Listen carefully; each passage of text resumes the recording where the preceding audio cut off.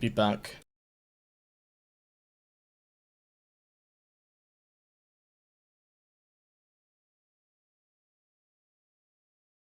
Okay, I'm hoping, but I'm not sure how much is going to get through because of the audio being hosted through Discord.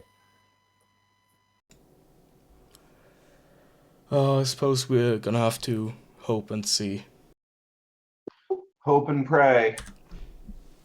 Indeed. I wish I knew why it doesn't work with Discord.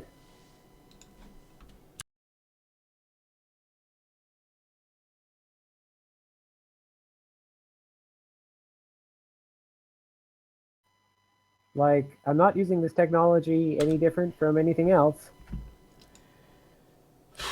I have absolutely no idea. It's always been this way since like I first joined this thing back last March. I don't have a problem with any of the other ones, but just this one. Just let me know for live, and I'll try to keep the game conversation topical. That is a good idea. We've already had mulligans here.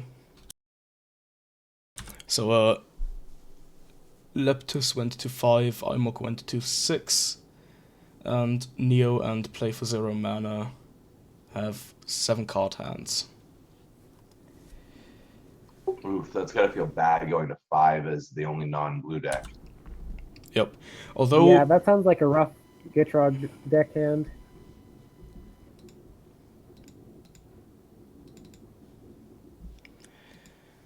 absolutely. And there's a turn 1 Mystic Remora from Imok. That is good. Strong play. Yeah, definitely. Turn 1 Mystic Remora is easily among the best things you can do on your first turn, especially when you're going first.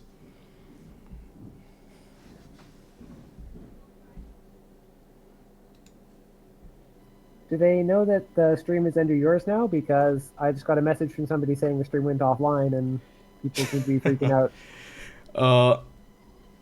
If you're watching right now, we switched hosts, and stream-wise, everything should be fine now. I can Meanwhile, see the stream. that's good. Yeah, meanwhile we're getting Cabal Pit and a Deathrite Shaman from Leptis, which is a decent start considering he's gone down to 5.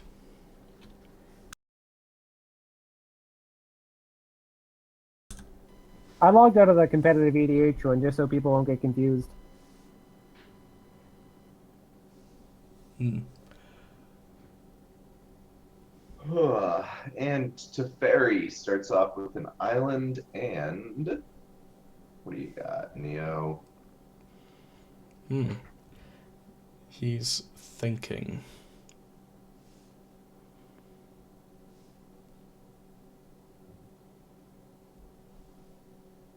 There it is. That's what we were waiting for. The 0 cost artifact shows up. He was thinking about whether or not to give the Mystic Draw away. It's hard to say no to that turn 1 mana crypt. Oh, it's always hard. You know, Oh. so when you said this Mystic Remora is one of the best things you can play on turn 1, I'm sitting here, Lobster, and I'm thinking about, oh yeah, or that Trinosphere I played on you the other day, or that Stacks piece I played. And look at this back to basics coming down at the perfect time to tell Play for 0 mana, hey, you better fucking fetch a basic land. Does he even have one? That's a good question. I don't know. Let's check out his deck list, shall we? Go ahead. I think he might because he's not running the Druid package. Well, let's find out. Thrasios and Timna. Here. Lands. He has a basic island. He does have one basic island. Oh boy. Yep. Oh, which he's probably going to crack to get. He's got a Fled Strand. He's probably going to be pretty happy about having that one basic island in his deck right about now. Absolutely. I mean, we've got one deck probably absolutely gutted right now, with Imok also being 4-color. Poor Imok. And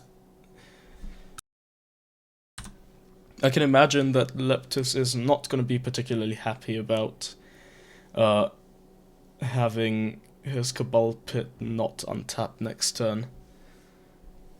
Yeah, that would be much Yeah. better as a swamp at this point. Yep. Well, not only that, geez. Well, luckily Leptis is only in two color and does run a good number of basics, so he probably isn't as screwed over quite as Imok, but oof, I would not want to be Imok right about now. Mm-hmm.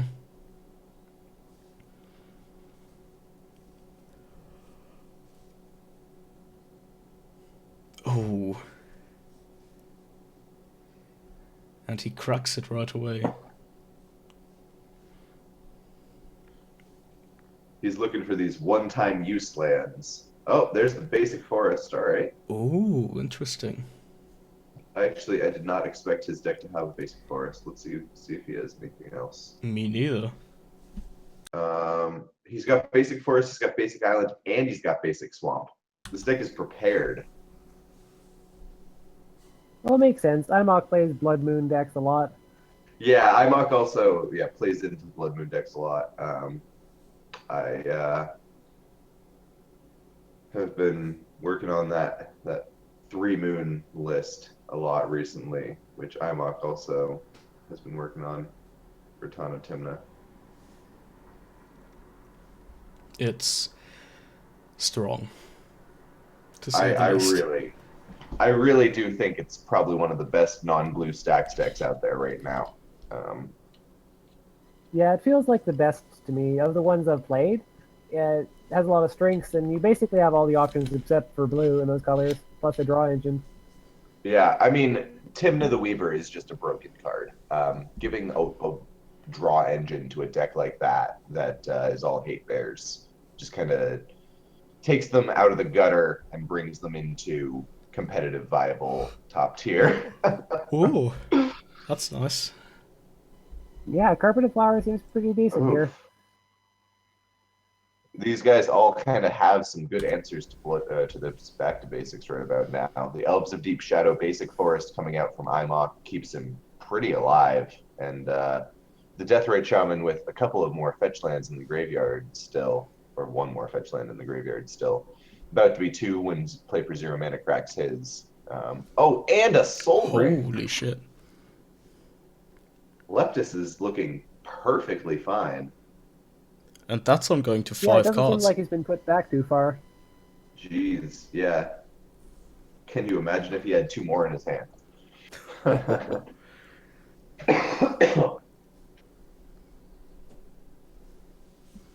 Alright, going back to Neo's turn. Let's see what he does after dropping the back to basics here.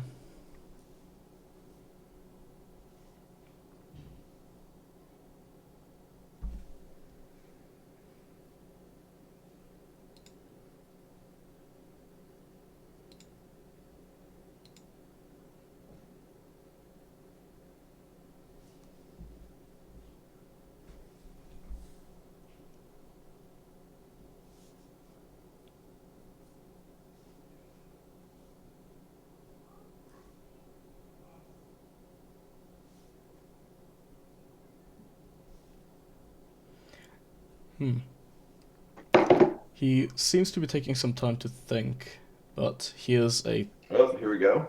That's Thirst good. for knowledge. All right. Yeah. He's just, he's looking for another land. That's what it looks like he's doing. Yeah, otherwise it wouldn't make any sense playing an instant that time.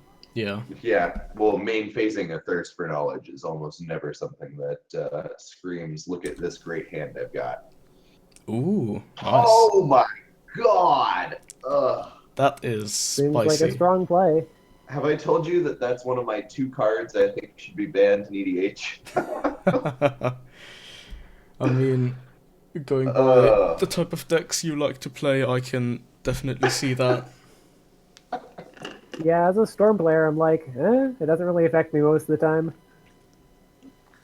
Those mana dogs, Well, though. yeah. Oof. Ugh.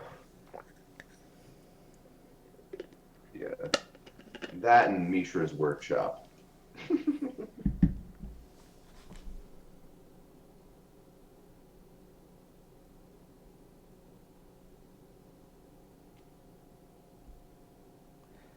Play for 0 mana is very patient here, it seems. Yeah, well, his deck is designed to be a bit more controlling than usual. It's not just straight out Thrust Storm. I just hope he'll find and play Telepathy at some point. Well, that's the weirdest card in the deck for sure. It's certainly gonna make things interesting.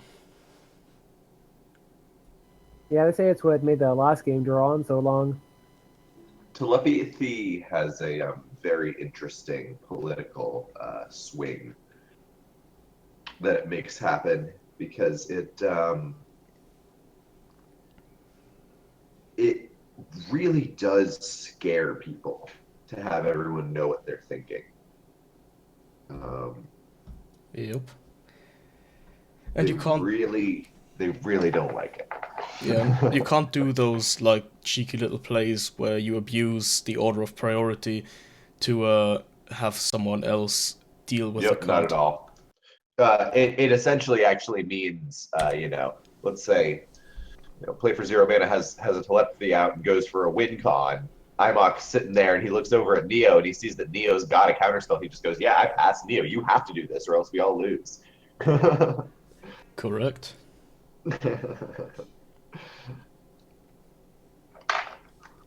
You don't actually have to make the guess. You just know. What's going on here? So Imok passed his turn over back to Gitrog, and Gitrog is playing a Dark Confidant, getting to that card advantage back. Yeah, no, Leptis has had a wonderful hand off of a fucking turn 1 Cabal Pit, no lands, and Gitrog monster. This is going pretty well for him. Surprisingly well.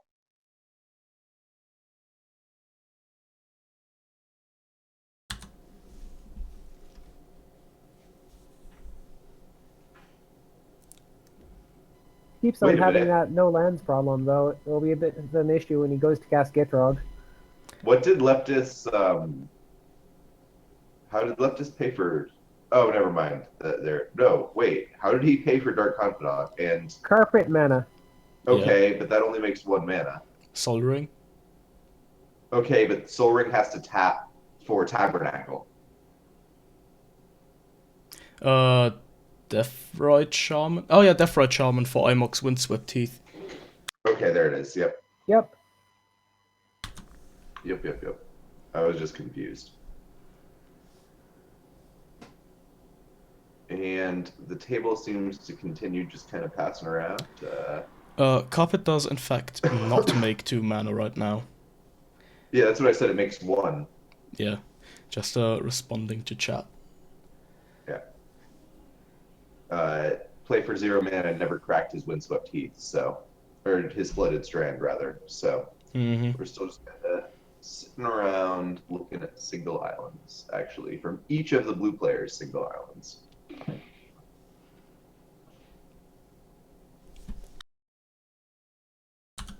Man, this game basically ground to a halt really quickly. Yeah, this is see, back to basics, Blood Moon, Contamination are just those kinds of cards, Trinosphere, that if you get them down on turns 1 or 2,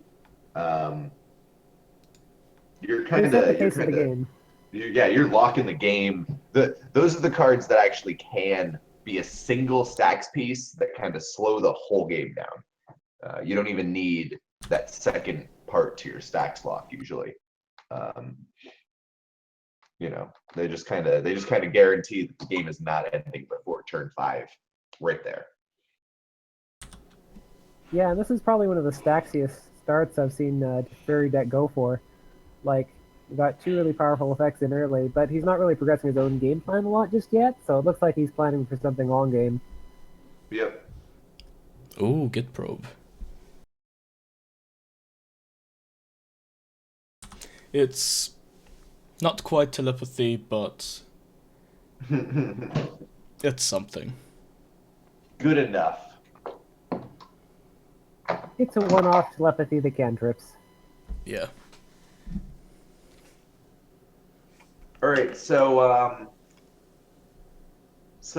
Lobster, when you cast a Git probe, all right, it says look, not reveals. Yeah. Yes. How often do you tell people about relevant cards in the other person's hand just to like scare them a little bit, you know? Not often, but one thing I've done several times before, and I probably shouldn't say that if I want to keep doing it, but I sometimes lie about the amount of interaction other people have. Yeah, I mean, so what I sometimes do is I sometimes kind of like, if the Teferi were to have some kind of like creature wipe or something, obviously not actually in this game, but somebody's got like a deluge or something, you tell the creature deck, by the way, that guy's got a deluge. You should hold up counter magic for him, shit like that. Also, you don't really need to be specific. Sometimes I've Yeah. just done a Gitro and said, "Oh, I think they're going to win next turn," and just Oh see how the rest yeah, of the table reacts. yeah, yeah. Those are great. Those are Mm-hmm. great. Get probe's a lot of fun. Yeah, I do enjoy throwing people for a loop.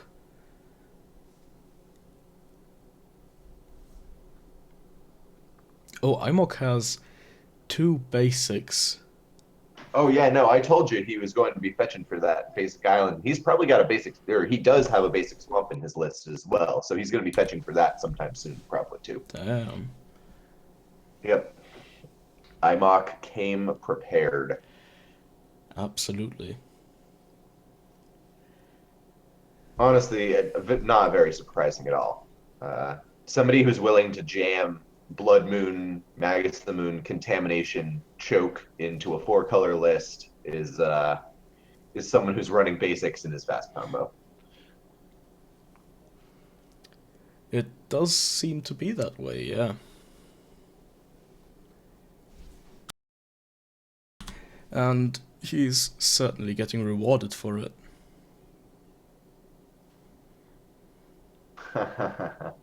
You just get probe and you say, that's no good. I like that. And we're stuck here as IMOC ponders his top three cards. Oh, he has chosen not to shuffle, it looks like.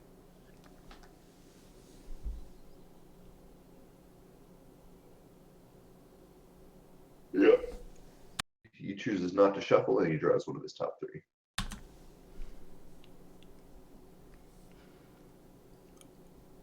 Ooh. Oh no. We're probably not going to get Gitrog next turn.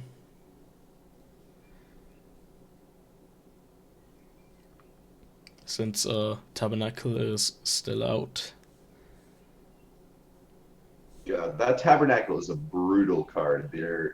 It's very hard to deal with in any deck. You kind of have to find any permanent removal or a strip mine. That's really all you got. He's looking for a beast within. He's looking for a strip mine. Uh, he's looking for a crop rotation real bad right now. Mm-hmm.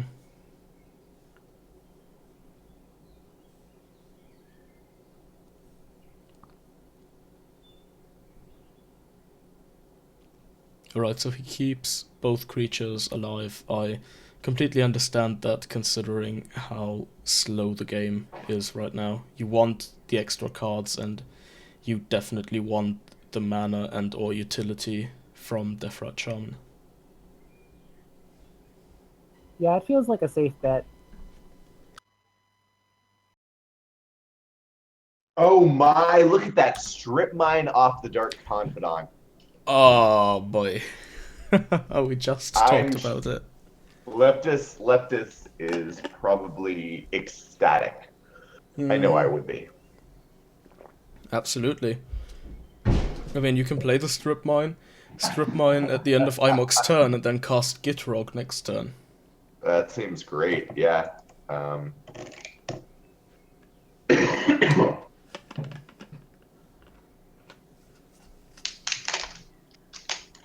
And it is one of the few times when you're strip mine, you're like, oh, well, I'm down a land. But it actually doesn't matter here because there's already a back to basics out. So it's actually just good.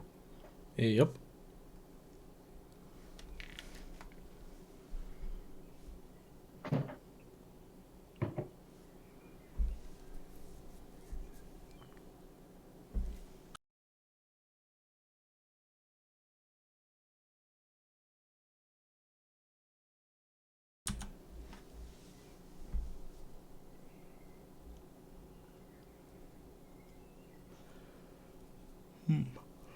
Let's see if he has another play for this turn.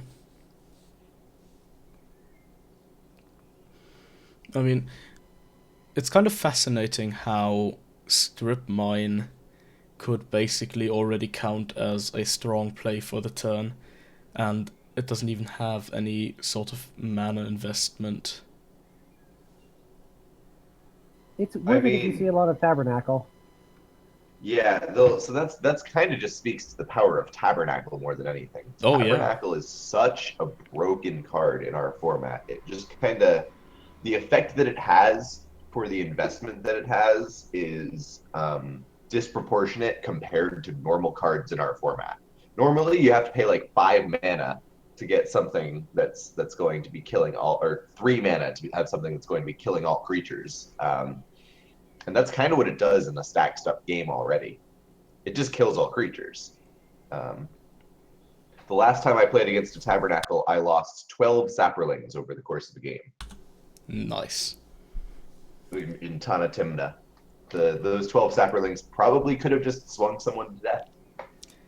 Maybe I should start playing Teferi against you. Yes, yes, you should actually, is the answer. If you actually want to win some more games. Yeah. Yeah, versus Tabernacle, it was a flood of decks that were using it last fall, and it almost drove me off Edric for that period because multiple Tabernacles against Edric, you're just not going anywhere.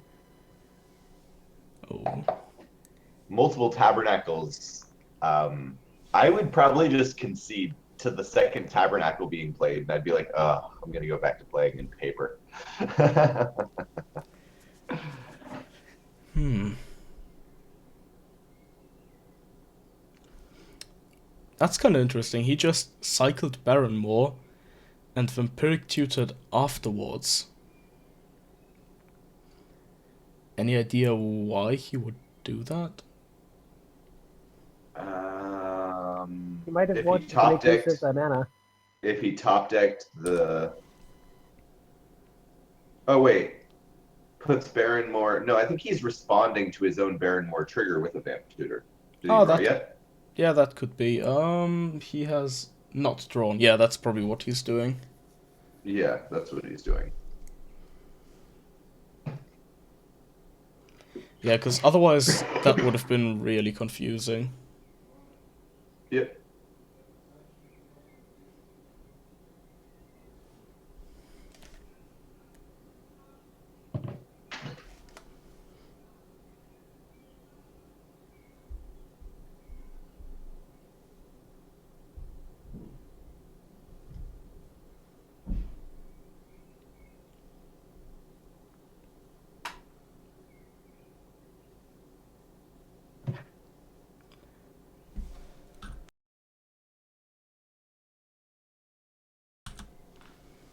It's going to be interesting to see what he's going to get off the Vampiric Tutor.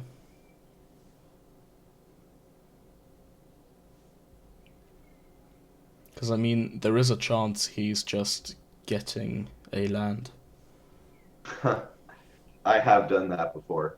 Same. Feels real bad. Mm-hmm. Unless it's Gaia's Cradle, in which case it like feels somewhat less bad sometimes, but like still feels pretty fucking bad. Yeah.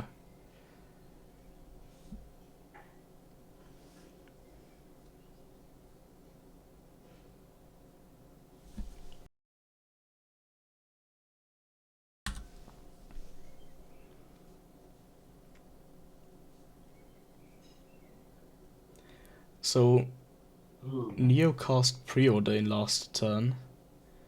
He's still on 2 lands. Yeah, one of which does not produce mana. This Mm. is see, this is one of those things where people are like, yeah, yeah, cut more lands, yeah. And then a game like this happens, and the person who's sitting at 33, 34 lands is just like, ha ha ha ha ha, laughing it up while you 28ers go to town.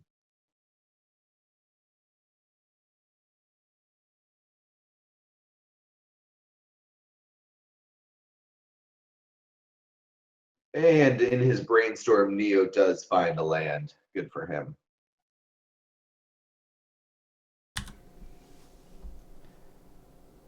Okay, so he did get another land.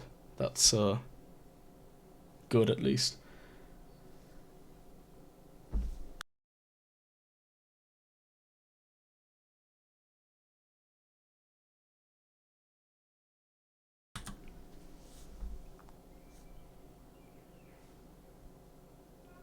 Mm. Oh, there's more Oh, Ristic Study is really good right now. Yeah, That seems like a strong play. that seems like great. I really like Neo's position in this game right now. I think that he Yes. has a very, very good shot of this being one of them victories. Like, Ristic Study normally functions as a sphere of resistance if nobody's being stupid, but with the back to basics out and with how hamstrung everyone is on mana, Oh yeah, I they're not can. about to play. They're not about to pay that Yeah, that Ristic study. this is going to be a big card advantage engine. It's like they say, pay heuristics well so you can keep the spells from cheating. That is indeed what they say.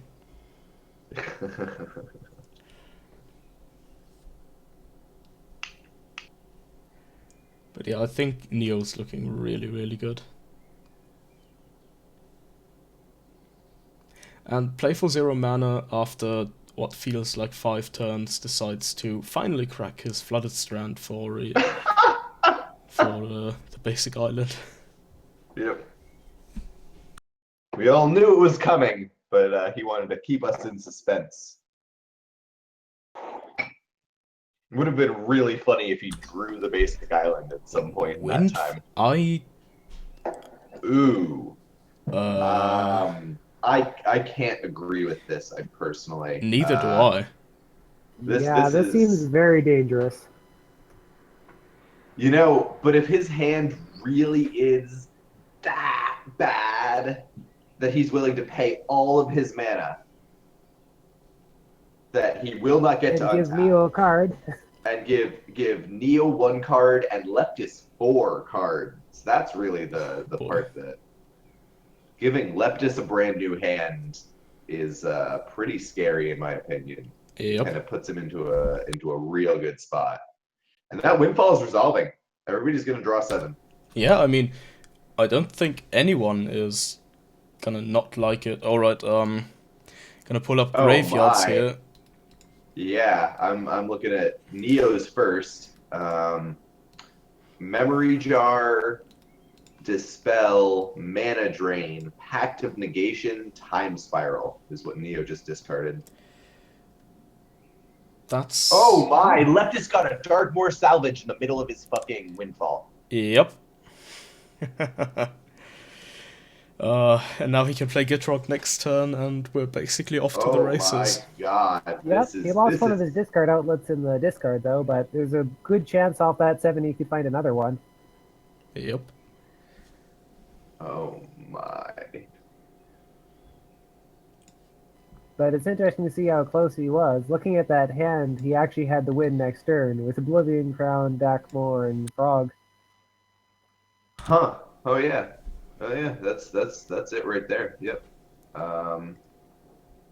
He's still got the Darkmoor though, so it's pretty good. Let's see what Play for Zero Mana was running in their hand. Got Dark Confidant, Ad nauseum, Merchant Scroll, Praetor's Grasp, Paradox Engine. Huh. Yeah. Huh. That's just like a big pile of good cards that do nothing together. Pretty much. Interesting. With Imok, he's got World Gorger and a creature in his graveyard, so that may be relevant. Oh my. Maybe he just naturally draws into animated dead again. Knowing Imok and knowing how lucky Imok gets sometimes, I can see that happening right now. Yep. Same. I mean, that deck is all in on World Gorger and Buried Alive combo, so yep. Oh boy. Oh my, I'm actually super ready to see Imok win, and when he whiffs, Leptis kill him. Interestingly enough, uh, Leptis had an opportunity right there to strip mine the forest during his upkeep, But but why would he? just in case he was afraid of Imok being as scary as, me or you think he might be. But at the same time, I think that it's probably correct to save it for the Tabernacle. Try to just win on your own. Yeah. Yeah, because he's in a very good position now. If he has any form of discard outlet, he wins next turn. Mm-hmm. Oh god, he's tapping two, and one of which is black. Okay. Whew. Oh, Oh, you're safe for now. yep. Interestingly, though, Neo is actually down a Pact of Negation and has no blue mana up. So unless he got really lucky and he just drew into a Force of Will, I don't think he has anything to stop this frog. Yeah, he probably doesn't.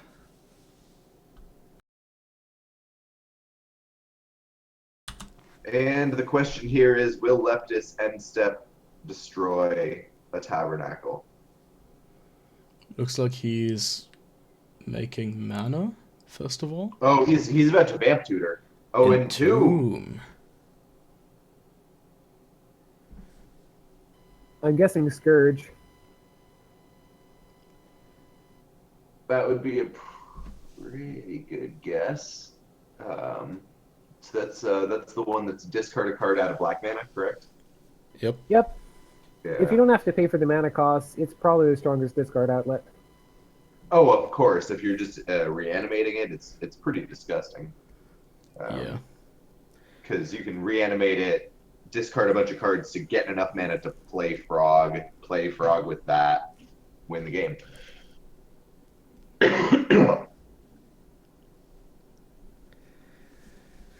Hmm.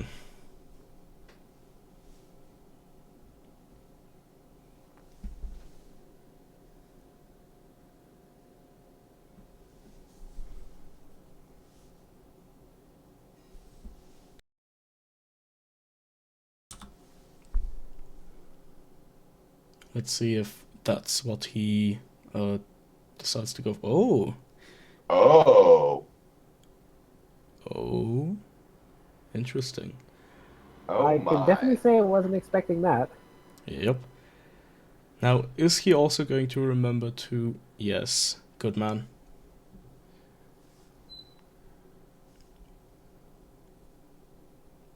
All right, the tabernacle has been lifted, if you will, and see what these guys can do. They don't have it.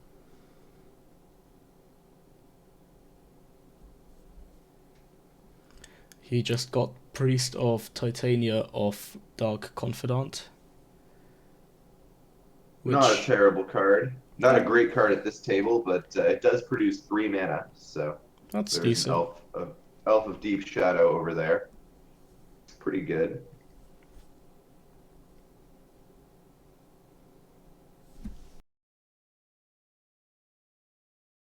Hmm. It's kind of funny. Each of his opponents has 2 islands. Yeah.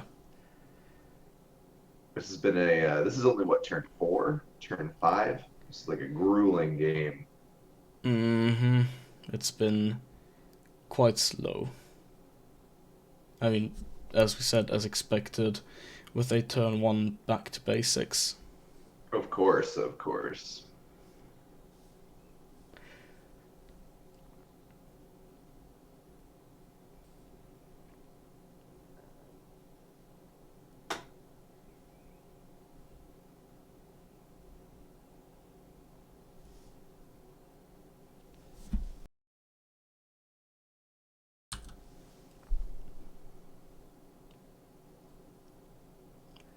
Are we getting the big frog now?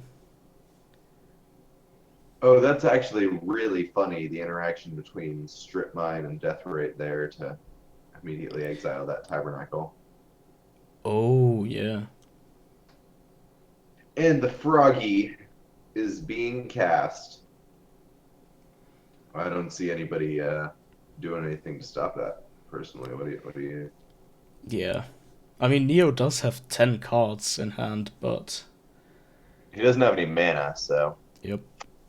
Now, if I understand this correctly, if Leptis doesn't have anything to actually win with, he just plays the Darkmoor, right? Hmm. I'm not Because sure if then that's you, the correct play here. well, because then you sacrifice it during your upkeep and then dredge it during your draw, right? I mean, that's a play he could do, but that also makes it vulnerable to removal in a way that it isn't if it's in his hand. True. I suppose that's true. Although that removal would have to exile it, which isn't particularly common. Yeah, if he doesn't Can have you another ex? land to play, I'd play Dakmore. But if he has other lands to play, for sure. Oh, I mean, yeah, that's what I mean. If he, it's looking like he doesn't have any lands to play because he hasn't played any lands yet. And you get 2 land drops, right? Doesn't Frog give you an extra land drop? Yep. Yep, it gives you an extra Yeah. one so you can keep even, more or less. Yeah, yeah.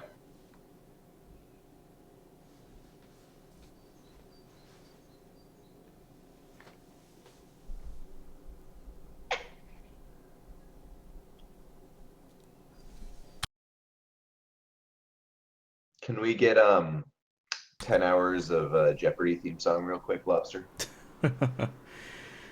um, I wish. Yeah, it's probably copyrighted or something. Yeah. Do do do do do do do do do do do do.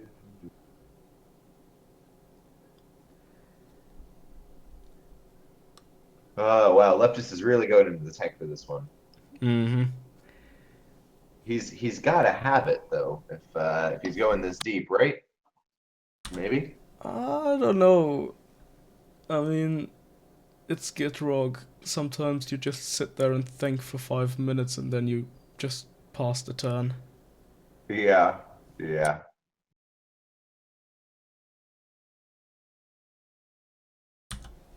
My buddy has a Sharam deck that's like that. Oh, You go Jesus. through all your you go through all your lines, and it takes you a long time, and then usually you think like, oh, I need to play another land before I go off. Pass.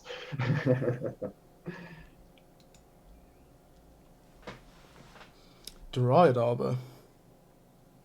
Oh my. Dryad Arbor Bayou. That seems decent.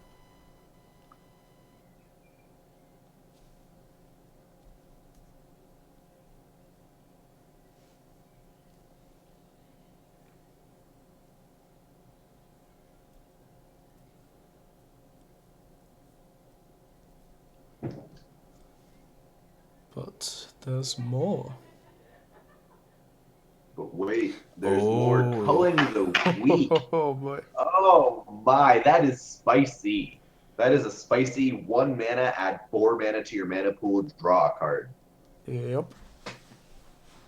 Yeah, if you're a fast combo and can afford sacrificing a dork or a creature, it's a strong card. Oh no, I'm just saying when you get to sacrifice a Dryad Arbor and draw a card from it is That's making it real primo right there. 1 mana, add 4, draw a card. Yeah, that's basically as good as it gets.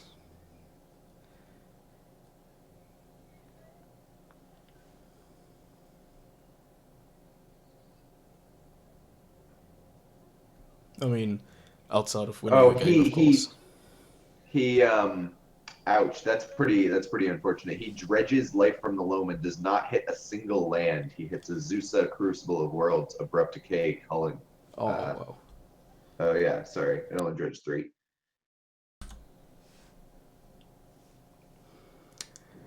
That is kind of unfortunate, yeah. Yeah, he was hoping to chain that into something else, I assume.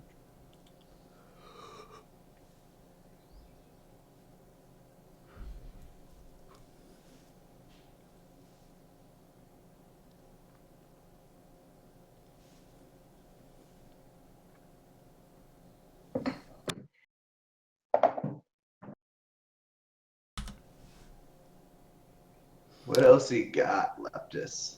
Oh, Leptis is going to combat, so he lets his 4 mana go away. That's got to feel bad. He's probably Whoa. going to swing 2 damage over at. Uh, I could honestly see him swinging at either Imok or play for 0 mana. Yeah. Yeah, he swings over at Imok.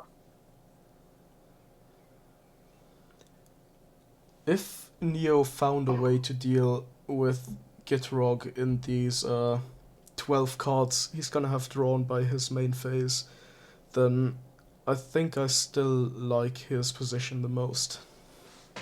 Yeah, I'd agree. Gitrog does just kind of have that oops I win factor though, so you can't just let him sit there and try to win. Yeah, that's true. Yeah, though wasting the culling kind of revealed that he probably doesn't have a tutor or a discard outlet in his hand. Yeah, of He's kind course. of desperate to just use it to dig. Yep.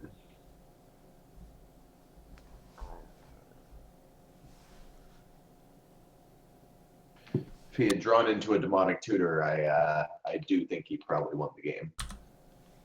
Oh yeah, because then he just tutors the putrid imp and starts discarding. Yep. Yep.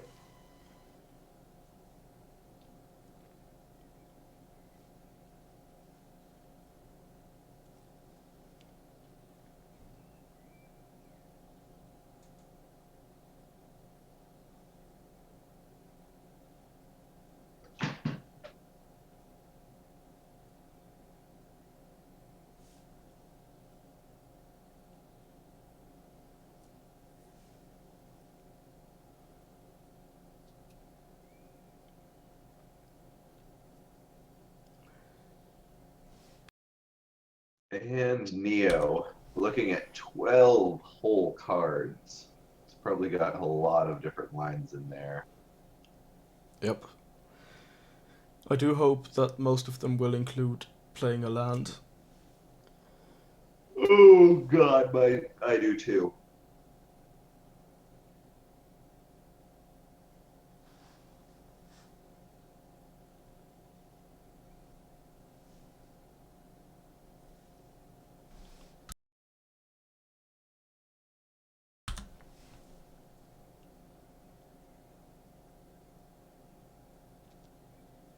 Neo has been really lucky on those mana crypt flips. Just kind of casually noticing that he's only taking damage from it once. Oh, wow. That is really good. I mean, it also helps him a lot because if he, let's say, were at 29 here instead, then Leptis would probably have started swinging at him instead of Imolk. Yeah, no, probably. Uh, Actually, no, definitely. That's although Leptis is probably happy about that back to basics at this point. I know I would be.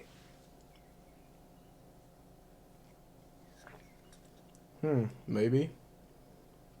Just because it's shutting down your opponents even more than it's shutting down you. Oh yeah, that's true. Um, which is all you need for stacks to break parity. It just needs to be hurting them more. Yep, and he's got all the colors of mana he needs, and Exactly. He's got a drawing carpet of doing. flowers, you know. Oh, Mana Vault. Oh, okay. All right, here it comes, boys. That's Tem some mana. Teferi Temporal Archmage. Hmm. I'm not At least sure. I'd be a little surprised. He's got mana for it, and then he plays it -1s, untaps Mana Crypt, Mana Vault, Double Island. He's still got a shit ton of mana. So that makes 5, 6, 7. He costs 6. He saves 1. He goes up to 8 mana. I think it depends on what he's got in hand. 8 mana is enough for Fabricate Chainveil win. Not when you've untapped already. Oh shit, you're right. Yeah, like unless he has some way to cheaply arrange the win in hand, casting Fairy seems risky now because Gitrog can just swing into it and then Yeah. cause some problems. Yep. Yeah, you're totally right. I think you just try to cast as many cards from your hand here as possible. If you've got like a couple more rocks or a cantrip or two. Oh, another rock would be dank. Yep.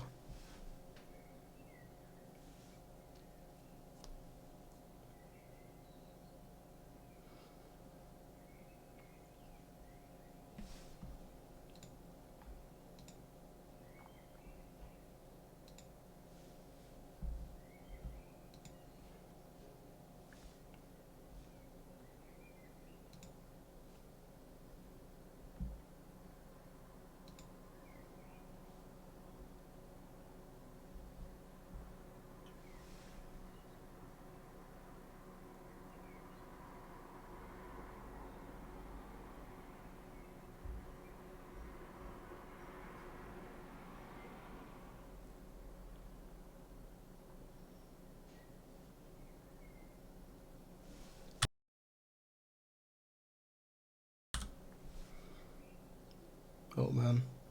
Neo's really in the tank right now.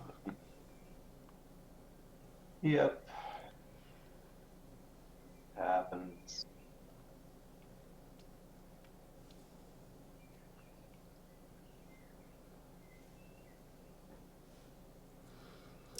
Yeah. Like, this is the kind of stage of the game where Teferi does have a lot of different choices if you have that many cards in your hand.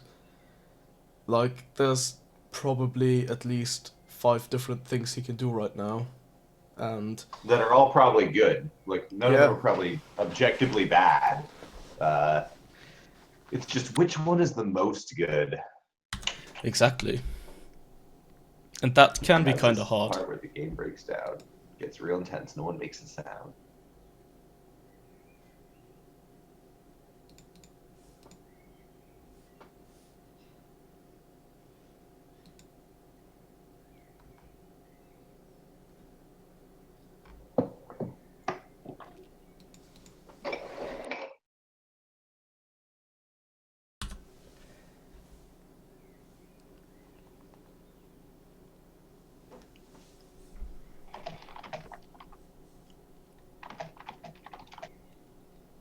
And before, he doesn't actually have much to think about and is just taking a bathroom break, and we're sitting here analyzing.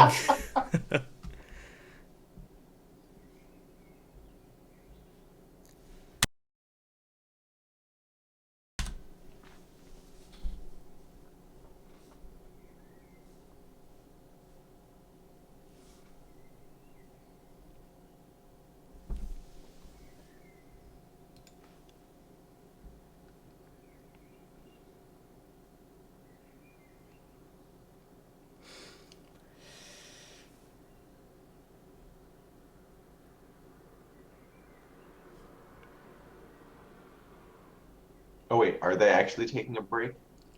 I have no idea. Yeah, I was just gonna say, is the game stalled or what's up? Neo muted himself on Discord. So Okay, possibly. he's probably doing the 10 rows thing where I have to mute myself on Discord so I can think out loud. Oh yeah, that might make sense. That could Yeah, that actually, makes sense. I have to do that on storm turns a lot. I just have to go out of voice and just think about it. yeah. That's one of the things I prefer about playing paper a lot, because then you've got your like hand there physically, and then you can like put cards on the table and see how everything Yep, works out. yep. You can put cards down and you're like, all right, I'll pay these things for this thing and this thing for this thing. Oh, you've missed nothing, Varge. We are waiting for Neo still. His bathroom is down 4 flights of stairs, across the street, and then up 2 flights of stairs.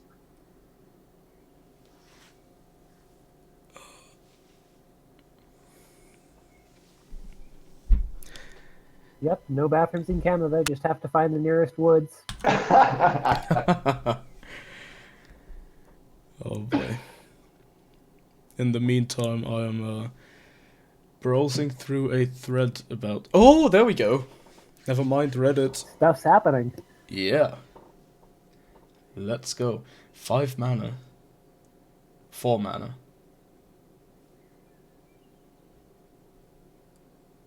S- Huh? Reshape. That's surprising. For X equals 2? So he's going to get a 2 cost artifact. Oh! Curse Totem! Nice. Yeah, that is a Oh, strong play into this pod. Ooh. Oh, that stops the win cons of everyone on this pod. that. Yep, And stops both Rast and the discard outlets.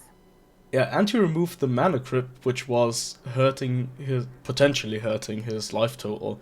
That was Yeah. fucking brilliant. Oh my. And then he's going to discard Static Orb. Oof.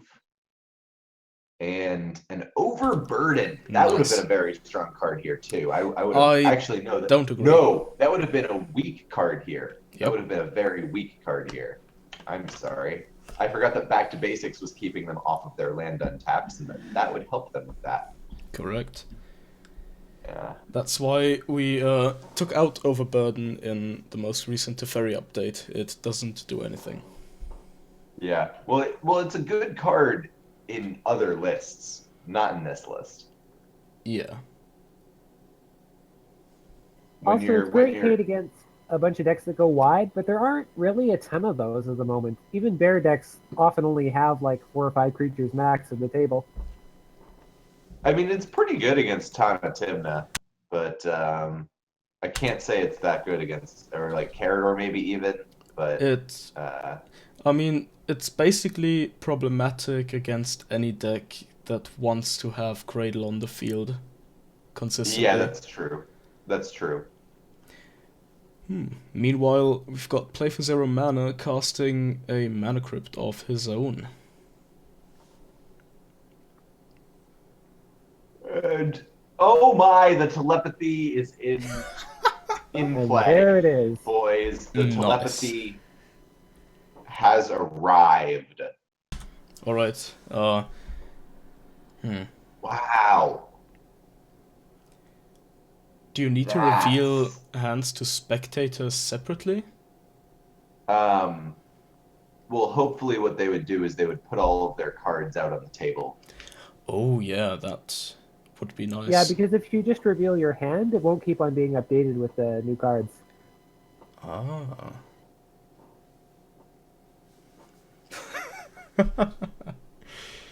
Oh, Yep, there they are. Here's the cards right on in play. Life from the Loam, Darkmoor Salvage, Gaia's Blessing, Petrified Field, Priest of Titania, Llanowar Wastes for Leptis.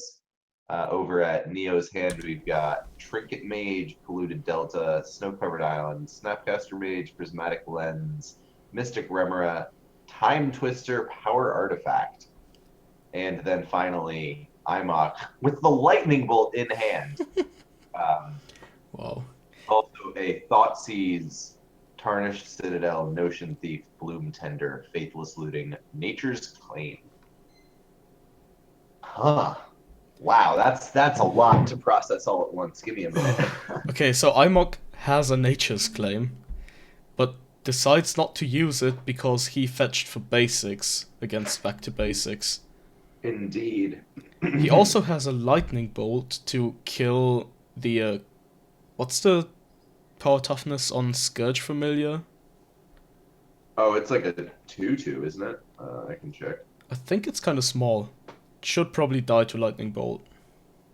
It is a 3/2. Yep. And Yep. Putrid Imp also dies from it, so that's the creature-based discard outlets kind of Yeah. off the table for Gitrog.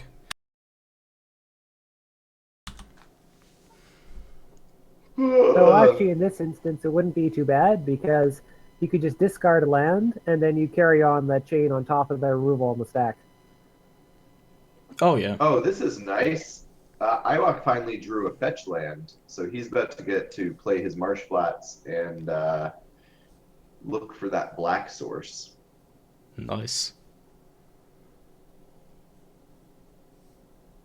He does have a basic swamp in his deck, as we will remember. Oh yeah, also discard outlets, creature-based ones at least don't matter because of Cursed Totem. Yep, not at the moment. Not at the moment at all. Yeah, even Crown gives the creature the ability, so there aren't really any good non-creature discard outlets Gitrog can use.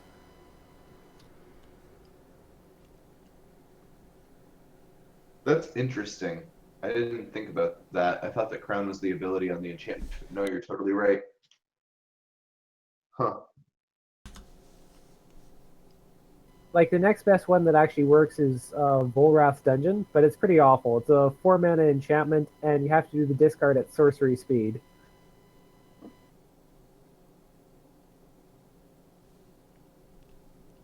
Wow. That does suck.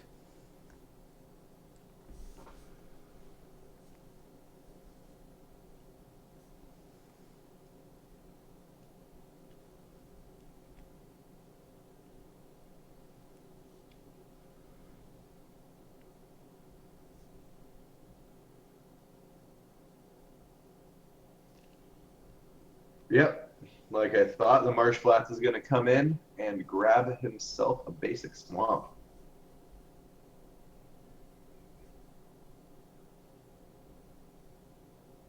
Oh, interestingly enough, he does not have any red sources.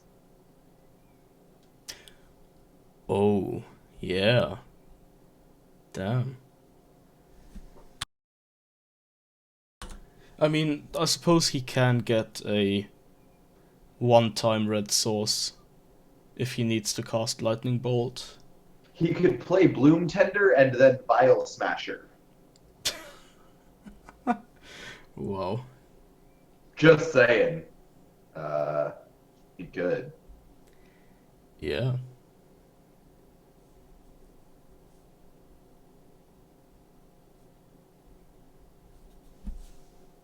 Oh, he should Thoughtseize play for 0 mana just to see what his hand is. That that would be a really good play right now, actually, because you can really leverage that information against Leptis and Neo. Yeah, but not if you take the only non-creature spell, which happens to be a fucking counter spell, and it's the only one. Do you need to take something off Thoughtseize? Oh Uh, yeah. yeah, you do. Damn. Oh, and that's correct. As pointed out in chat, Bloom Tender also can't be activated, of course. No, of course, but you know, he does still have the Nature's Claim, so he can Nature's Claim the Cursed Totem.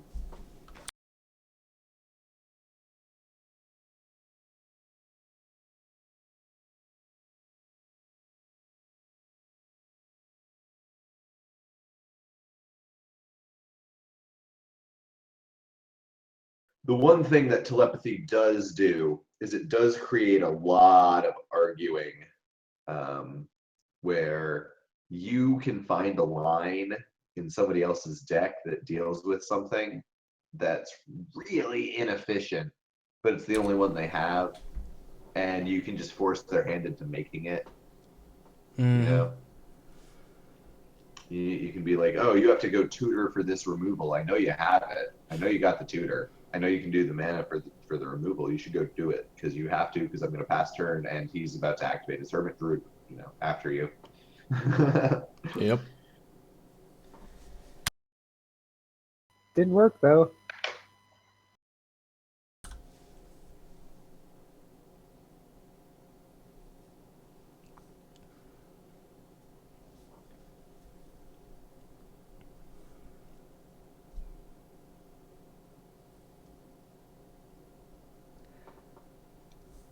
Oh, thank God. Imok has moved to his first main phase. There it is, the end phase. And he should be discarding a card to hand size as well. Yeah. But he does not. Uh, Do we point that out? Is that Yes. something? Okay. For the finals, we're gonna point out rules All right, violations good. of that kind. Good. And he does discard the lightning bolt. So That does make sense. it seems he is not going for our retarded lines to make it online. So I completely understand that.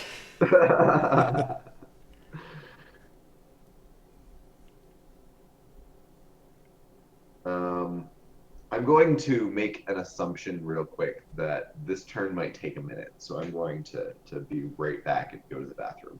Okay. That is a fair assumption to make.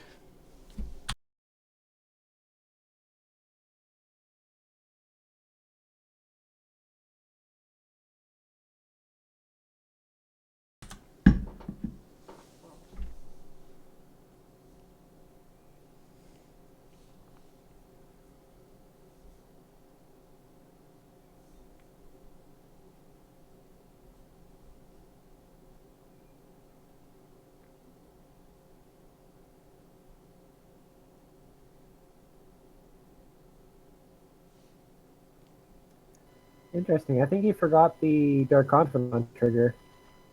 Oh. Oh no, he didn't. He's got it back there for the use the Elves of Deep Shadow. Oh, okay.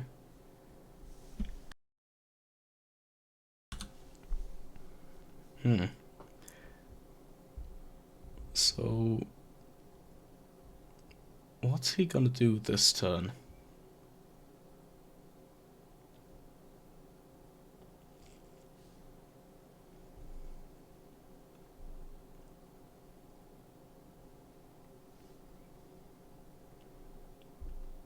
I mean, if he makes green off carpet, yeah, he can probably recast Life from the Loam like 3 times. If he also casts Cabal Ritual. Which I just realized he currently can't without playing a land. So he's going for the Life from the Loam first. Okay.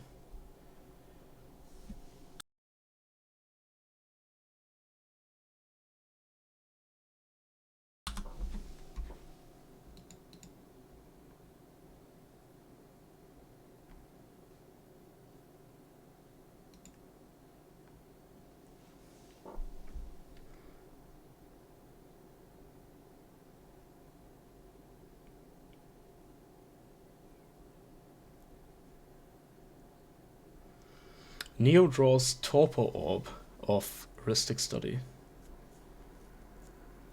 That's pretty strong against Imok at the moment, considering he has World Gorger in the bin still. True. What did I miss, guys? Gitrog drawing like 2 cards. Oh no, Cool. returning cards with life from the loam. Oh, okay. Oh, casting a life from the loam? Yeah. Okay.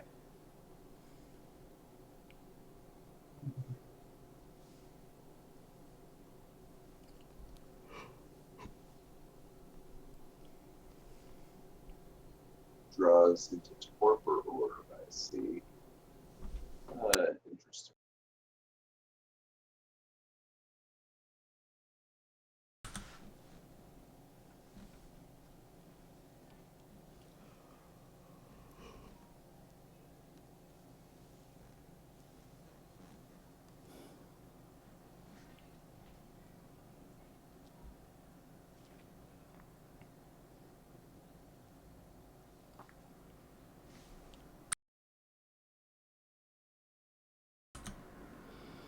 So, looking at Imok's hand, if you're Leptis, do you continue hitting Imok?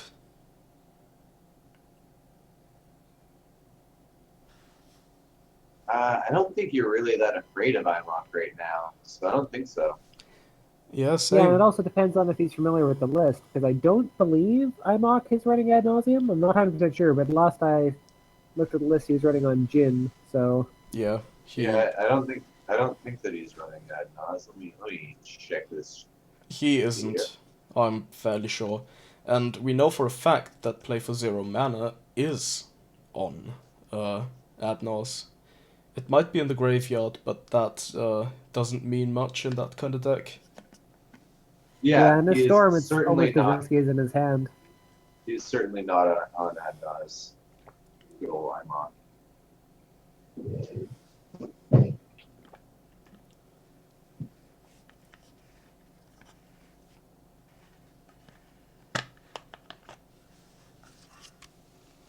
And Leptis, as if he heard us, swings everything at me. Oh, Okay. never mind. He swings 3 at Neo and 6 at Imok. Interesting.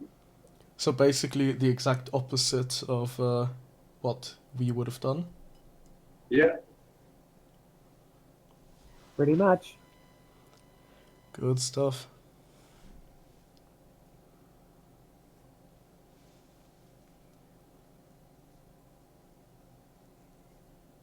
Although I suppose it is also true that Imok has a Sylvan library out.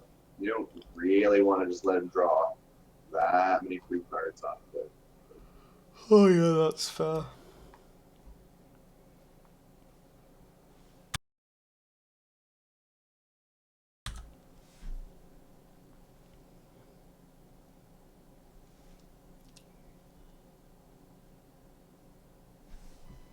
Yeah, so I guess with telepathy out, you can actually resolve Sylvan Library properly, actually drawing the cards. So we'll get to see whatever he Sylvans, even if he puts some of them back. Oh yeah, no, we get to see what the last one was too.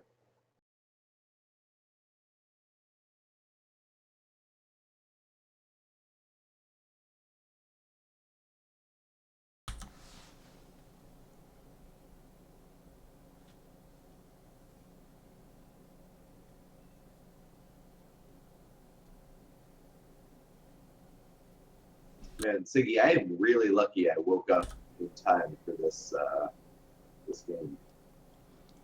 Yeah, that was. You were really cutting it close. Yeah. Yeah, I was mostly recruited because we thought you were gone. Well, I'm glad to have you here, Aiden.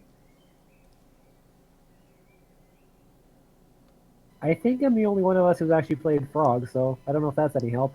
Oh yeah, no, definitely. I noticed that a while ago. You were like saying these things about Frog, and I'm like, I didn't know that, but I'm going to pretend I did. It's such a weird deck. That's the reason why I can take up like EDH chat for like 6 hours. Yeah, that's basically my experience with it, just reading what people say about the deck. I mean, I've played against it and I've goldfished it before, but it's really not a deck that I enjoy playing. So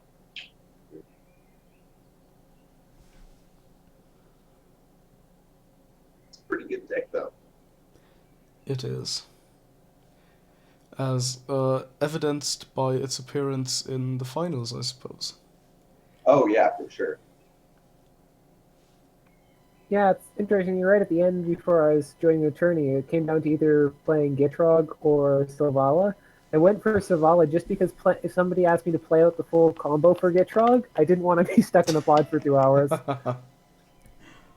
Yeah, that is the thing. I am the kind of person who would always ask them to play out the full combo.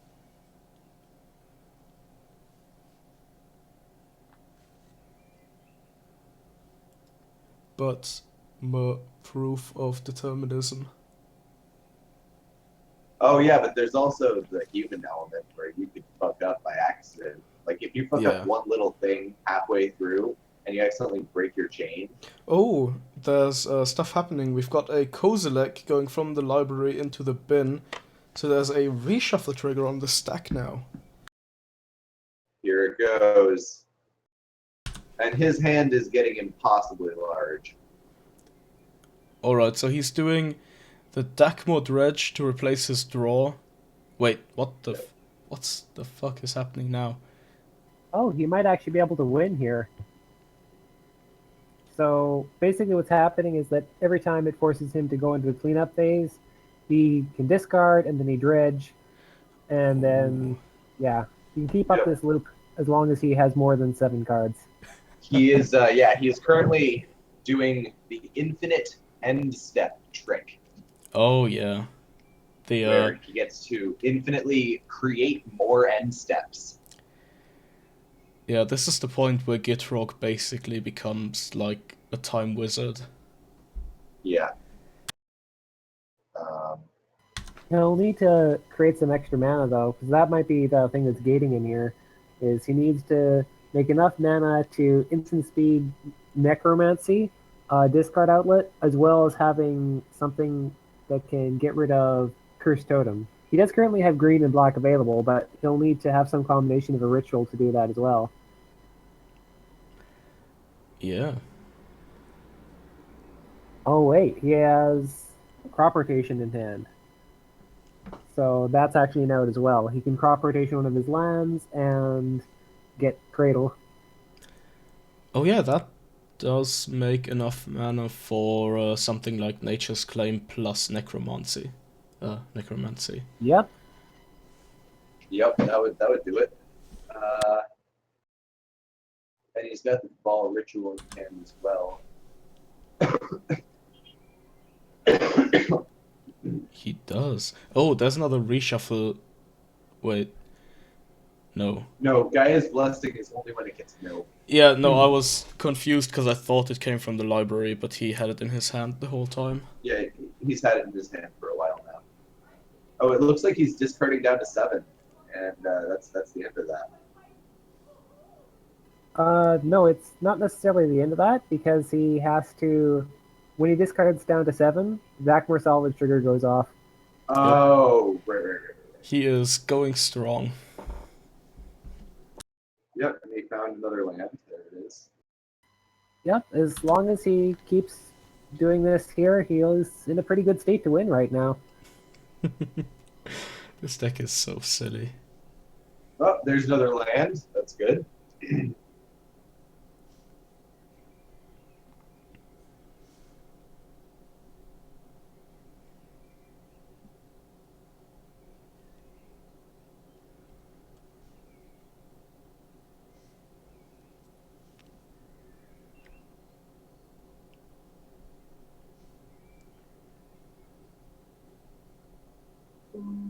There's Chrome Mox, which he cannot play because it is not instant speed.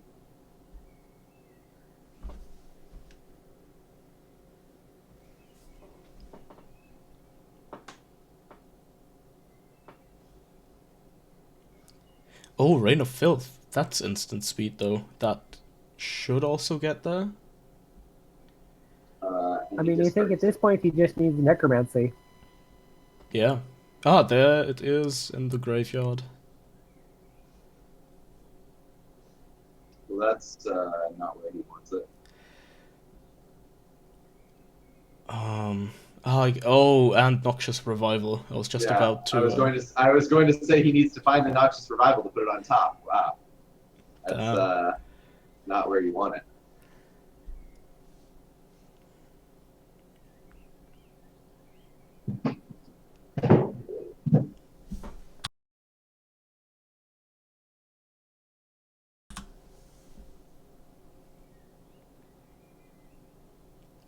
There's the And he Kozilek. discards. Yeah, he discards the Kozilek finally to reshuffle and try again. Oh, just Gitrog things. Uh-huh.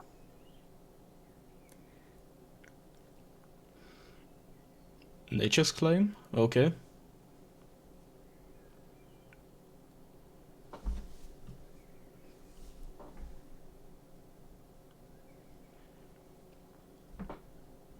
And Kozilek.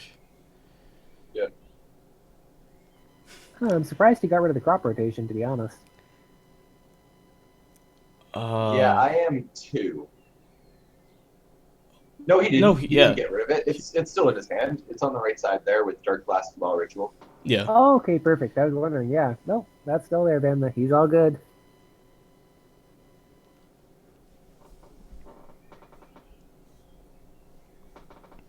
I'm more surprised he hasn't just cast it already to get the guys out of the deck.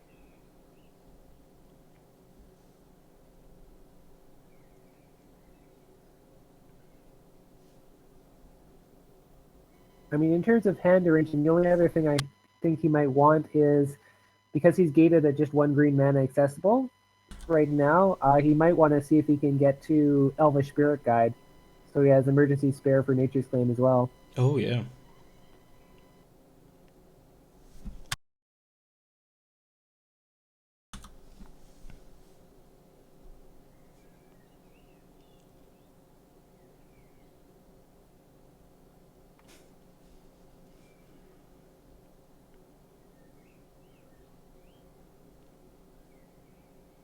And there's the Necromancy. Once again.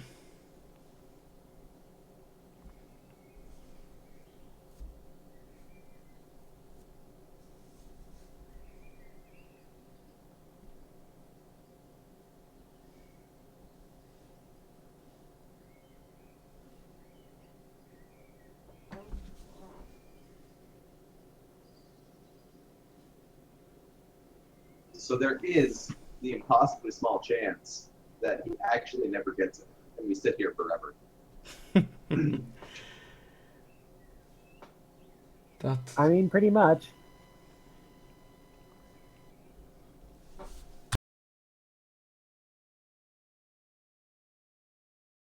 Using your end step as a discard outlet is not actually deterministic. Yeah. Yeah, that's why you need to switch to something else. Well, that and the mana issues, because you're the mana and piece from your pool. Yep.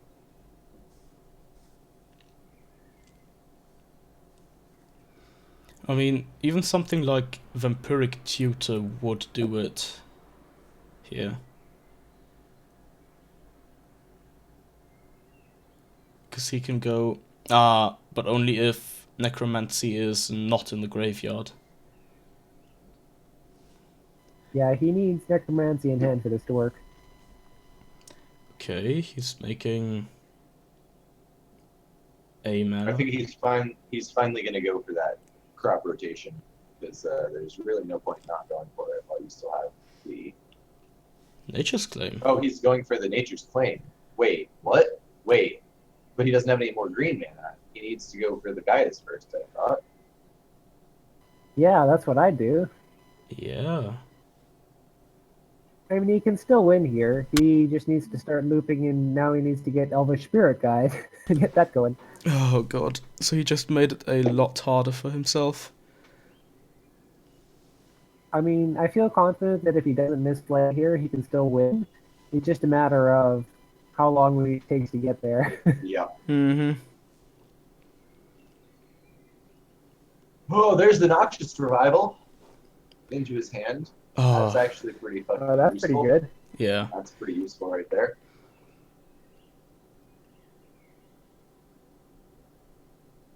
I mean, if he had gone for the Gaia's Cradle there, then the Noxious Revival here would have been the win, right? Enough. Yeah, that would have been enough right there.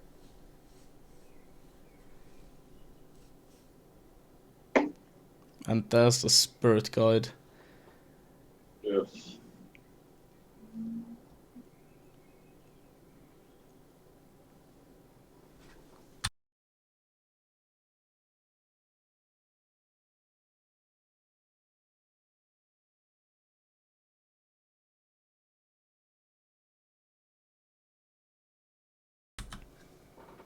Come on.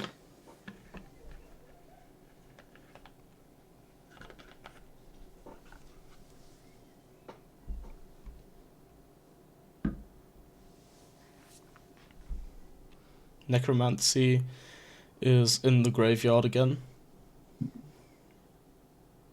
Yep. And he can't even cast this Cabal Ritual anymore because he doesn't have the mana. Yeah.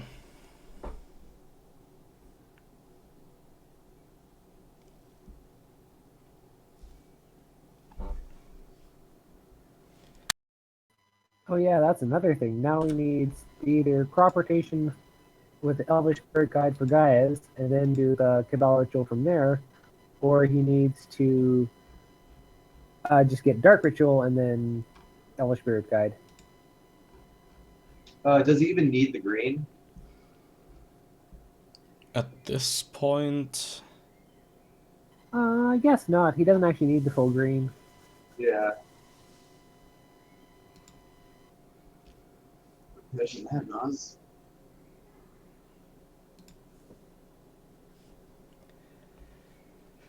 There's the Scourge familiar. There it is. Now he just needs to have that in his graveyard and Necromancy in hand and the ability to get it out.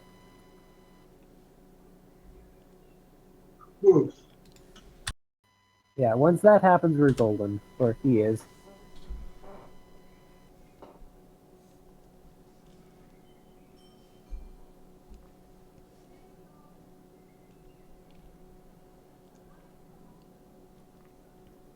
Oh, we got a guy's blessing trigger. No, he didn't. yeah, it came from his hand again. It came from his hand. Oh, okay. It's hard keeping track with this on the tree side of things. There's Yeah. Yes, Garda, it is first to 2 wins.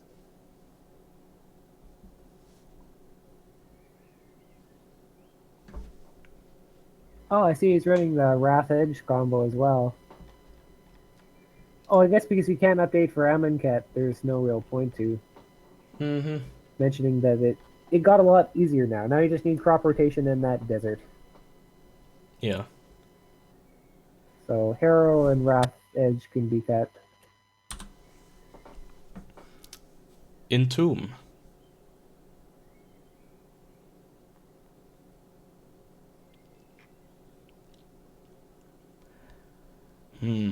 I suppose he could also find Dark Ritual. Wait, didn't you guys say that earlier? I honestly forgot. Yes, Nope. yes, we did. It's all good. There's actually a lot of avenues for him to win. It's just a matter of getting all those combinations in hand in some way that works. Oh, and there's the Dark Ritual. Wait a minute. What's his last? Is his last card Kozilek? Holy shit! Does he lose? There's...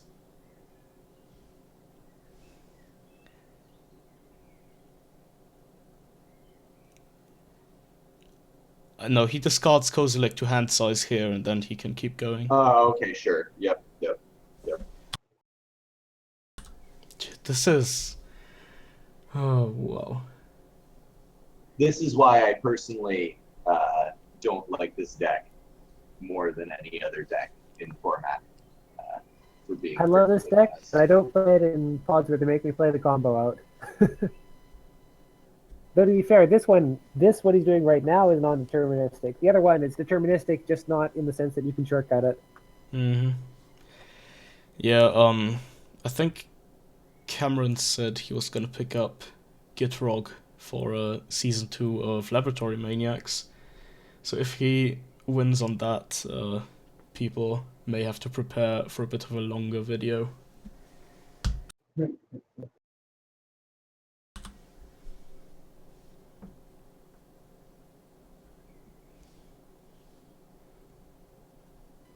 Oh, what's IMOC up to?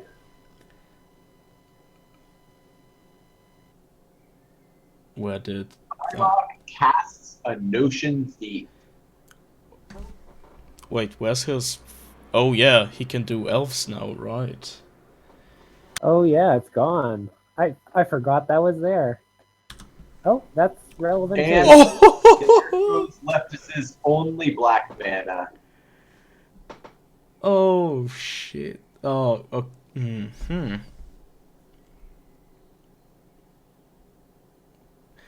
Okay, I think there's a way out of this. Yep, there is. So, off the How top of does my he use head, mana? I would do Elvish Spirit Guide, crop rotation, get some kind of swamp, cast Rain of Filth, Oh, sack Bayou and the swamp, and then cast Yep. Cabal Ritual.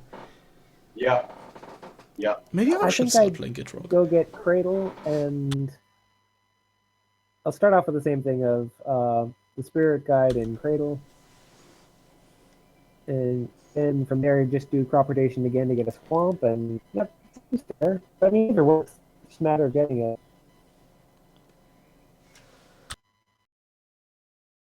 Oh, he drew the Elvish Spirit Guide. Oh, Yes!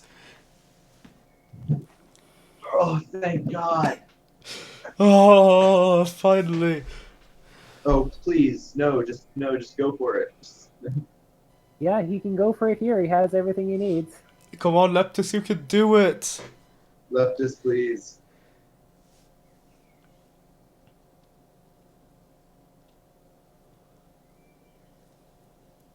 What is he doing? Dredging. Okay.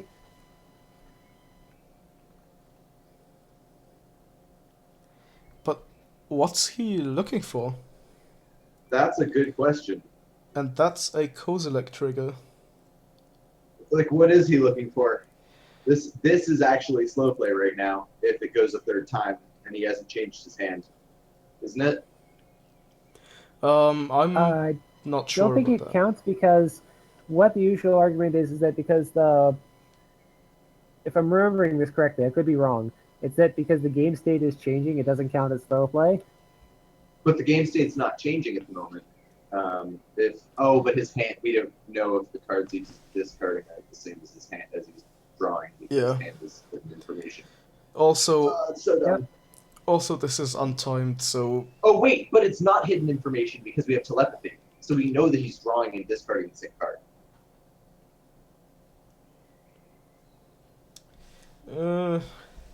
I don't know. I mean, considering the rounds are not timed, there's not gonna be anything like a slow play warning. Oh, of course not.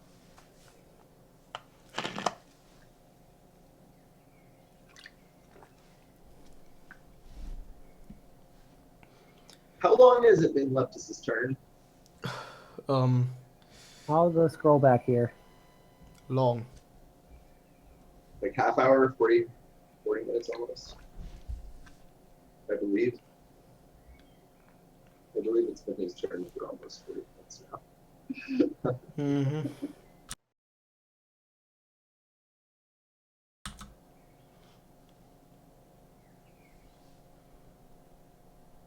Ooh. Oh shit. Okay, it hasn't been too long. It's been 20 minutes. Makes more sense. Could be worse.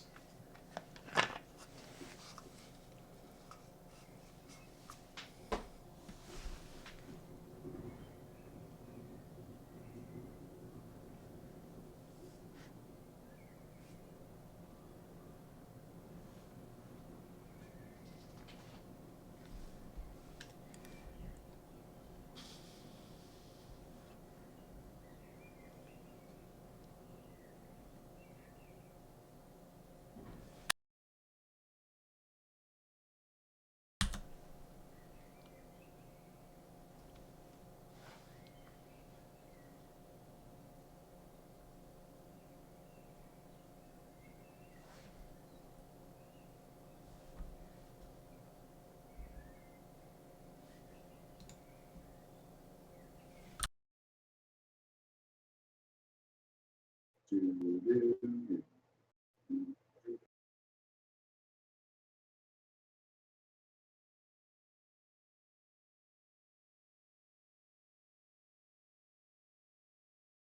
of Titania. Oh, there's the guy's blessing. He And just got his Kozilek. blessing and continued. Oh, there's the guy's blessing.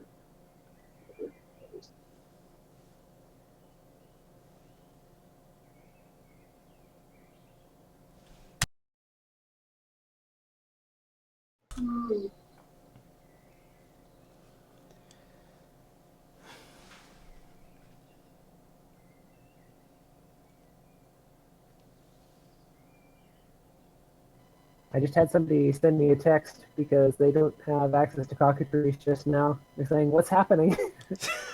How do I even describe what is happening just now? Gitrog has been looping for 20 minutes looking for the combo. Yeah. Gitrog is apostrophe winning. Not apostrophe, quotation mark. Quotation marks, yeah. Winning eventually.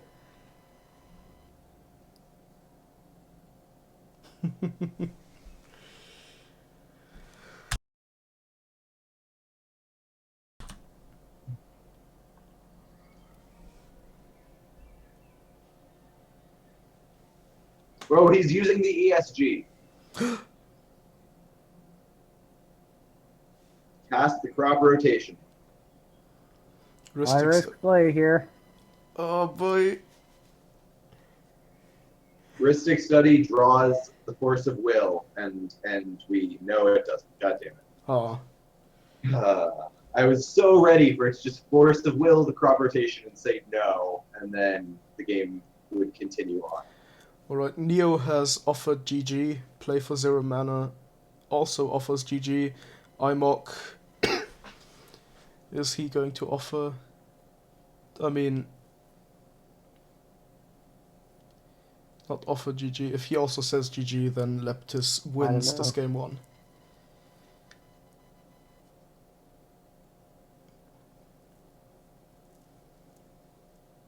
Is game 2 going to happen right away, or is it going to be scheduled again? I will ask them the second this ends.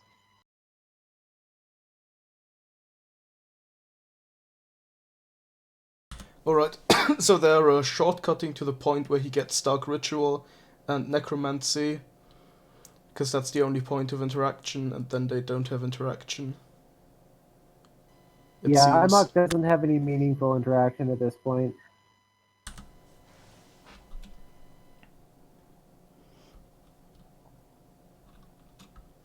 And that's GG. Leptis takes game 1. Yep. Oh, looks like they're going right into game 2. Cool. Good stuff. I can only hope it has even more end-step looting. They are taking a drink break. I suggest everybody else does the same. That is a very good idea.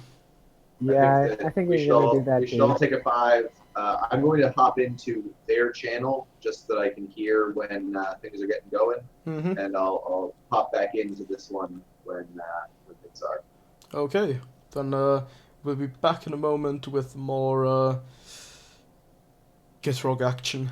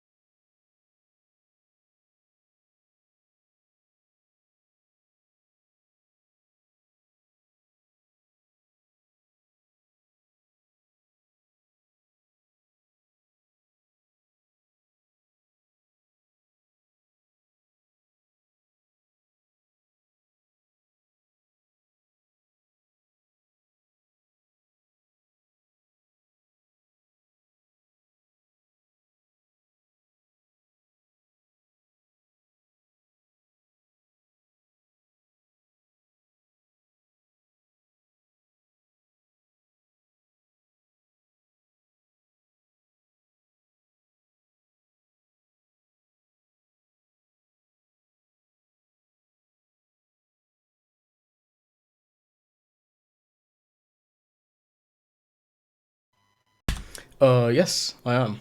Welcome back. Perfect. Looks like they're readying up for the game now. We're Yep. just waiting on Neo. And we are waiting for Lurker. We'll also be back soon, I hope. It's first to two, right? So there may be more games after this. Mm-hmm.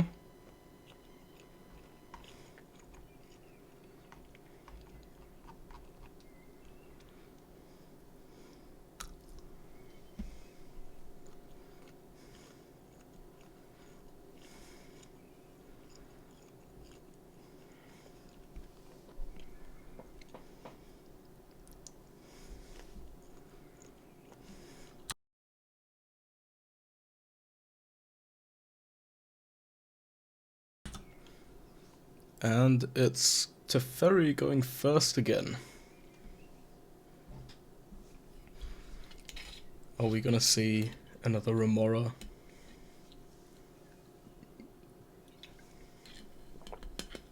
Seems possible.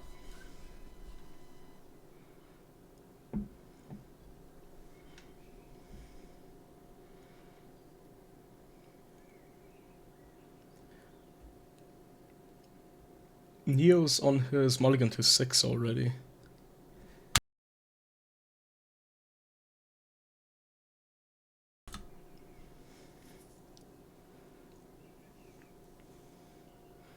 Play for 0 mana also taking a mulligan, and so is Imok.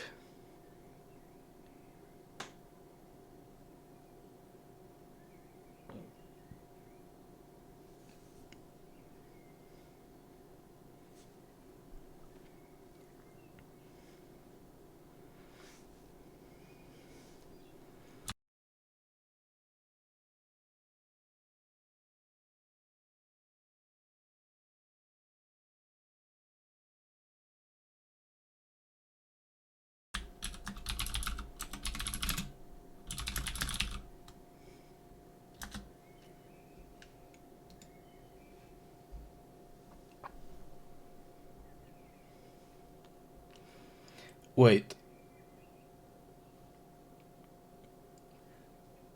Imok's on 4 cards.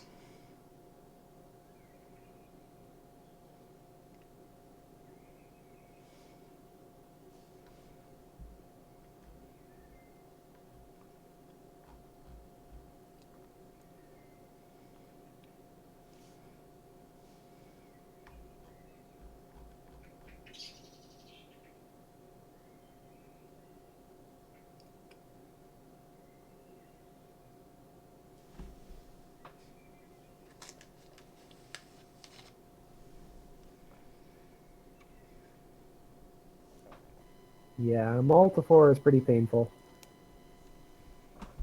Mm-hmm.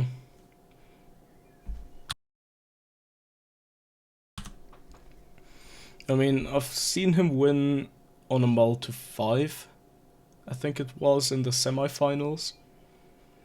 But that was with a turn 1 Mystic Remora, if I recall correctly. Yep, that can happen. I mean, several times I've seen people who have awful moles, and that just gets eradicated by somebody doing a wheel. Mm-hmm.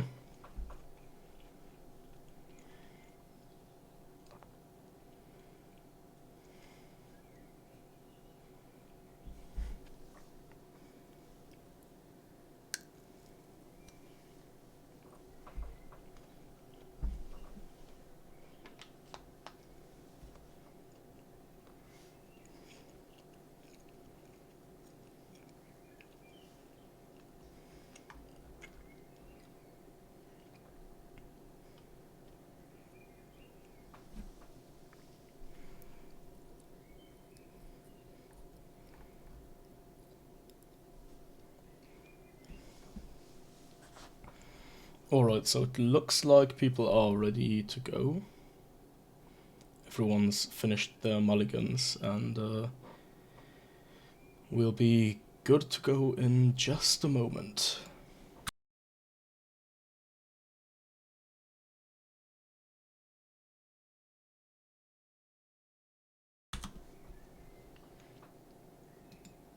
Neo starting us off. First turn, Inventor's Fair and a Mox Diamond. Pitching Academy Ruins. Oh, that's it's always awkward when your only lands in hand are all colorless lands and monocolored. I've had that happen before, and it just kind of feels a little bit weird. But luckily, he's got that Mox Diamond, keeps him on colors. Yeah. Yeah, I was in the other room, and I heard IMOC mention that they were going for Mulligans. Did IMOC Mulligan down to 4? Yep. Yep. It's brutal.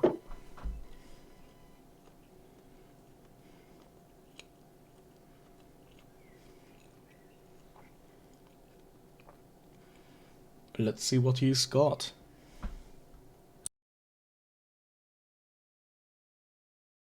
Strong start, at least, if he has a land. Mana Crypt doesn't necessarily ensure a strong start. Usually implies one though. Having something tapping your Mana Crypt turn 1 usually implies a strong start. Ooh my, Mana Crypt Chrome Mox. Pitching a Consecrated Sphinx. Okay. What does he actually have though? Maybe he has a wheel.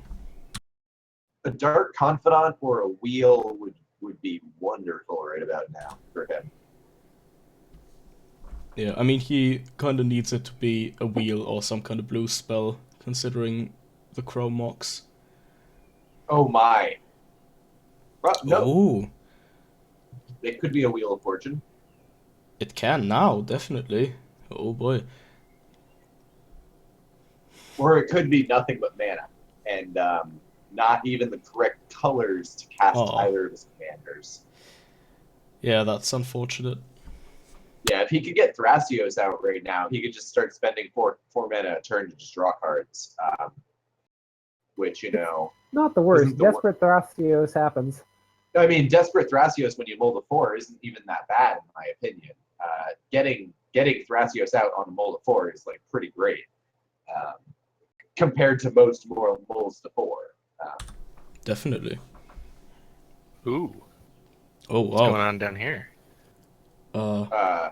Welcome to the cast Yeah. of this finals game, Jake. Oh, did I just crash this? I Yeah, mean, you're on stream right now. Welcome to stream. Oh, that's my bad. Hi, everybody. welcome. Would you like to Oh, join us? Yeah, I'm watching Yeah, come watch the game. I am already. Nice. So yeah, And Sylvan Safekeeper off the Mox Diamond for Leptis turn 1, pitching Mana Confluence. Seems pretty decent. I really like Sylvan Safekeeper in the Frog list. It does a lot of work as a land sacrifice outlet that also doubles as a hexproof outlet. yeah, that card is a pain to deal with. Absolutely. I mean, that card's a pain to deal with in Yisan as well, but it really shines here. Yeah, it's a really strong draw engine. Just sounds wrong.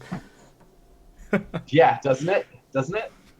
It's it's funny because, you know, in every other deck that runs Sylvan Safekeeper, it's like you have to sacrifice a land, one of the harshest drawbacks, but it keeps your creature alive, you know, so you Yep. win that turn anyways.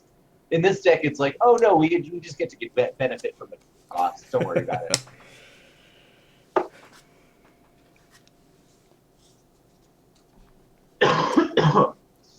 Yeah, currently I'm playing a Gitrog Doomsday version, and both Sylvan and any other like land sacrificing is great for just opening up the pile.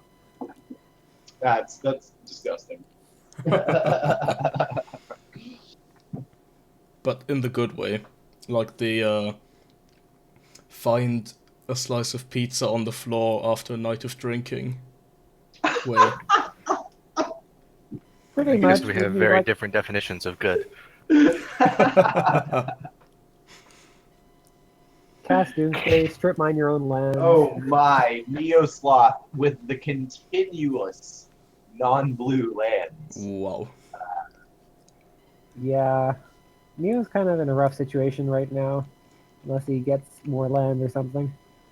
Yeah, that's not looking great for him right now. Definitely. I mean, he's not even getting the trigger from Inventor's Fair, so that's a bit sad. Yeah. It's a good thing that Inventor's Fair isn't an artifact land. That would be busted. But Oh, I agree. Agree. Yeah, you'd kind of expect to see more mana rocks out of a Teferi this early in the game. Well, You know, you'd or at hope least so. would have figured he would have kept a hand with a stacks piece or something. Yeah, his last, if you saw game one, Shake, his turn one last game set the whole pace of the game. It was a back to basics. It really crippled everybody's first 5 turns. I would imagine, yeah. Because that's just Yeah, what that even card Frog does. was stuck on non-basics in that game. Did he mull down to 6, or was he on a 7-card hand? he I did go to believe he- 6. He went to 6, yeah. Okay.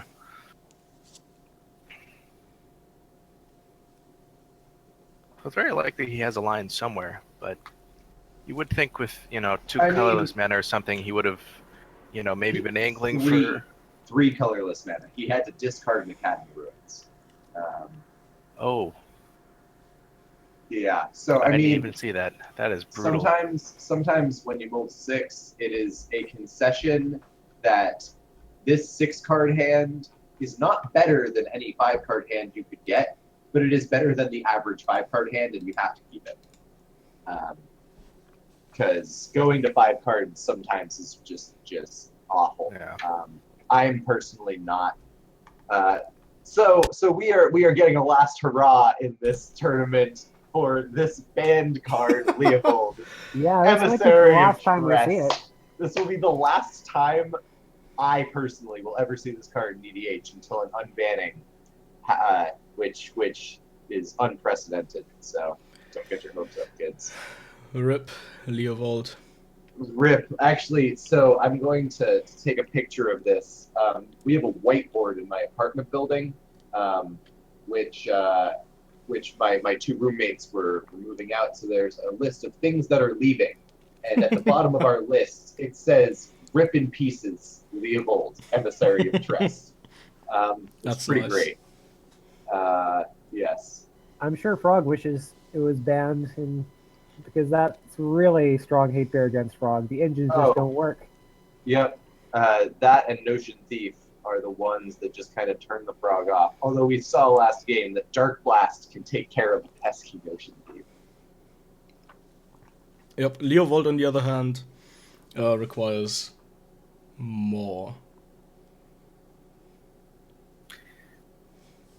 Much more. Yeah, He's a 3/3 Cartwright that draws a is- card. Very underrated, but I mean, Leovold brings it on such a nice package. I would be surprised if we see a Timna drop next turn, depending on what he has in hand, to try and gas up again. Oh, I love grinding with Timna here in Yeah, his position. Timna's a wonderful card, and hopefully, personally as a Timna player, I'm rooting for the Timna, but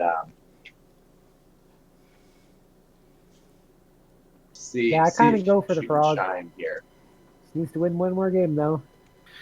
It does. Actually, rooting for the Frog is definitely the time-effective method here. Because right as I was leaving the voice chat of these 4 gentlemen, I heard one of them go, "So guys, are you ready for potentially 4 more games?" Are we ready for that? I know I am not prepared. I do not have Me enough neither. snacks or food in general I mean, at my disposal. I've got I can like start eating my cat food. I've got 4 tubs of half a liter each of lemon yogurt in the fridge, but I'm already on my first one, so. So as expected, I mocked Dragos. Um, kind of a tough, really tough situation to be in. He really needs to find either a green source or a red source or a black source so that he can cast his Thrasios or his Vile Smasher Oh yeah. just to get some plays. Uh,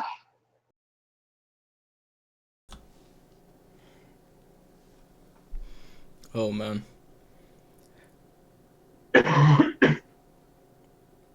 the Frog untaps with 3 and casts his Hermit Druid that he Worldly Tutored for. This is and Teferi does not counterspell. That's interesting. Neo is not even holding up a counterspell. I mean, It makes sense though. With Hermit Druid, you can't auto win off of it in Frog. It just doesn't work the You same. do not auto win off of it, correct? He does run multiple basics. yeah, I think having Hermit Druid on the field here is fine.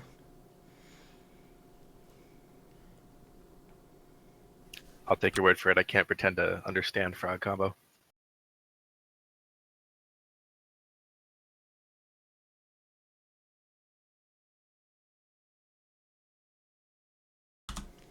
Well, so Shake, were you watching the last game? I was not. I was in So bed.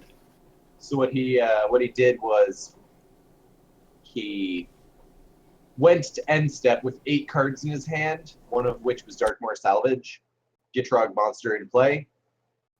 He discards the Darkmoor Salvage. It creates a new end step because the cleanup step can't have abilities trigger during it. Rather, abilities can't be put on the stack during it. So you create a new end step with your draw 1 trigger on the stack. You replace it with a dredge trigger, return the Darkmoor to your hand, and do it again. And you get to create infinite end steps. Oh, that's some shenanigans right there. That is some shenanigans right there. Absolutely. Yeah, it's a Okay. weird interaction. When that new return all cards that you've discarded this turn to hand card was Wild and Amonkhet, I was trying to show people with Zur that it doesn't actually work with Necropotence in the way you think it is. Because if you discard all those, you get those back, then you have a brand new discard phase you need to deal with. That would have been a bit too good. Spellbook, OP, and Zur. You heard it here first, folks. Yeah, and you gotta run Trinket Mage to get it. Oh, we see a blue mana out of Neo. Yes, finally. Sure, he's thinking something similar.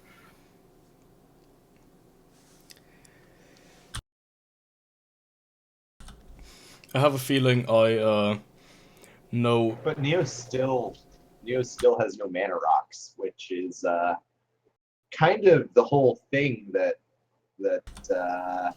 Teferi does. Yeah. Yeah, I'm very curious as to what he has in his hand right now. He's got 4 cards. He has open mana. And he's not casting anything for a reason. I mean, it's possible everything in his hand requires, double blue or some unfortunate circumstance like that. Or he could be playing, 4D chess and, has a cool line somewhere. I mean, if I don't have like a Mystic Remora or a Rhystic Study or something that can keep generating cumulative advantage here, then I probably won't play it. Yeah, but if you're already at 6 and you've got Mox Diamond, Adventure's Fair, Strip Mine, Academy Ruins in your opening, do you keep it? I basically never go below 6 into Ferry. So yeah. I think that's what he was doing. I think he was just keeping an unkeepable hand because it was 6 cards and not 5.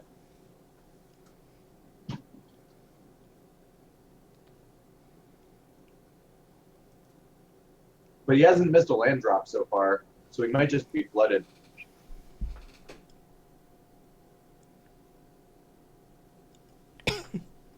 Although you'd think if he was flooded, he'd have more basic islands, so Yeah, I don't know.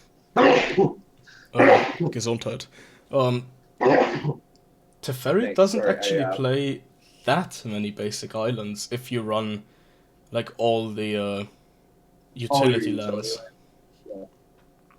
Sorry about that. I found a pack of Tic Tacs that Schaefer bought that he left at my house, and just ate one. Sneeze. Were they poisoned? I don't know. They were poisoned with lurker kryptonite that makes me sneeze. But yeah, I have a feeling I know what Neo's gonna think after this game if it keeps going that way. Namely, that strip mine will have to go in favor of an island.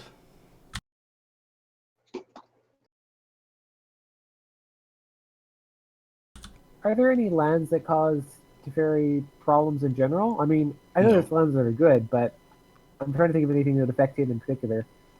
There are no lands that hurt Teferi in any way. I mean, there is some like cheeky stuff like Cephalid Colosseum when you've got your whole deck in your hand, but Yes, I definitely died to Cephalid Coliseum after Enter the Infinite, which is very awkward. That just feels bad. Yeah.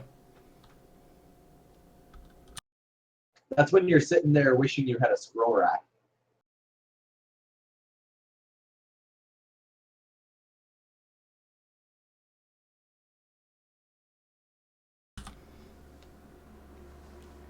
Or a stifle, perchance.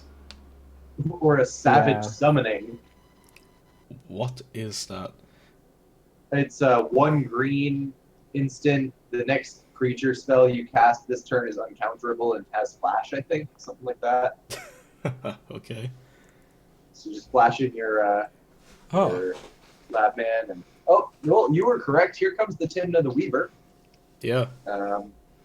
And here comes the Leovold swinging at somebody's face. Who's he going to go for? Neosloth is the target.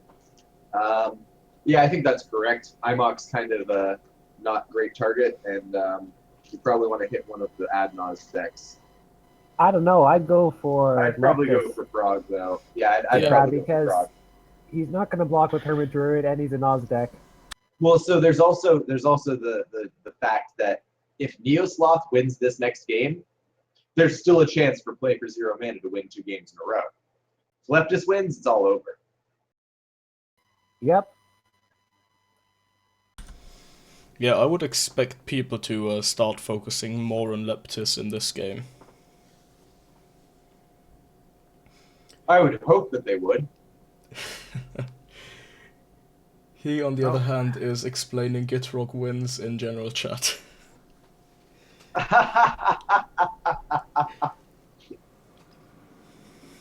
That'll happen. Most of my time spent playing Gitrog is explaining stuff.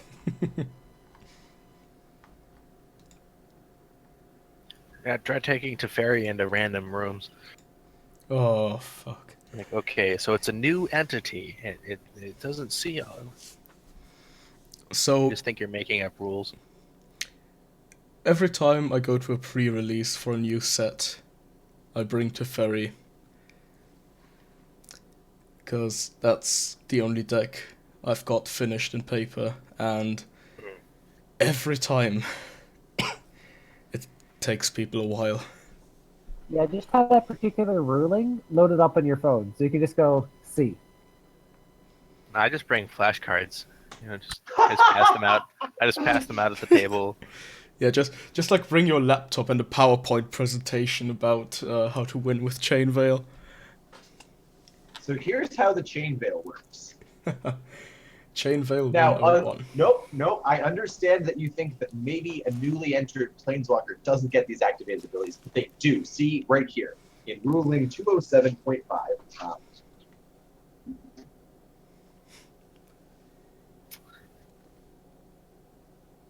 Imok. Looks like Imok has fixed his lands. Yeah. He's got... And Imok gets to slam out his own Thrasios. Play for Exciting 0 times mana, we by live the in. way, did actually also cast his Thrasios, we didn't mention.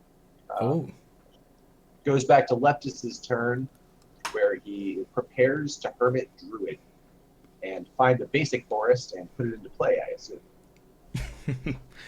good old. So what's unfortunate here with Leovold on the field, Imok's going to be forced to, well, basically wait till it's not his Everybody- turn to even get any gas out of Thrasios. Yeah, everybody's pretty locked down by this Leo right about now. None of them Yep. can quite win through it. I mean, even without winning, Frog is awkward with Leo around because you just start sacking lands and you're not getting any benefit out of it. Yep. Well, you can't cast your Frog. I mean, strictly speaking, that doesn't matter, and Teferi does actually win through Leovold.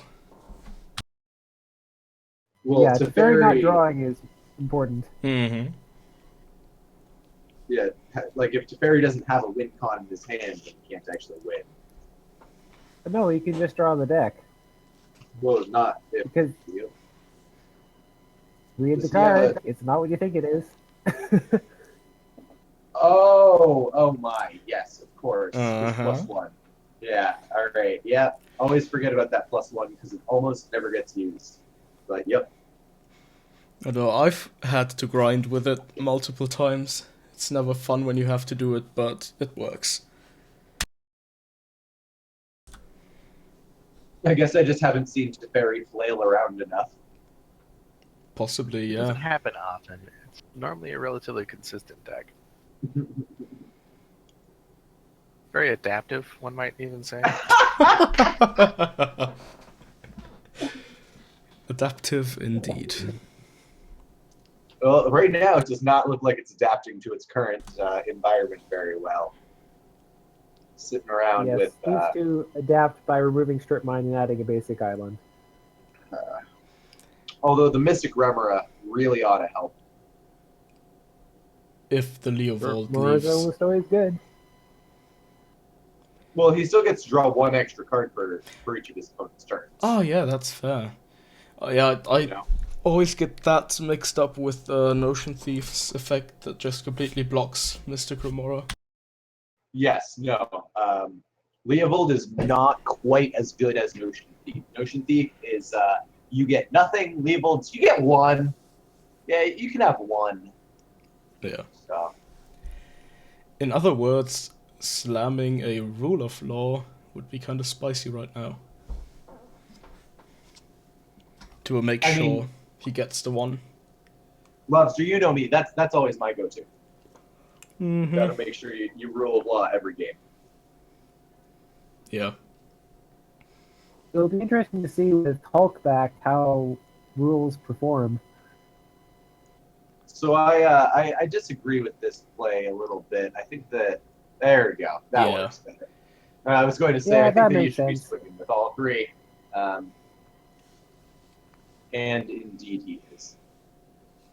Got to make sure that you swing the Leovold over at the Thrasios player because Thrasios is a 1/3. Got to make sure you swing Thrasios over at the player with 2 1/1s out. And he does it all. Gains 2 life, pays 3 life, draws 3 cards, and Timna the Weaver is online. Yep. Good card. Oh, gross card.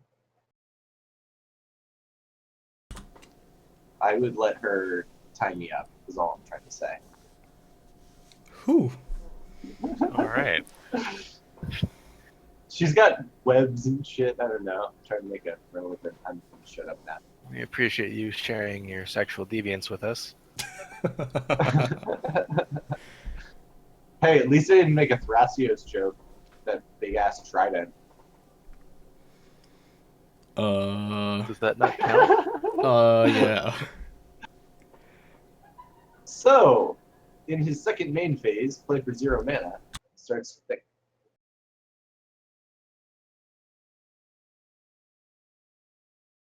He's thinking about stuff. And there it is. Oh boy, here we go again.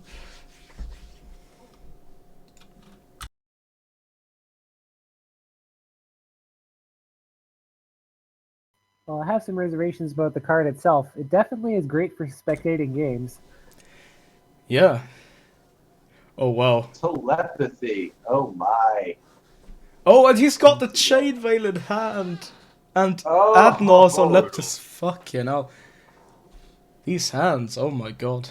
Adnaz, Realms Uncharted, Necromancy, Diabolic Intent, and Merchant Merchant Scroll. Scroll, Spell Pierce, Muddle the Mixture, Dispel, Chainveil. That is a lot of counter magic Yep. in Neo Slot's hands. Now we understand why he's just been sitting here all game. He Yeah. hasn't cared about any of the cards that these people have been playing. He's been perfectly happy to sit on all of this interaction. Yeah, And absolutely. hold up a Merchant Scroll and hold up just everything, just because he doesn't even need to use it yet. Yeah, I bet Leptis is actually kind of relieved that telepathy landed because he was so going to go for that Nas otherwise. Yeah, no, for sure. Leptis would have been a not very happy camper after that. Oh boy. Triple counter spell and the Merchant Scroll. And the Chainveil. Yep. So, If he can start finding mana rocks off this Mystic Remora now, things are gonna yeah. So look Leptis good. is, as we like to say, he's the sheriff right now. So.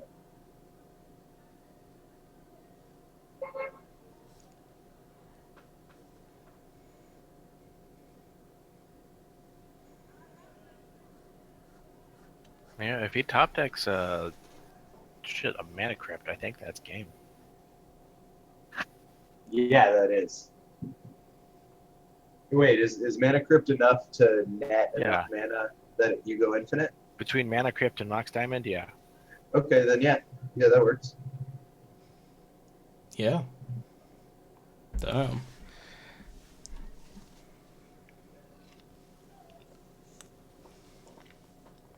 Good stuff.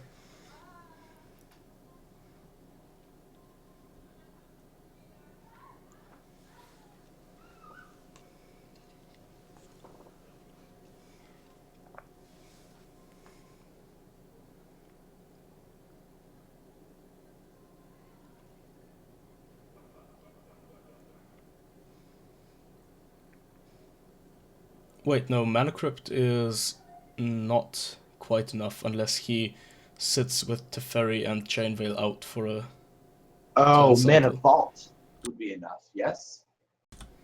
No. Mana Crypt should be enough.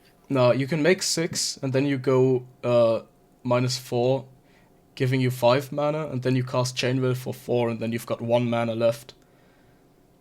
And you need 4 to activate it. Oh, that's right. I always forget about the activation cost.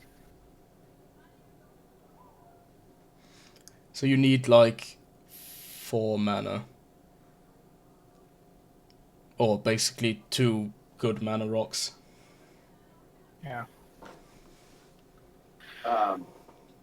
Lobster, you should check the ship posting channel real quick. I just threw up the picture of my whiteboard.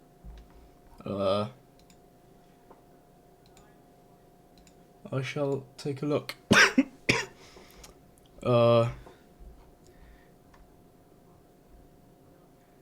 Rest in peace, Leovold. I'm just gonna pull this up on stream, because why not? We've got a beautiful rest in peace Leovold here.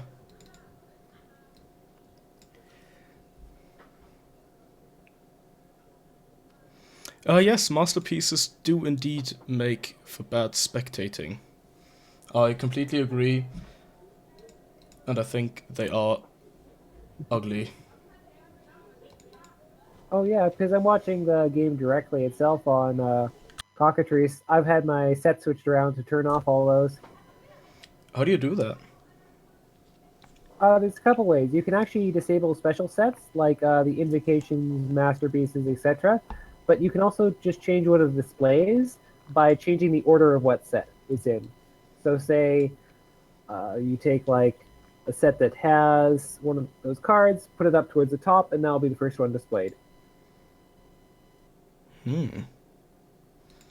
I'll mess around with that later. Yeah, the easiest one to do is if you don't like the invocations, expeditions, etc., you can, Just as they're move separate alpha sets. to the top. Or Yep. just move those to the bottom. It doesn't change what others see, but it can change what you see. That's good enough for me. UC is a pretty good card too, so. Yep. Oh my, and IMOC top decks another black tutor. Wow. This one's castable. This is what he wants. I mean, so is the other one in theory if he wants to sack Thrasios. He could cast both this turn, if that's what he's looking to do. If he felt so inclined. So what's a card he can get?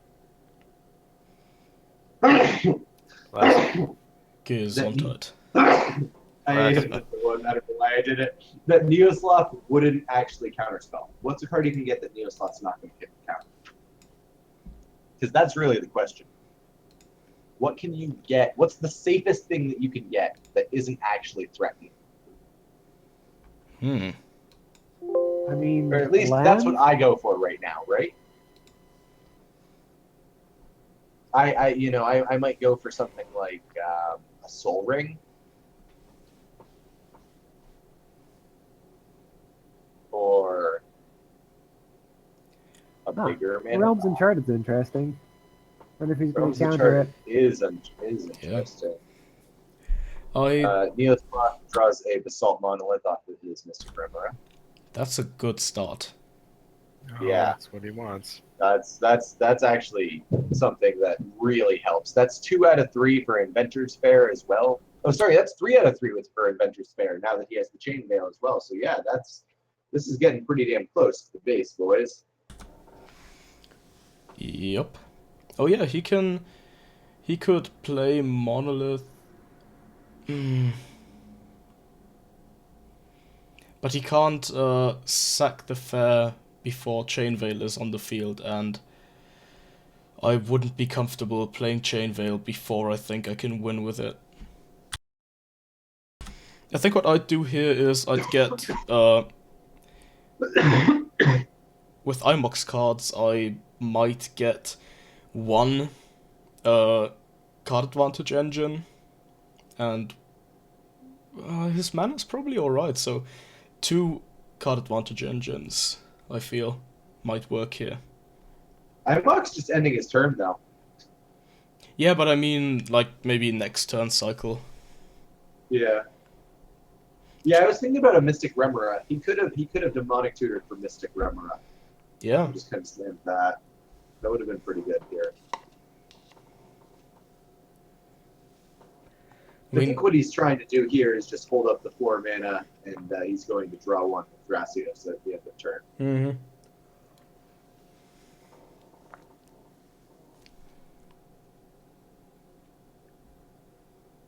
And Leptis is still trying to resolve this Realms Uncharted.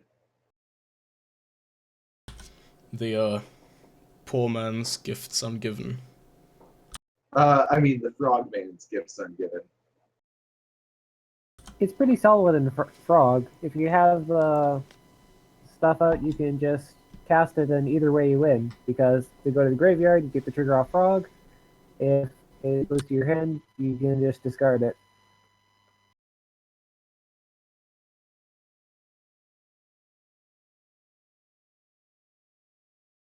That's true.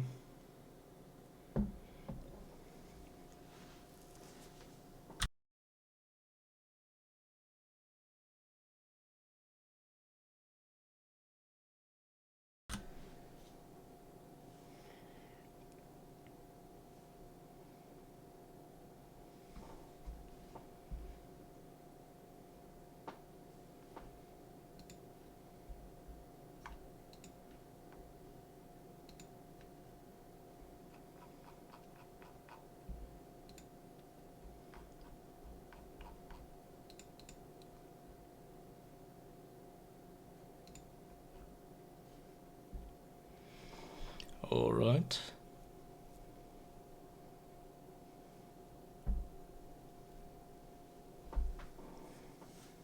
That seems like a Huh. fine set of cards. Yeah, some interesting choices there.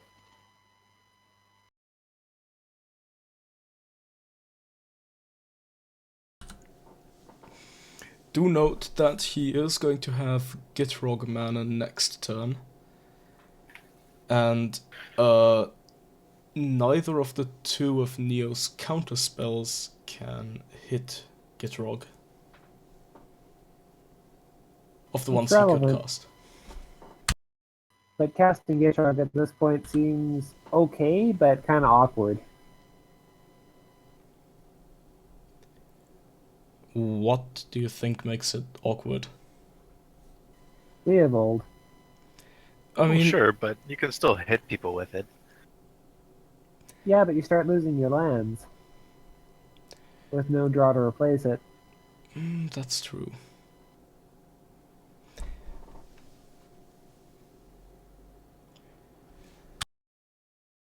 Lands are overrated. And the Realms Uncharted is resolving.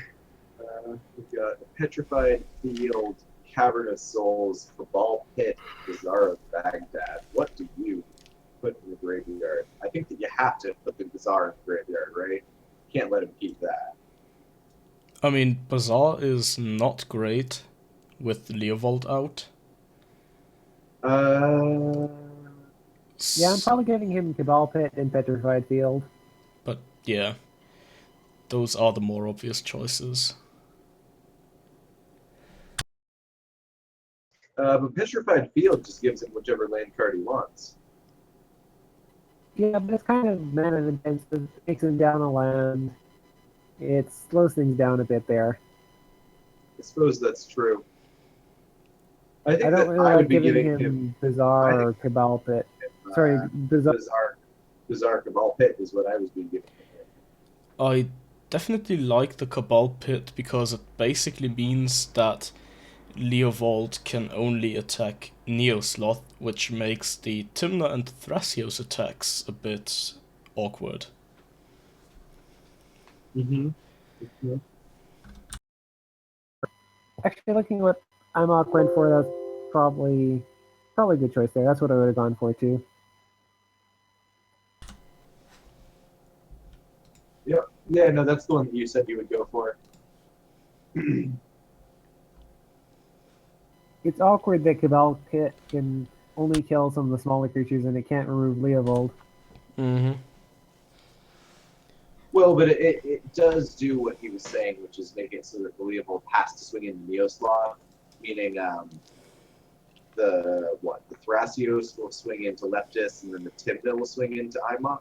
So that's the best for Imok. Because it means Imok's no longer losing life to the swings.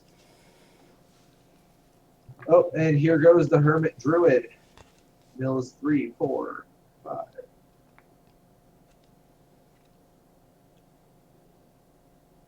10. Kozilek. Oh, Oh, it's a Kozilek. Kozilek trigger goes on the stack at the end of this resolution. yeah. There we Hits a go. Dark Blast, and there's the basic forest. I'm not 100% sure he's happy to see Kozilek at this particular point, though. Oh, because I think that he is very, very upset to see Kozilek, honestly. Mm-hmm. That's a shitty time to see him.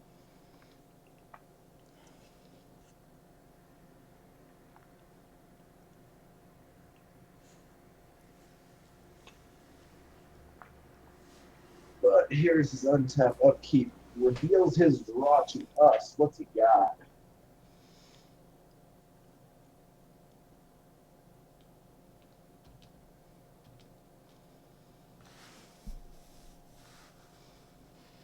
What's it gonna be?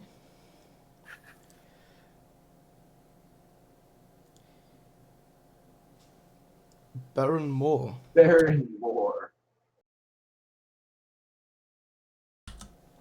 I mean, at least he can use that to draw on another turn. Yep.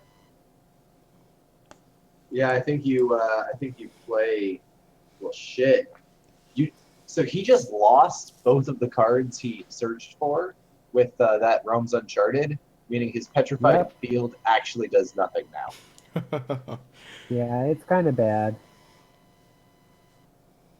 That's gotta feel real bad. Yep.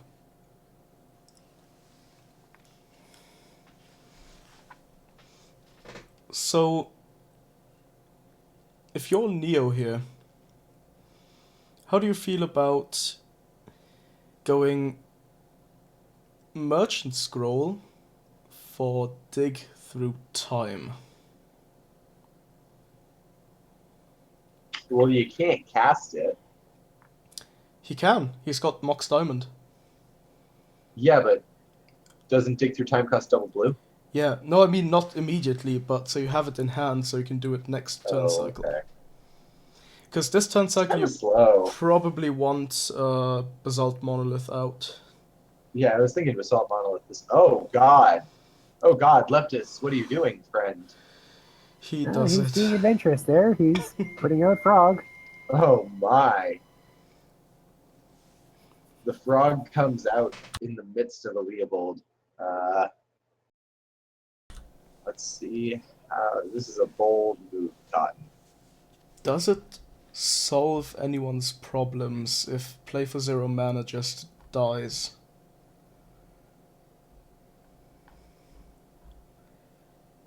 It solves the frog's problems completely. He can kind of just go for the win. Oh, And I right. mean, that's assuming Neo goes for a greedy line like playing Merchant Scroll Basalt Monolith this turn instead of just holding up counter magic, which I think he has to. I think he has to hold up Yeah. that dispel or that dispel pierce. That dispel pierce. No, dispel going to get pierced. Okay, And he does please pay. stop. Oh, and he gets the island. Wow, that is a bit lucky, but he definitely got rewarded there. That's wonderful. Yeah, that's like exactly what he needed. Yeah. His deck has got what he needs. And yes, he's just. Yep. And now he can actually do Merchant Scroll and Dig Through Time in the next turn cycle. Indeed. Spicy.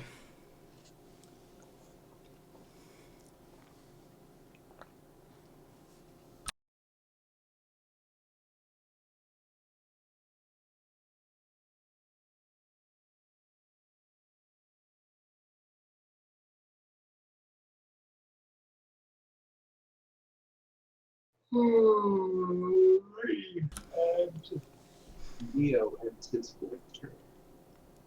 Yeah, I think I like Neo's position here if Play for Zero Mana doesn't die within the next 2 turns.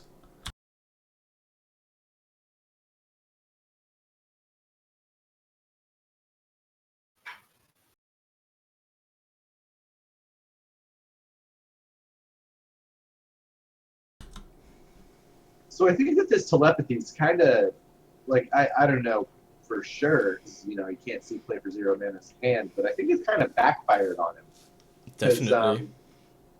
I think that Leptis probably would have gone for the Adnaz and would have gotten dispelled, and then Neo would have gone for the Chain Veil immediately. Instead, you've got Neo holding up mana every turn for counter magic that you know he has. Yeah. Like this kind of game almost makes me want to try telepathy into Ferry. Just because of how good it is for Neo right now. Yeah. Well, it wouldn't be as good for Neo if they couldn't see his hand. That's the kind of weird thing. Neo actually wants them to know he has counter magic so that he doesn't even have to use it. You know? That's a good point. He wants them to actually be afraid of him to the point where they're not even trying to combo off. Because here's the thing: if multiple people try to combo off, the first one's going to get counterspelled, and the second one's going to get to go off. So what you're saying is I run both telepathy and donate.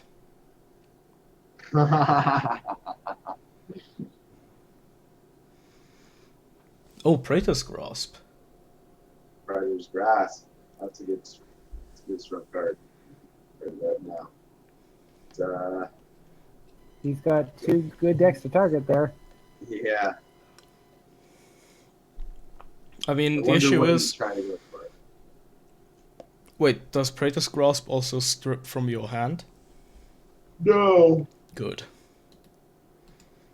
Oh yeah, so it's very safe then. It just Frog Restory. What do you take? You take either Dakmor or Kozilek. Oh, right. Dark is what I would always take personally. Yeah, Dakmor actually makes more sense because you can find some alternate loops and some frog decks run them, but the alternate loops are very slot intensive. I don't think we saw any of them the next game. Yeah, well, Gaia's Blessing and a discard outlet and Noxious Revival gets you there. No, you need more than that. You also need Cross and Reclamation and Golgari Brown Scale so that you stay even on losing life from Noxious. Jesus. That's crazy. Cool. Yeah, we discussed it because it does save you having a giant Kozilek in your deck when you're an Oz deck, but it's just the amount of slots you have to devote to making it work without Kozilek just weren't worth it. Yeah.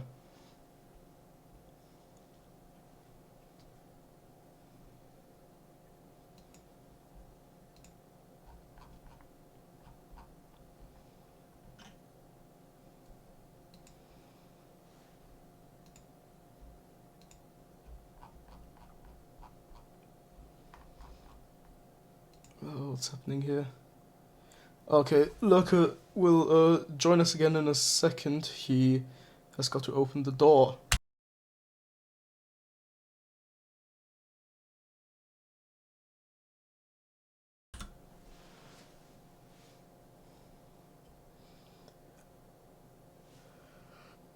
In the meantime, here's a command tower from Play for 0 mana.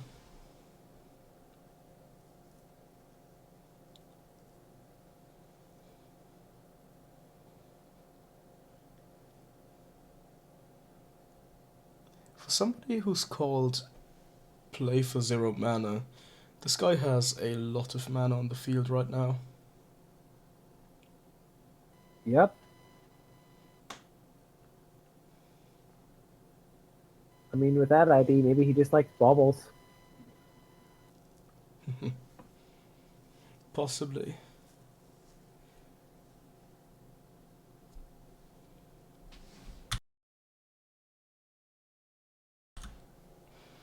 Right, he's going to combat. Unfortunately, the Cabal Pit is tapped, so there's not going to be any fun stuff in that regard.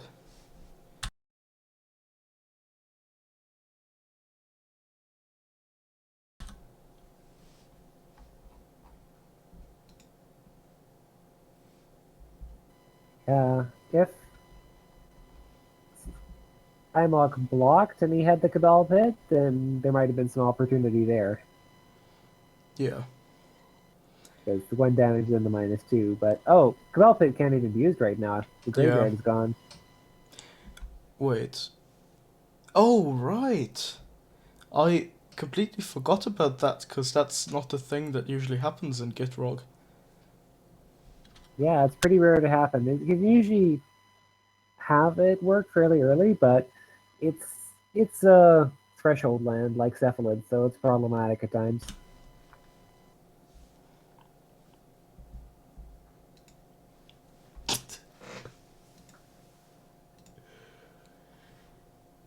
Oh, well.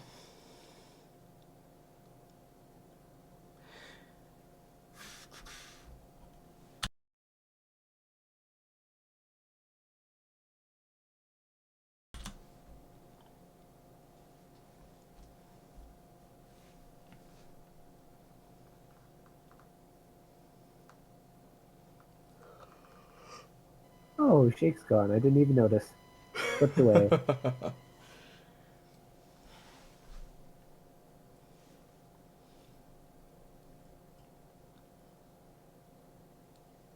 Let's see if our Thrasios telepathy player is planning to cast anything here. I'm back. What have I missed? Quite literally lot. nothing. So Basalt Monolith came down, and then Leovold and Timna swung. Who did Leovold and Timna swing at? Neosloth and Imok. Okay. Uh, wait. Leovold swung at Imok? Yeah. Oh, yeah, because the Cabal Pit's not online because his was like, God damn it. Yeah. Yeah.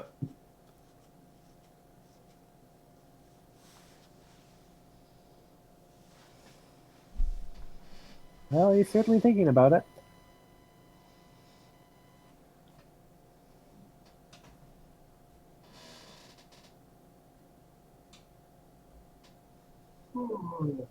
I think I would run telepathy in my Tana Timna list if I had access to it. You need to worry about like leaving the door open for Luna, or is Hmm.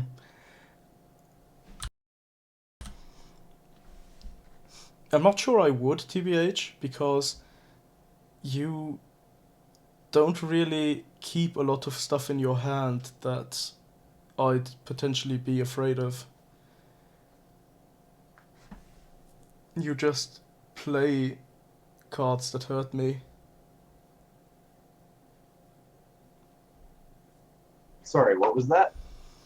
I don't think telepathy would be particularly good in Tana Timna, because most of the stuff that would hurt me is usually something you just drop on the table. Yeah, that's true. That is true. Yeah, I guess you don't need to know what's in their hand if everything you play just fucks them anyways. Yeah, basically.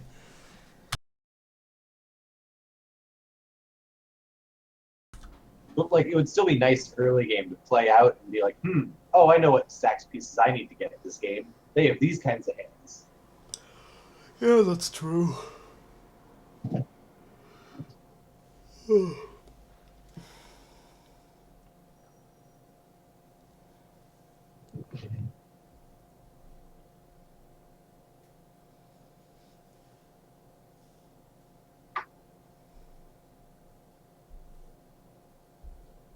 And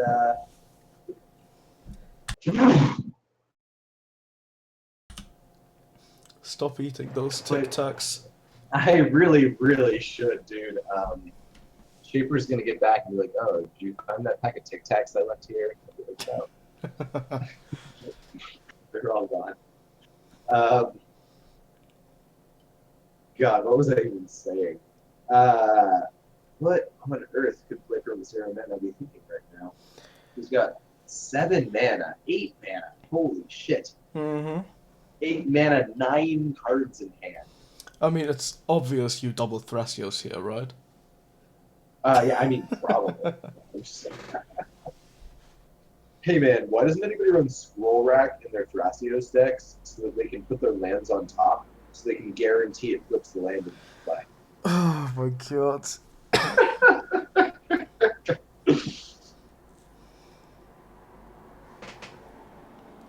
Just no.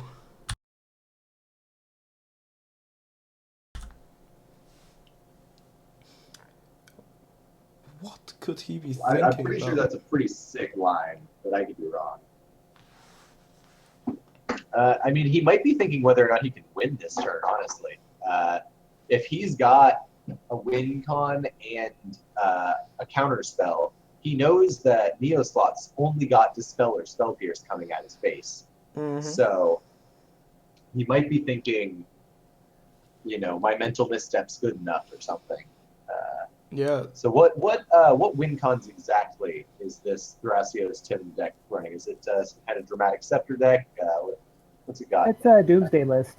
It's a Doomsday list. All right, so Doomsday Labman, or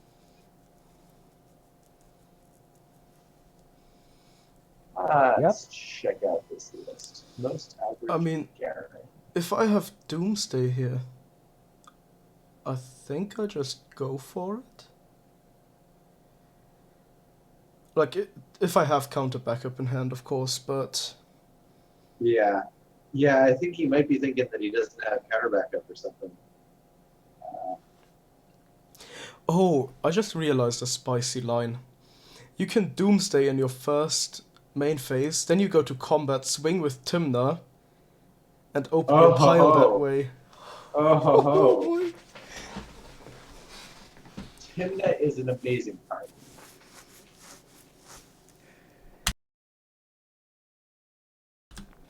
Oh, he also runs Paradox stuff and Bomberman, supposedly. Yeah, it is in there. I noticed the LED, but Yeah, it's kind of like the Doomtide list, only oh, with he is telepathy. also running Dramatic Scepter, by the way. Yeah, like Yeah, if you so compare it to Dan's, it's kind of like very similar in some ways, only running a few more control cards like telepathy.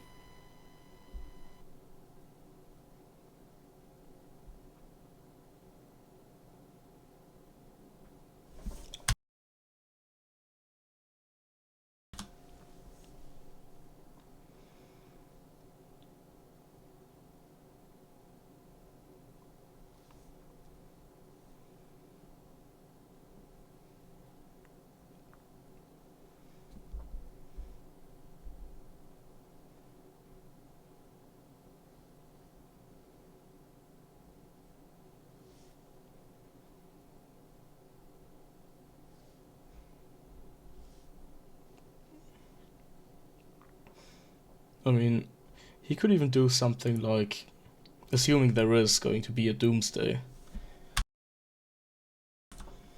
he could do Doomsday with Labman in the pile for the Aureox Salvagers LED combo.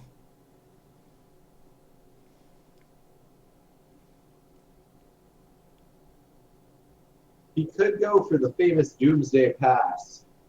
Oh god. No. I mean, he could, but... But anyways, as we were saying, he does have Urborg out, so he has 5 black sources. He's got 2 islands out, so he can gush. He's got 8 total mana. Yep. Even if he has no Five of draw it spells being in hand, he can blue. open it with Horacios. Like uh, this is kind of your dream. So he's got to be thinking hard about this one. He's got to have a line. If only we could see his hand. Yeah, that would be good. If only there was a 0 mana artifact telepathy for all players. Whoa. That's a fair card, right? 0 mana, all players play with their hands revealed. And an I think artifact. there is a play with your play. Everyone plays with their hands revealed card, but I don't know the name of it.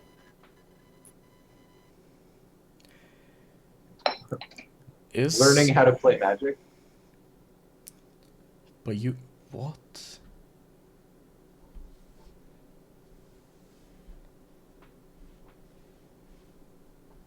Oh, he has a grasp in his hand, as we recall. Yeah. Yeah, that's probably why this is so hard. He's trying to think of which deck to grasp.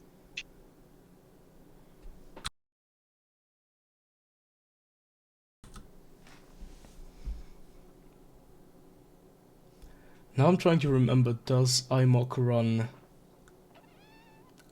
Dramatic Scepter in his list?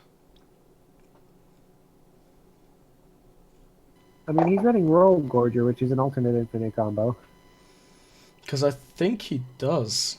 And if that's the case, and I have another tutor, then I think I grasp Imok for the part I'm missing.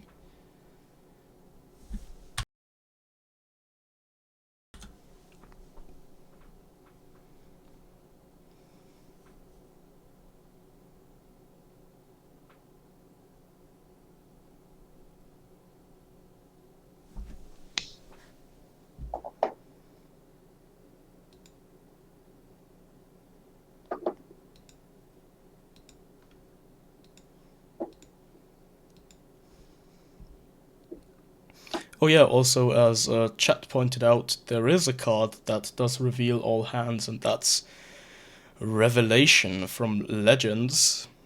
For 1 green, it's a world enchantment. Okay. So you can Costs run it in 1. Timna if you want. So I could run it in Tana Timna if I wanted to. Huh. Yeah. Huh. I don't think that that's going to join the list of spicy texts that fill in my flex slots, but I've currently been enjoying / I've been testing but have not drawn yet Leyline of the Void. There have been many games where I've been sitting there thinking I would love to top deck this Leyline of the Void right now.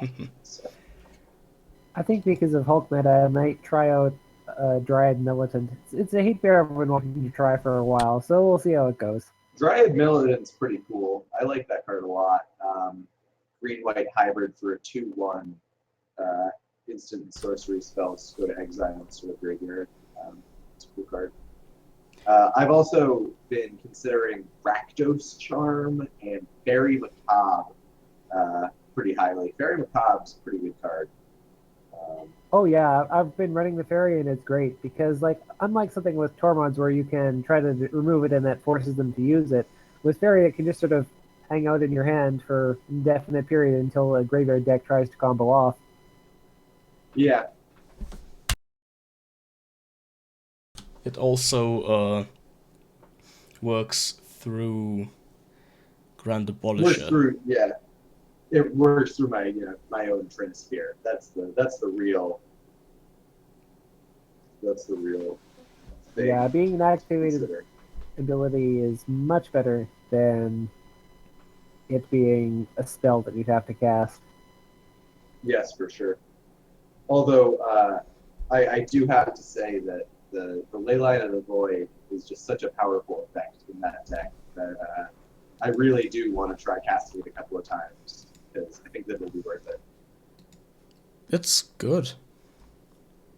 It's just a real strong ability, and like that deck often gets to like 5-6 mana, so you can cast it through a sphere. Yeah, like I tend to find myself hard casting Rurik Thar a lot on that deck. It's odd, but it happens quite regularly. Yeah, I mean, I've hard cast Hellish Norn twice in that deck so far, and it's feels pretty good when you do.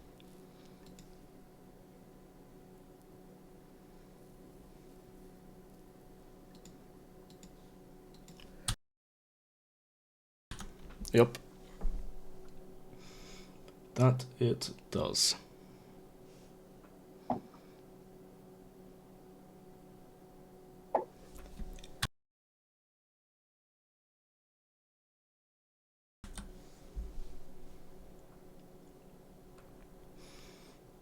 I mean, if you really want to, you can even pod Rurik Thar into Elish Norn.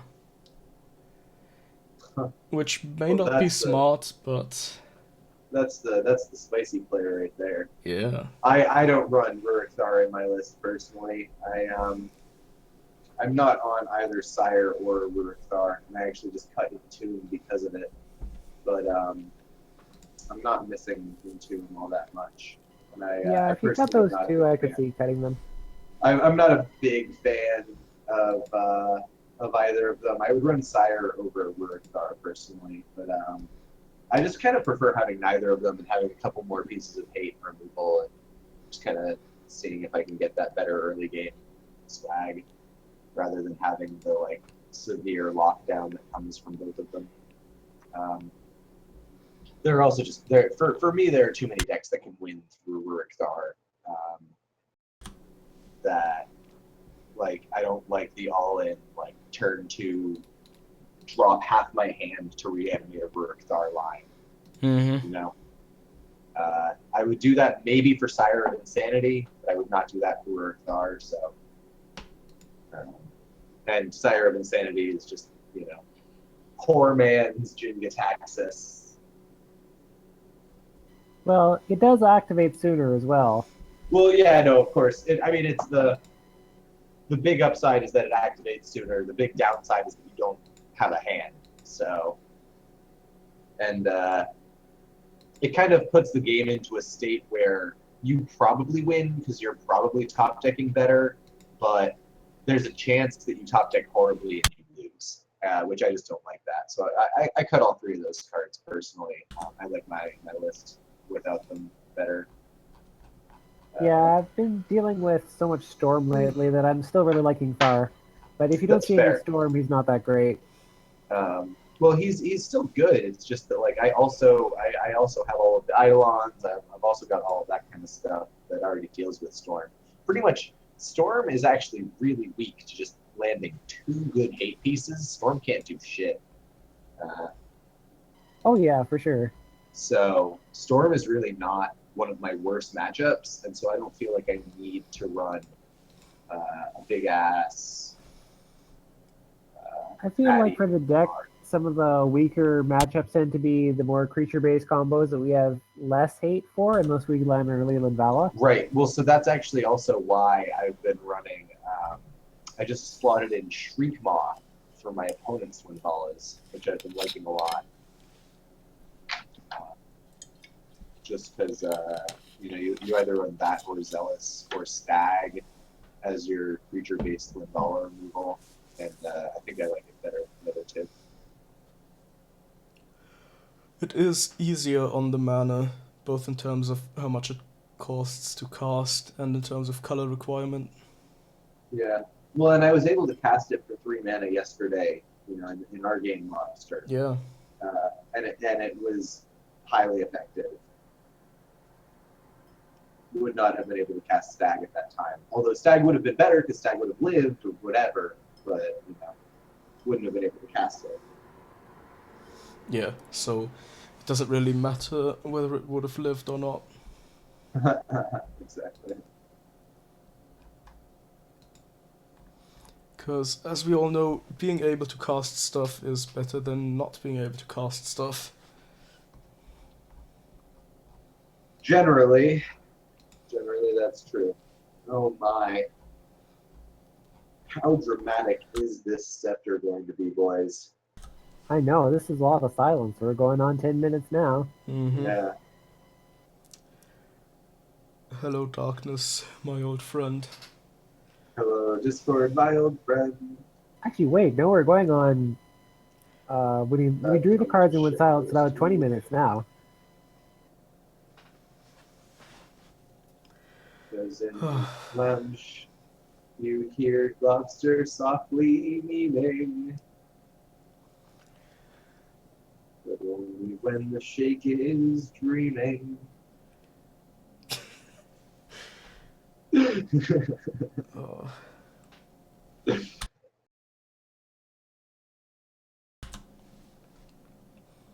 Oh boy. And the time that has been wasted on this game still remains. Yeah, I'm actually preferring the last game. I think, like, half an hour of end-step looting is still better than half an hour of doing nothing. Yeah. And all we get is the sound of pay-per-view and Zero Mana's silence. Honestly, I would love for him to cast a silence right now. That would be wonderful. That would be so much better than actual silence. I mean, it's...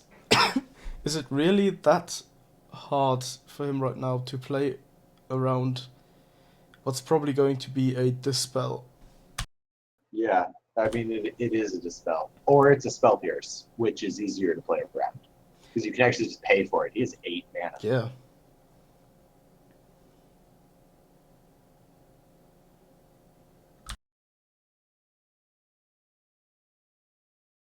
Is he planning on, like, entombing Hey, Oriog Lobster, Salvagers? Lobster, do you wanna start playing a 1v1 real quick while we wait? Sure. Okay, cool. I'll get my setup ready. Wait. Fuck, how do I do this? Yeah, or in the window view or screen view, or else are we actually going to start streaming your game?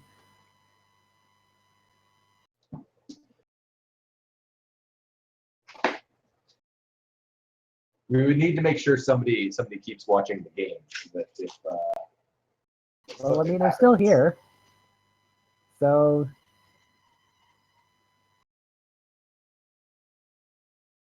All right, cool.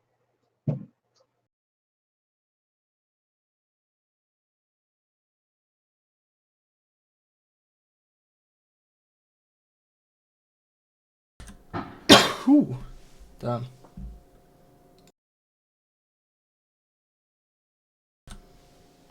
Okay. Sure, why not? I'm probably gonna get wrecked if we go heads up, but I don't know. I think your chances are decent if I just don't have a good start. You know. yeah, but you have way too many good starts. One sec, actually, perfect.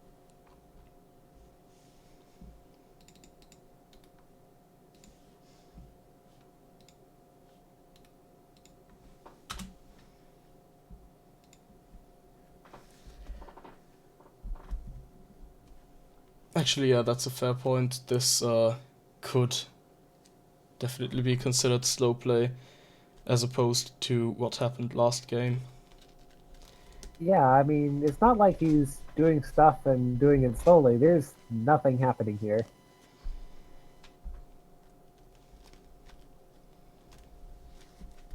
He's Coin- trying to fatigue his opponents slowly. He's going to draw out their energy, and then I'm not- letting them, swing at him forever. Then he's gonna take that one big punch, smack him in the face. I think that actually what he is doing right now, he hasn't been thinking this whole time, guys. Oh god. He has been buying a plane ticket to IMOC's house, and he is going to go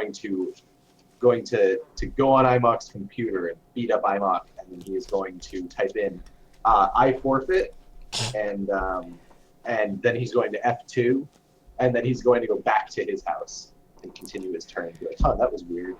IMOC just forfeited for some reason. That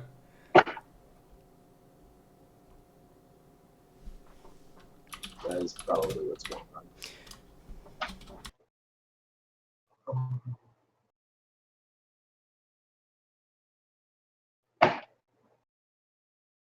Yeah, this has been.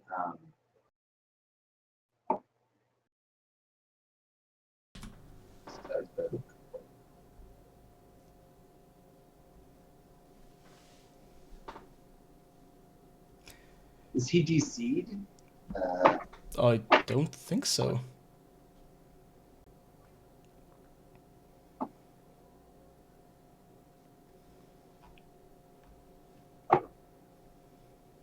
Is he responding to Nope, them he's in not voice? disconnected. He's there. Yeah. Is he talking in voice? One sec. I'm going to go be a moderator and moderate real quick. I'm gonna make Okay. sure that they're all okay.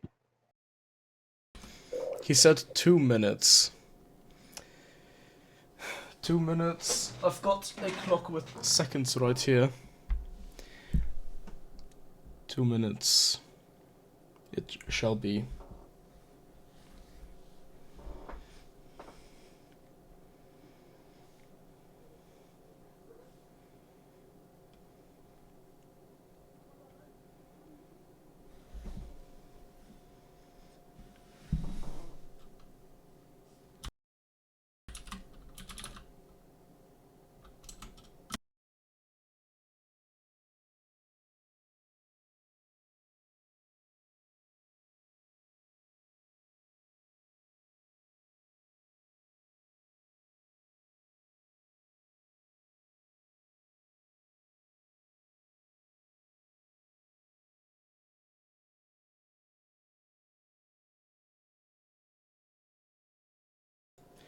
Alright, he's got 1 minute left on his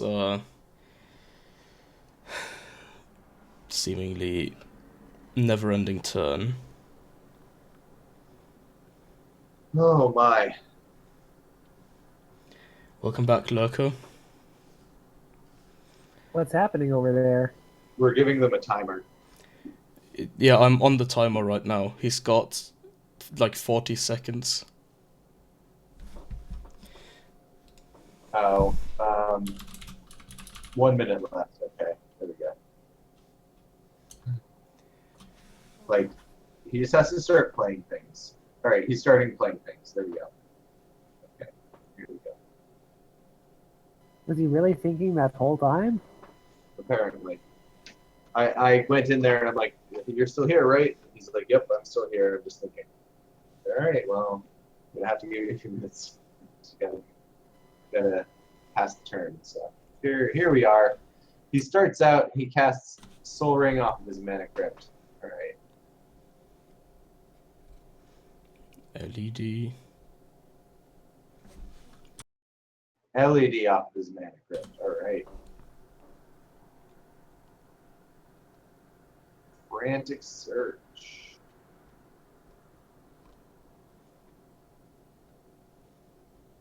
That Frantic Search actually, holy shit, that Frantic Search changes a lot.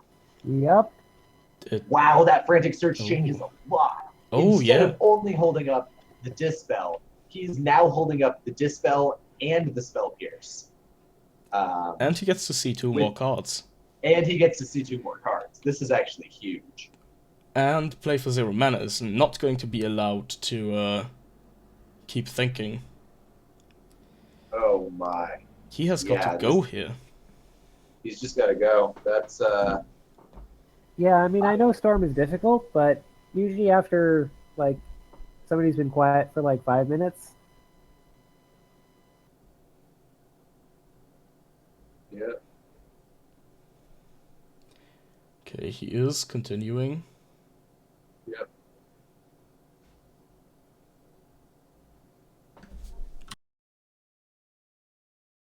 And honestly, this is why you have to start playing after 5 minutes because, you know, your line could be airtight and you can't kind of.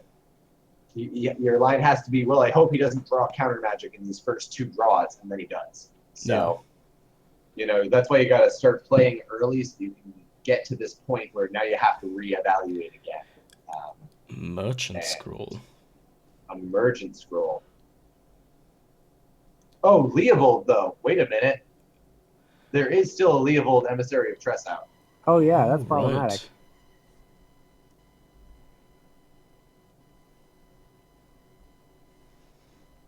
Oh, well, that Leovold means that the Frantic Search does nothing.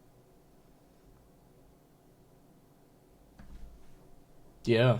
Oh, it still untaps some blue, but it makes does him still discard 2 untap. cards. But yeah, I mean, it's better than losing. he actually doesn't have the Frantic Search because the Frantic Search was the second drop. Oh, right. Snow-Covered Island was the first one. Yeah. Okay. All right. Well, this makes you gotta have it here now. Play for 0 mana. This makes this trivially easy. You don't have to worry about any of this shit. Yep, you just have to be able to pay 2 mana. Yeah. You're good. Or have a counter for Dispel. And since he just, oh, fuck you know. I mean, I know we gotta do it like that, but I am getting a bit tired of waiting. Yep.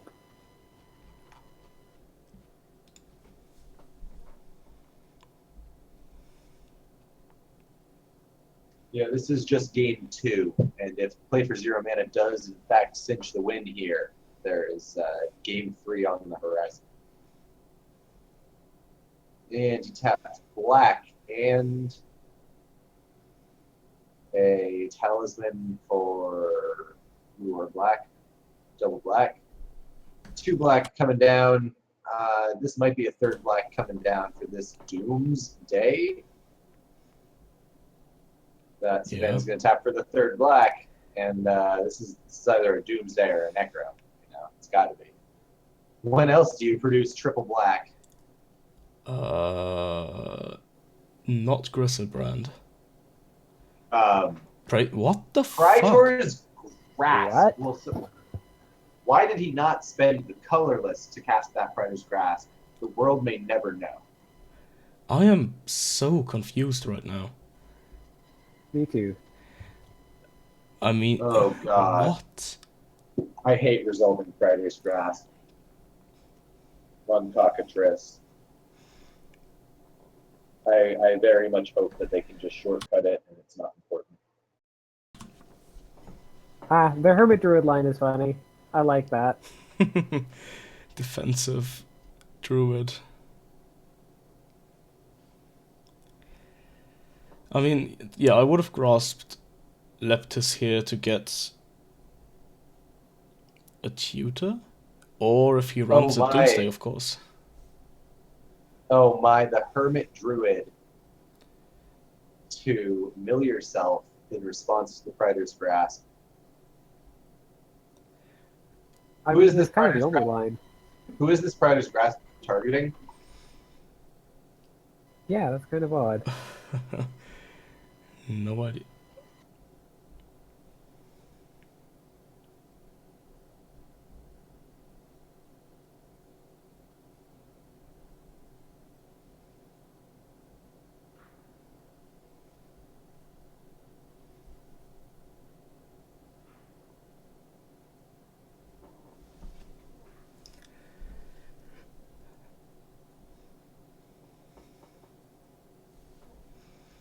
So,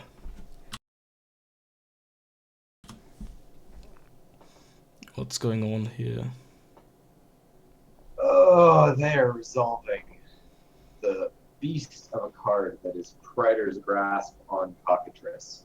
Unfortunately, there is no way for an opponent to search through your deck and just pick a card without you knowing what it is. So, yeah. So he did target Leptis, and Leptis is doing the Hermitage response as we thought. All right, so Leptis' Hermitage gets rid of. Got to get rid of some important cards here. Okay. Scourge, Oh, Kozilek. Oh, the Kozilek. that is so sad. That is quite unfortunate. Every time. Yeah, that's awkward. I don't want to say it, but this is one of the reasons why I don't like Druid in Gitrog. It's not been great so far in these games. I mean, it is kind of a pretty hard value engine, though, if you can use it.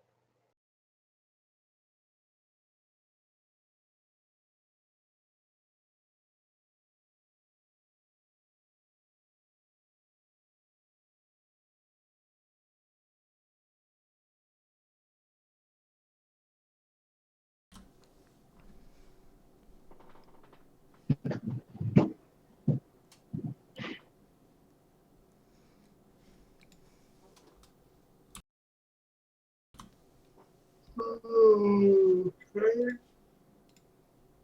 And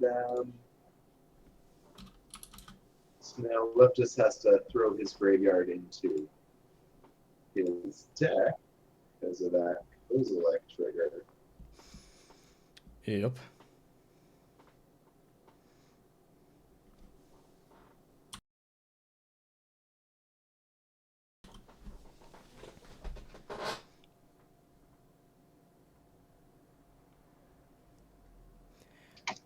Wait, why does he keep going?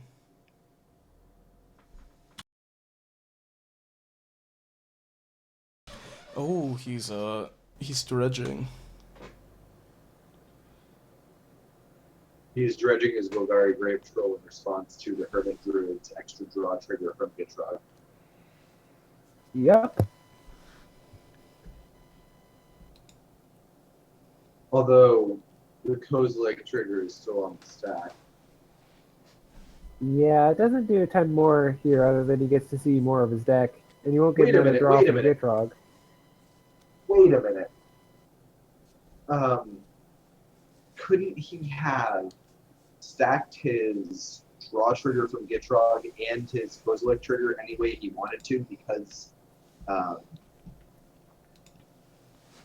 yeah, I guess that doesn't actually matter though. Oh well.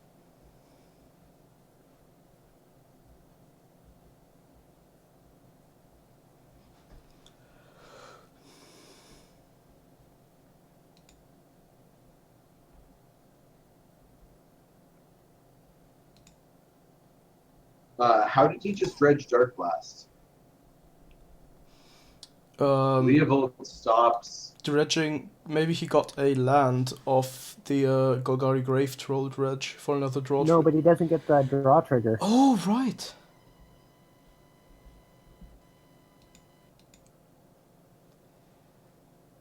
Yeah, that's...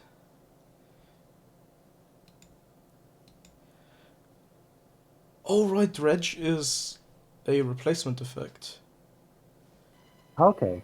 So the trigger is still Okay, there. so yeah, I was wondering if dredge was not affected. But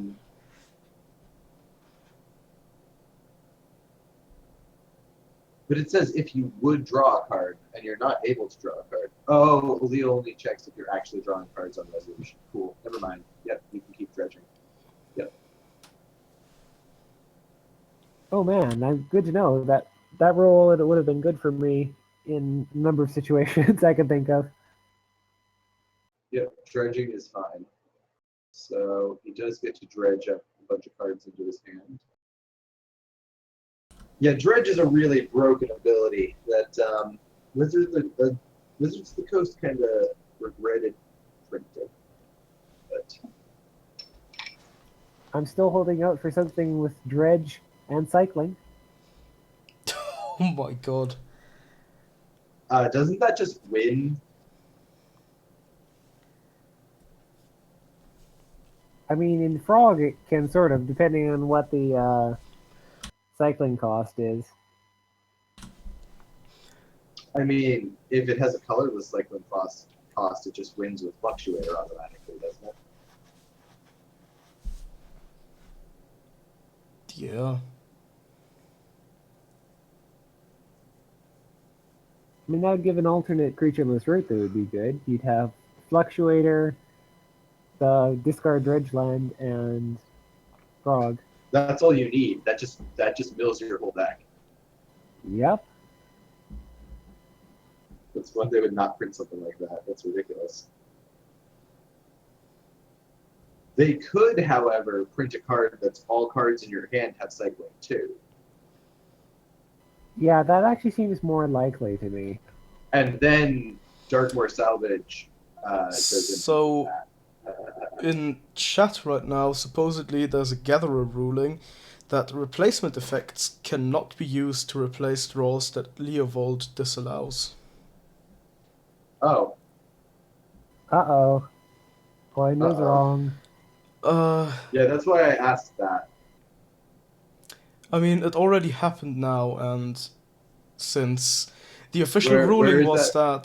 that, Where is that? Where did you find that in chat? Here it is. Twitch chat. Yep, I see it.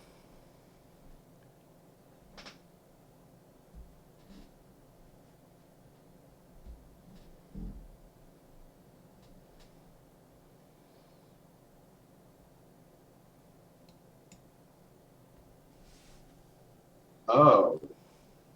Oh, he never drew for his turn, though. Huh.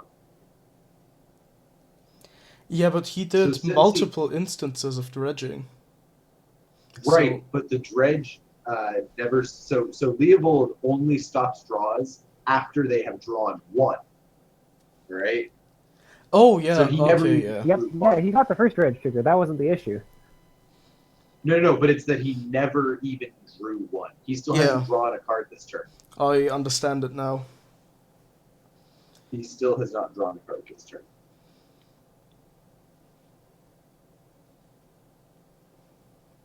And the Praetor's Grasp begins to resolve.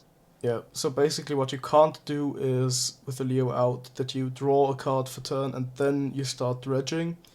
But you can keep Correct. dredging because you I never just, actually draw. I just want to mention that this is a very funny state where Leptis's cockatrice says he has no cards in his deck, library, graveyard, or exile at the moment. Seems good. Yeah. No, all he Yeah. needs is a laboratory maniac. And a hapless researcher. Yeah. Corey. Or a necrotic ooze with thorn. There's nothing in his graveyard though. With concordant crossroads on the field and a JVP in hand that he can discard to something. Yo, and he has a Rexel the Risen Deep and a +1/+1 counter on a artifact creature that is actually a Jace the Mind Sculptor that got turned into an artifact by a fucking liquid metal coating, and then got turned into a creature by March the Machines. So his Rexel can activate infinite Planeswalker abilities, and he just wins. Never thought about that, did you?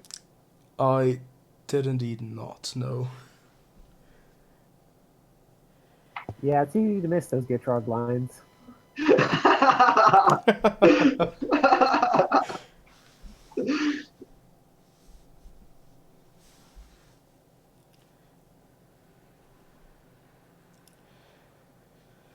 Surprised when it's like ad nauseum or something.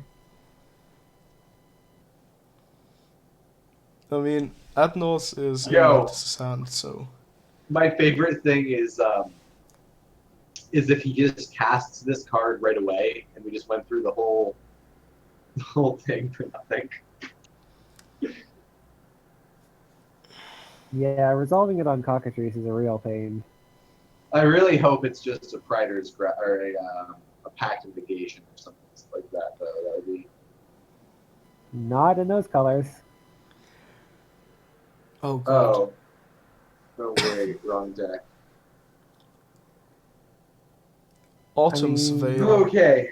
Alright, so this turn has been a really fucking long time now. Let's see if he can finish this off and win the game. Yeah, can you win? Oh god, I hope.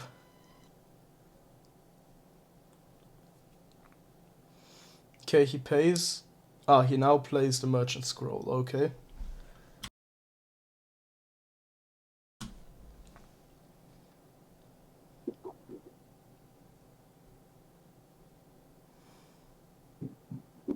Just for shits and giggles, I'm going to draw my opening hand Lobster. Oh yeah.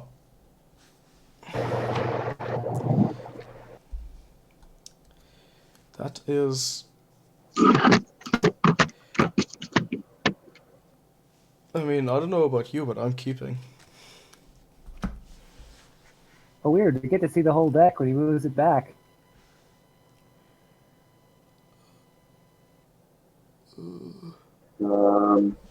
Oh man. Oh man, I think I can probably keep this as well. Oh, this is only 6 cards. Oh man, I get to draw 7 cards. Oh, I'm totally keeping this. Oh my god. Shit. All right, do you want to just concede to turn 1 Trinisphere? Yes. All right, cool. New game. See? That's how you play Magic. That game took 10 seconds. And we've been here for 40 minutes in one turn. Oh, and he passes. Seriously? Well, that was anticlimactic as fuck. That Oh. sucked. That is Yeah, but the singular worst 40-minute turn. Even 30-plus minute turn. Even 20-plus minute turn I have seen in my entire life. oh, that's brutal, man. He's gonna watch this VOD later and be like, man, those guys at CDH are meanies. I am. I'm... If you ever thought I'm a nice person, then, no. I am not. You're nice to me, Lobster. Is that because I'm not a baddie? I'll have to think about that. Possibly. Yeah. No, but you Determined don't take Citadel. 40-minute turns, that's why. Oh, okay. The Tardish Citadel comes down for IMOC. Wait, what? Oh, no, that was him untapping. Never mind. And he draws a reanimate. Let's see if there are any spicy creatures. No, there are no creatures in any graveyards right now, are there? Nope, none at all. Too bad that Kozilek hit for IMOC.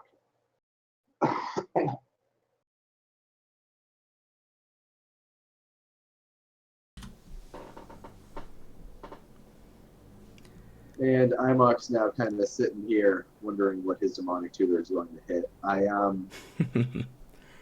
honestly, I forgot that I said this beforehand, but I'm still liking that that demonic tutor for Mystic Remora, which he could have done last turn. It might not seem like last turn because it was over an hour ago, but last turn he could have done. I mean, it's hard to say. It depends on whether you think that play for 0 mana will be stopped in any way. It's true. You could also just go for the counterspell of some kind, but you know, he gets to see whatever counterspell you go for.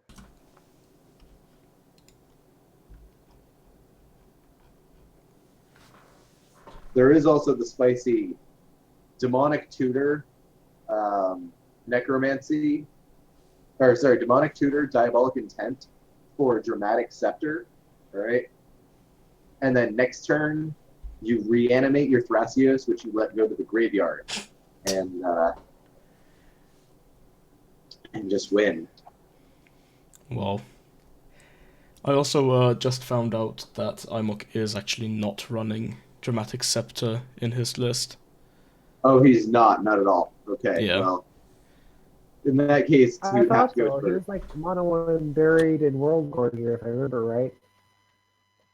In that case, you would have to go for some kind of line that capitalizes on reanimating a World Gorger dragon, which is a little bit more difficult from his current state.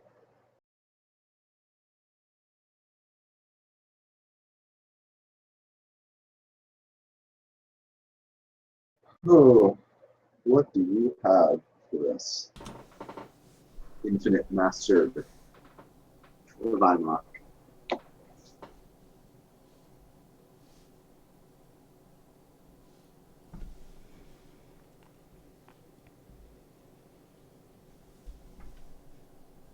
I think I might go make a bowl of soup soon. That's reasonable. I've had some yogurt earlier, and I've got like these small portable salamis. here. Oh, those sound dank. They are good.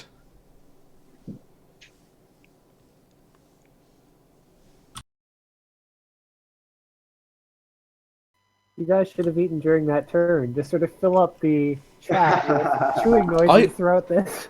I could literally have dressed up, driven to fucking McDonald's or something, come back and eaten during that turn. Yeah, I probably could have taken a shower and made an actual meal.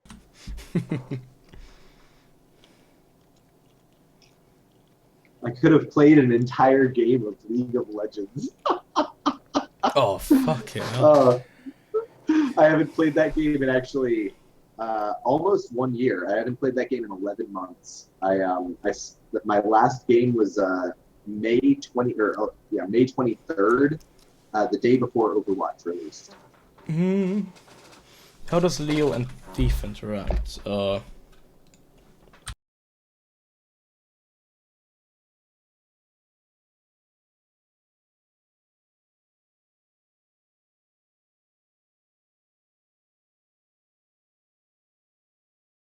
I mean, they're both on the field at the same time.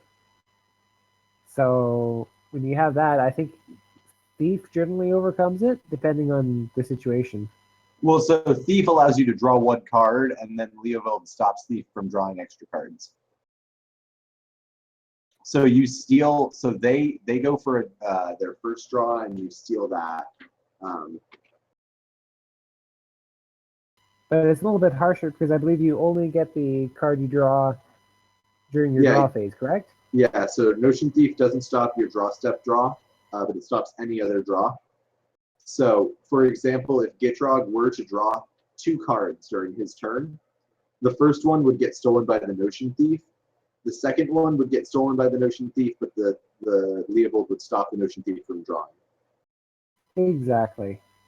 So,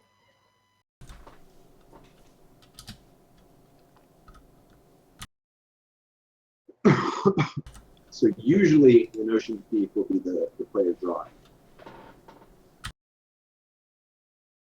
So at 6 mana, Imok is just considering going for this Notion Thief line.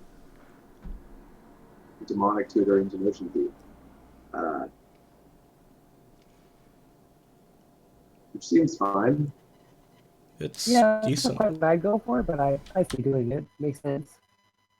I kind of like the Mystic Remora better, but it's about the same.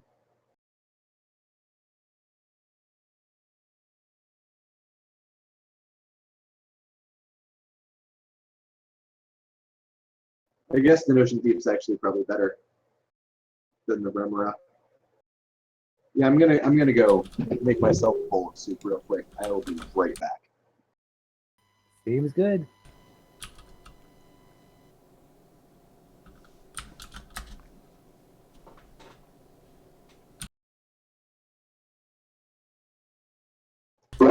Yell if anything Jesus. ridiculous happens. Okay. I think we spent our ridiculous count for this game.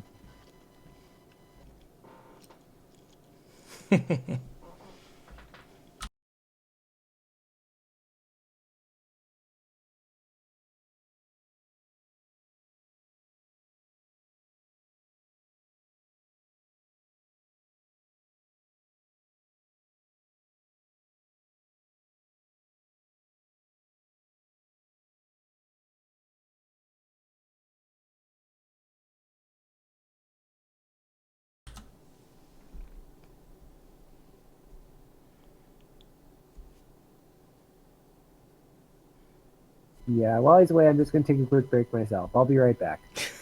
Okay. So I'm left to my own devices here. With another player going deep into the tank.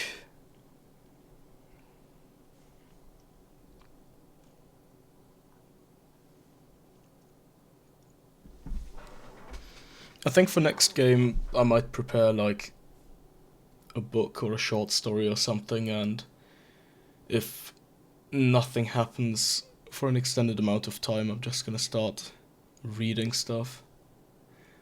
That way there's at least gonna be a tiny bit of entertainment.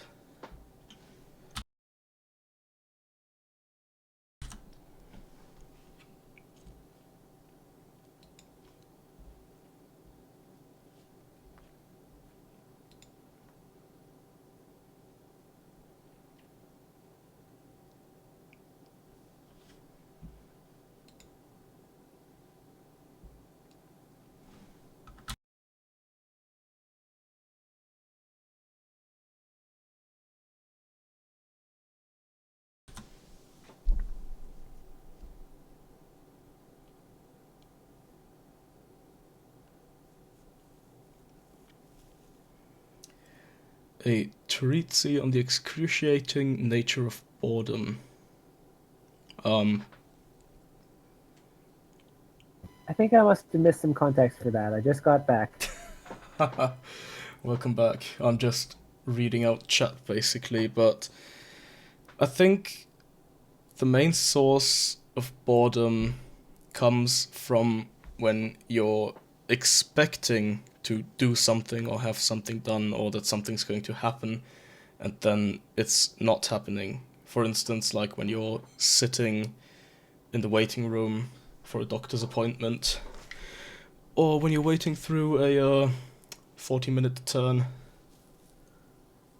on Cockatrice. For sure.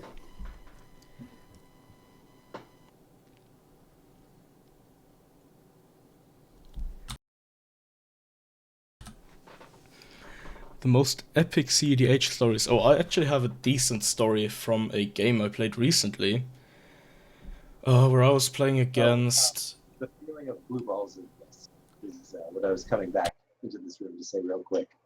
And then going back to this. Cool.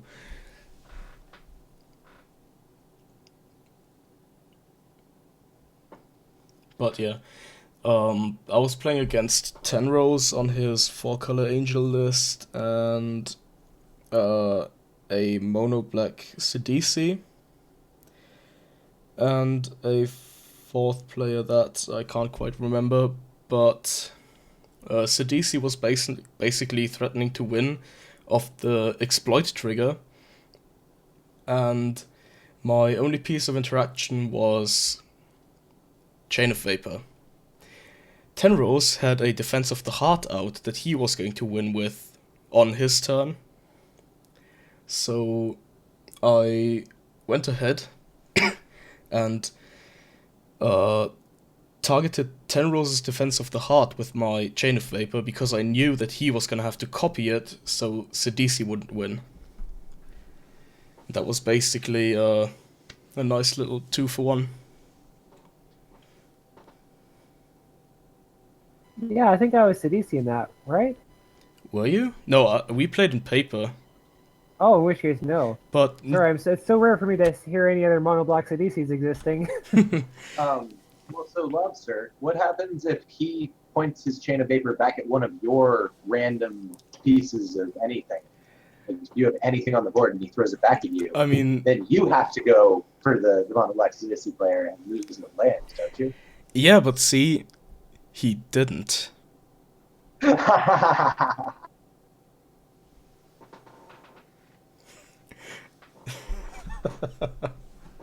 So Tenrose didn't copy? He did copy it, and he targeted the Sidisi.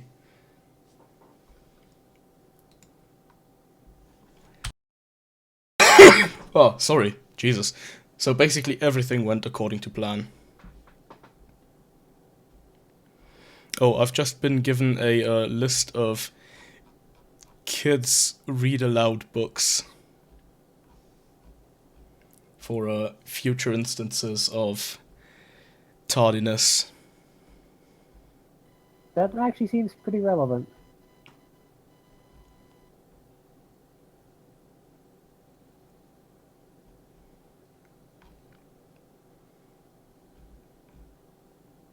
I mean, I think that's the longest I've seen in the game where nothing's actually happening. I've seen long storm turns, I've seen long other things, but nope. Yeah.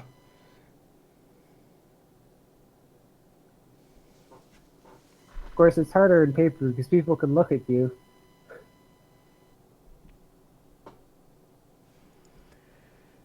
Oh boy. So IMOC's currently resolving Demonic Tutor? Looks like. Oh boy.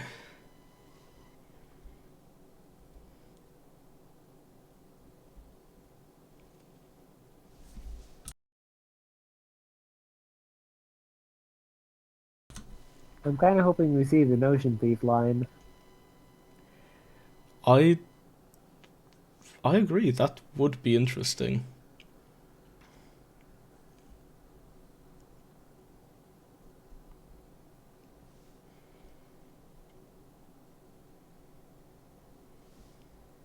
Actually, I'm not sure. Imok runs Leovold on his list.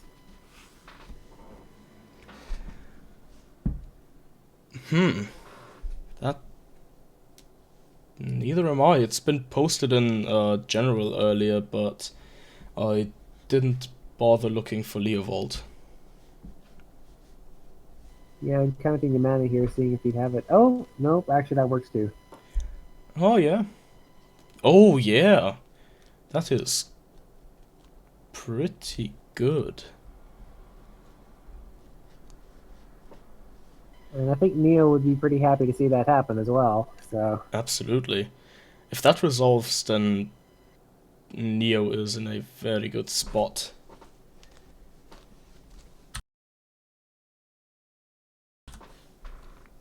if Dakmor got taken, Leptis is pretty much out, short of beats.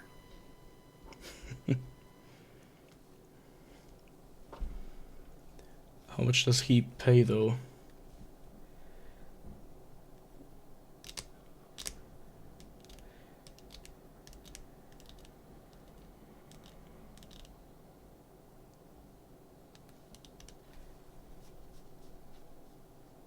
I mean, I think you just pay 6 here, right? Yeah, nothing's bigger than Frog.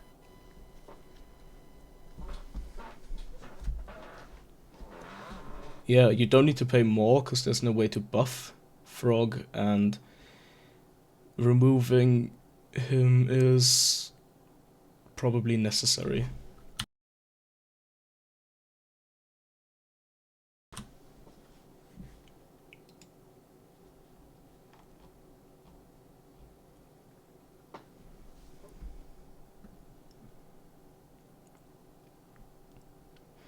It is a bit unfortunate that he can't follow this up with anything, but it should at least give him some peace of mind for the coming turns. Although I do think that Neo can basically threaten to win in the next 2 turns-ish. Yeah, Neo's looking in a fairly decent position here. He now can also draw again as well, so Frantic Search is open. Yeah.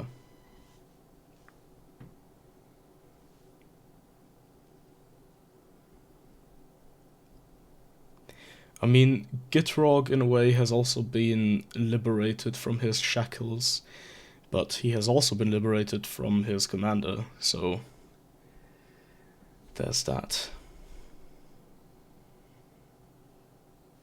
I mean, to be honest, looking at Imok's mana, what he had available there, I'm wondering if there's a reason why he kept the blue up, because looking at it, he could have tutored Toxic Deluge and then reanimated something.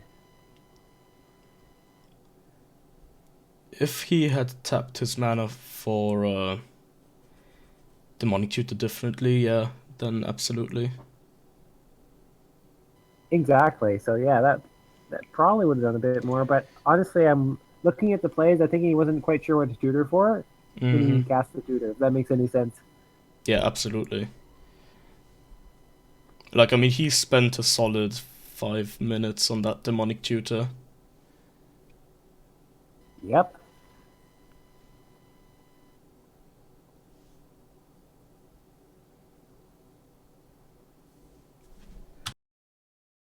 Yeah.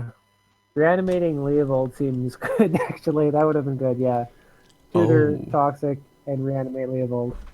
yeah, wow, that would have been really good, yeah.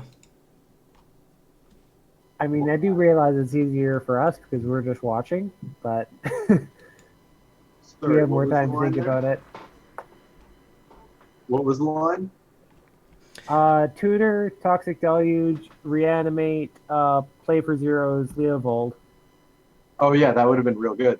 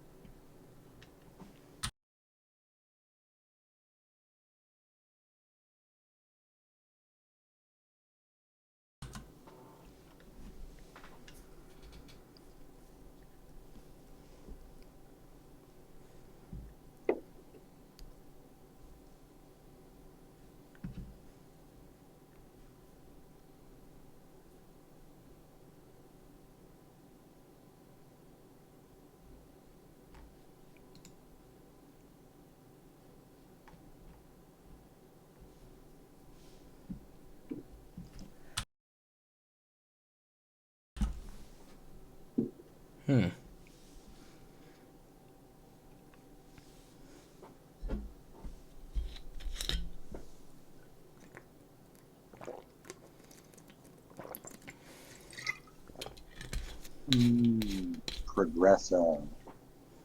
So the Gitrog monster just plays an Azusa, dumps out some lands, and says go. That's fair.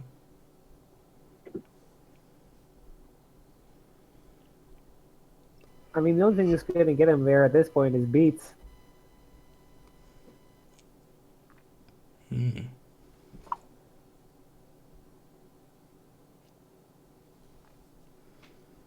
Neo So the has. question is, can Leo just win here?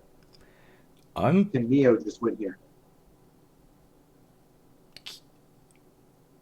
Yeah, he's got Maybe? 9 mana. He can go for Yeah. it.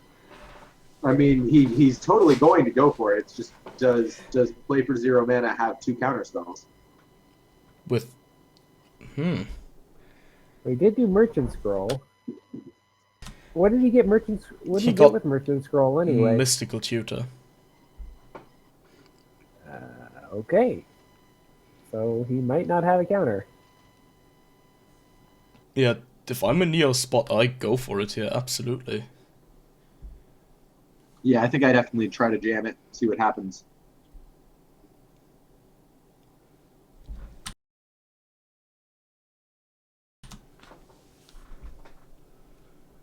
Oh boy.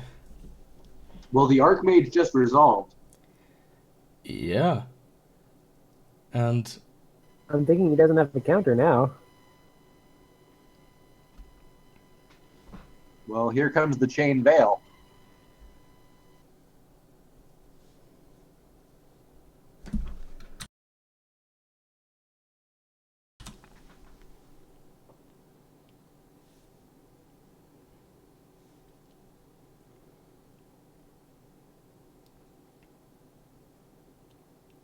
Looking like. I'd assume so. And he has enough for Chain Veil plus activation with Dispel backup. Yep. But that's all he has. He doesn't have Dispel and Spell Pierce.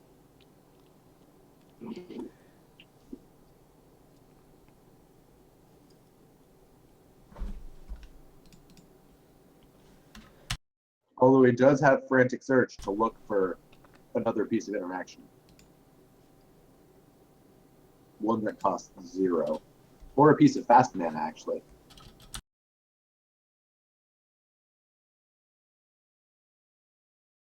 Somebody's trying to respond to the to Fairy Trigger, it seems.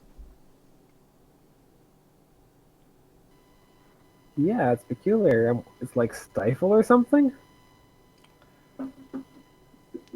That would be... I believe Disallow is the card that people are playing right now. Oh no, not that card. Please not that card.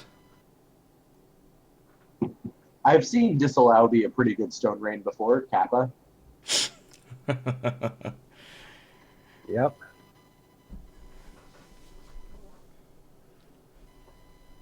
Just needs to be 1 less mana, and then it's wonderful. Well, then it's broken. Yeah. I would run double blue disallow. Double blue Disallow is strictly better counterspell. Come on. Yeah. Well, we already have strictly better counterspell. We have mana drain. Yeah, but when it was printed, it was not strictly better because there was mana burn. Was there? When did they introduce mana burn? Mana burn was from Alpha, and then they got rid of it in like 6th or 7th or something, 10th or something. They got rid of it late. Yeah.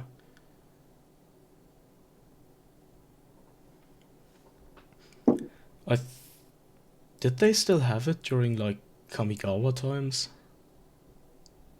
Yeah, I was wondering because Braid of Fire doesn't make much sense otherwise. Yeah, and I vaguely recall a lot of my like really old friends that I used to play Magic with when I first started trying to lose life on mana burn. So maybe they changed it in that 2010 update. Okay, wait. Okay, so he's casting Chain Veil Mana now. burn was almost removed in the 6th edition rules update. 10 years later, he fought to have it removed. It didn't get removed until 16 years into Magic. Jesus. Yeah, so that is the Magic 2010 update. Neo, Yeah. in the meantime, is going off with the Chain Veil. I think we have our winner here for game 2. Yeah, it looks like it's Oh, happening. thank God.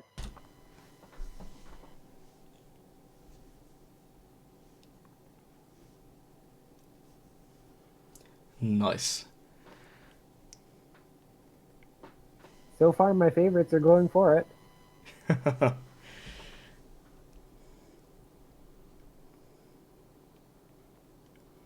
I mean, I really thought Timna had it there with that 40-minute turn. so yeah, did I was just assuming like some sort of doomsday win there. Same.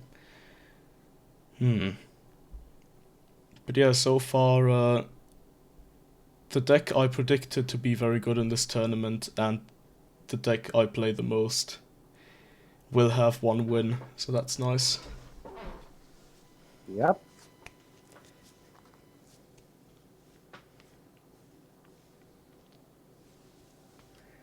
Also keeps things interesting because now the stakes for IMOC and play for 0 mana are going to be really high. Yeah, they need to win 2 more games. 2 games. So there's the awful potential that we could have 3 more games in total. Oh god. That would be Oh boy. stressful. Whew. So are they going to continue playing right now, or I'm not sure. I'm going to go ask them what the game 3 plan is. I'll be right back. Or maybe if they're done right now. I suppose Neo's explaining the Chain Veil win right now. I'll be Of right back, and course. I'll let you know what's going on. Okay.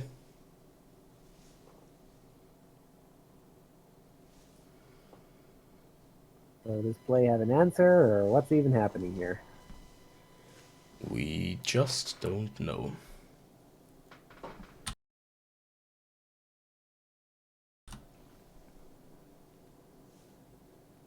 It sounds like most average Garen might have a response. Okay, let's see how it goes. To what?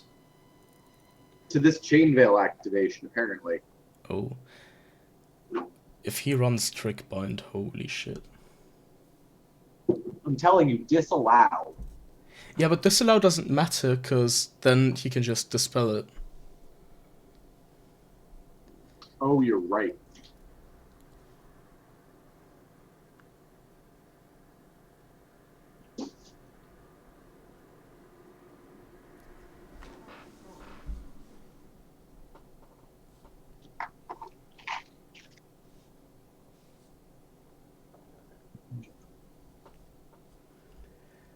Oh boy.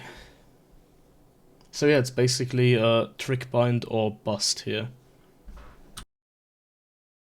He could Yep. also silence, and then after the silence resolves, cast a disallow.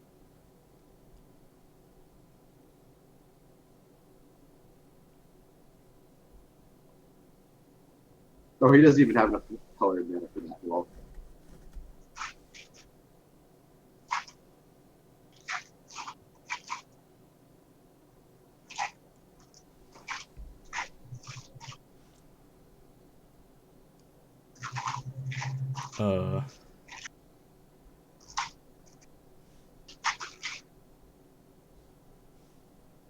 Maybe we're going to be here for another 40 minutes waiting for that response. I don't even want to meme about it. Oh. all right. Well, in the meantime, would you bring up the lyrics to combo adaptation for me? Do you mean on stream, or where do you want them? Anywhere, just throw them in a chat box for me real quick, because I don't have them anymore. I deleted most of them. Oh, okay. Sure. I should still have them.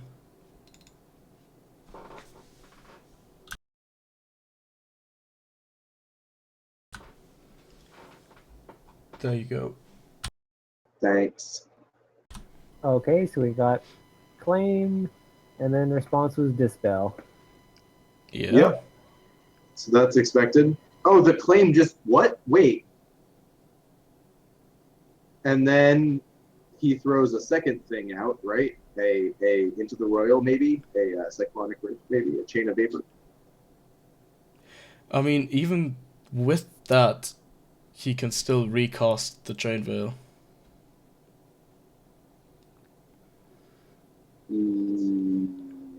Yep.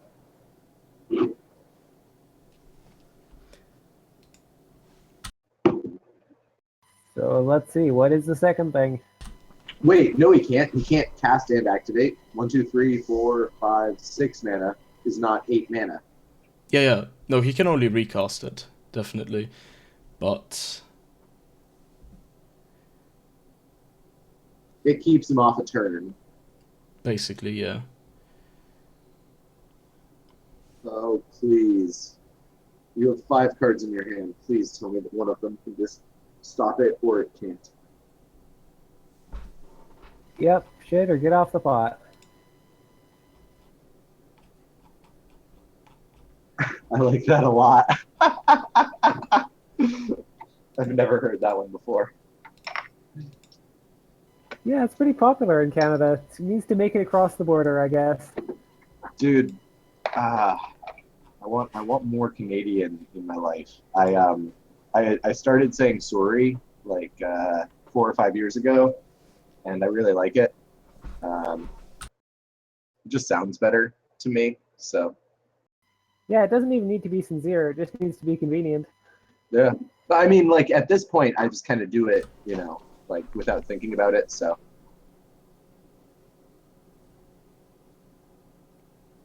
oh, what does Leptis have? Oh, he's cycling. Oh my god! He cycles his Baron Moor into a Nature's Claim. But he doesn't have the green mana. Does his Arbor Elf have Summoning Sickness? Yeah, because I'm Toxic Deluged. Yeah, it just came in last turn. Well, that would have been insane. That would have been insane. Oh my god. And here's where Play for 0 mana does the super spicy play of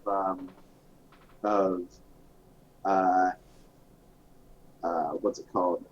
Frantic Search on your face to untap.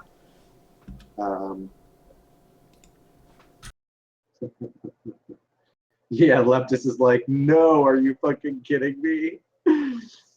Oh my Yeah, god. that's gotta Oh. hurt. That is sad. That is honestly, like, that is God, like, saying, like, just fuck you. Like, go fuck yourself. Like, I'm going to give you the card you need, but not the mana to cast it. Yeah, Yep. that is tragic. All right, and for those of you who don't understand how Teferi Chain Veil combo works, you activate Chain Veil a bunch of times, and then you let your Teferi die, and then when your new Teferi comes in, it looks at all of your Chain Veil activations that are currently permanent effects that you have for the rest of the turn, and it's like, oh, cool, that means I get to activate myself 5 times automatically. And yeah, you just keep going like that. You produce a shit ton of mana. You actually produce enough mana that you can infinitely cast Teferi and activate Chain Veil and get infinite activations of any artifacts you have. So Yep. with that, you then eventually get to plus Teferi on yourself infinite times until you find your Ugin. And then you get to Ugin infinite times to burn people's faces off. Yes, literal lightning bolt to the face, and that's the GG. Game 2 of the Actually- grand finals are over with Neosloth taking it. So we've got Leptis at 1, Neosloth at 1, Imok at 0, and Play for 0 mana at 0.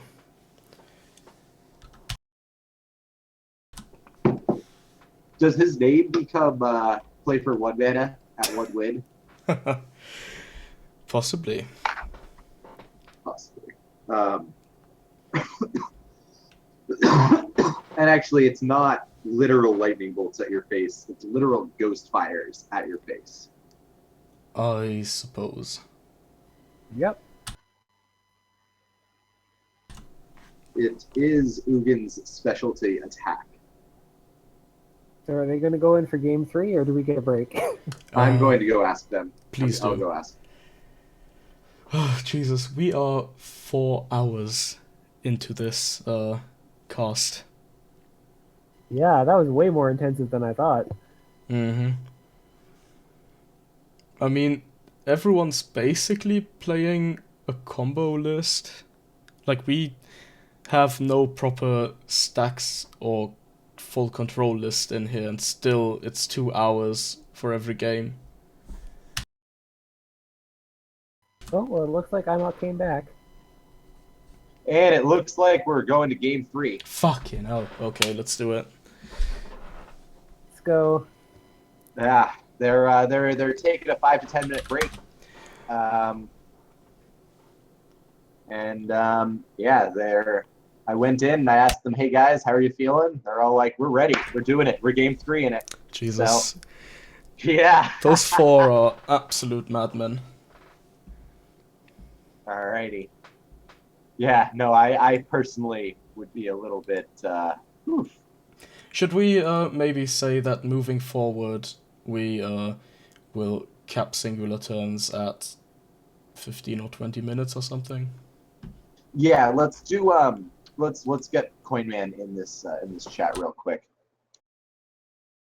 That's a good idea. I'm also gonna shut off stream audio so we can actually discuss this.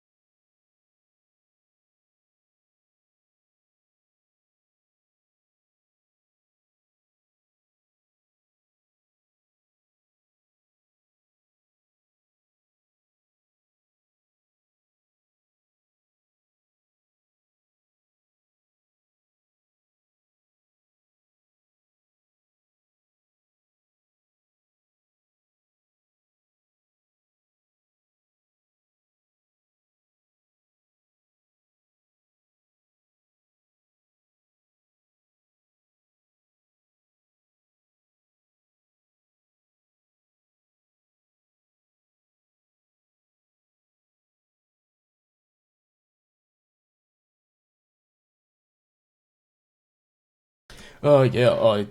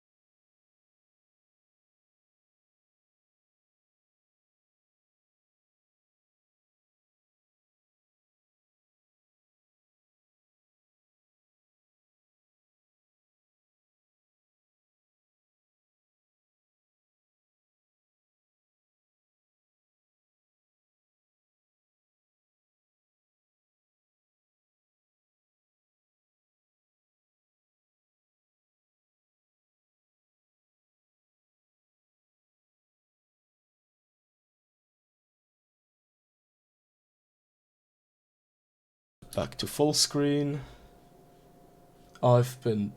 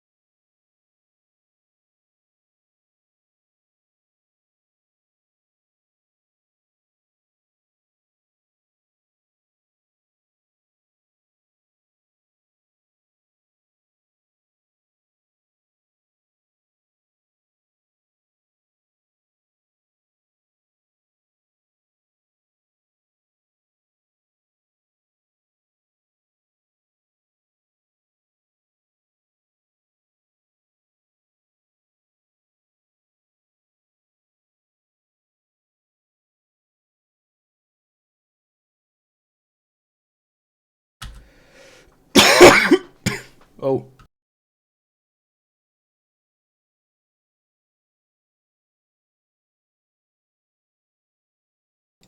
Oh yeah, I just got a message from iMock. Yep. It's all good to go. They are ready to go. I excuse the cuffing, but let's go. Game 3 is underway. Are we live?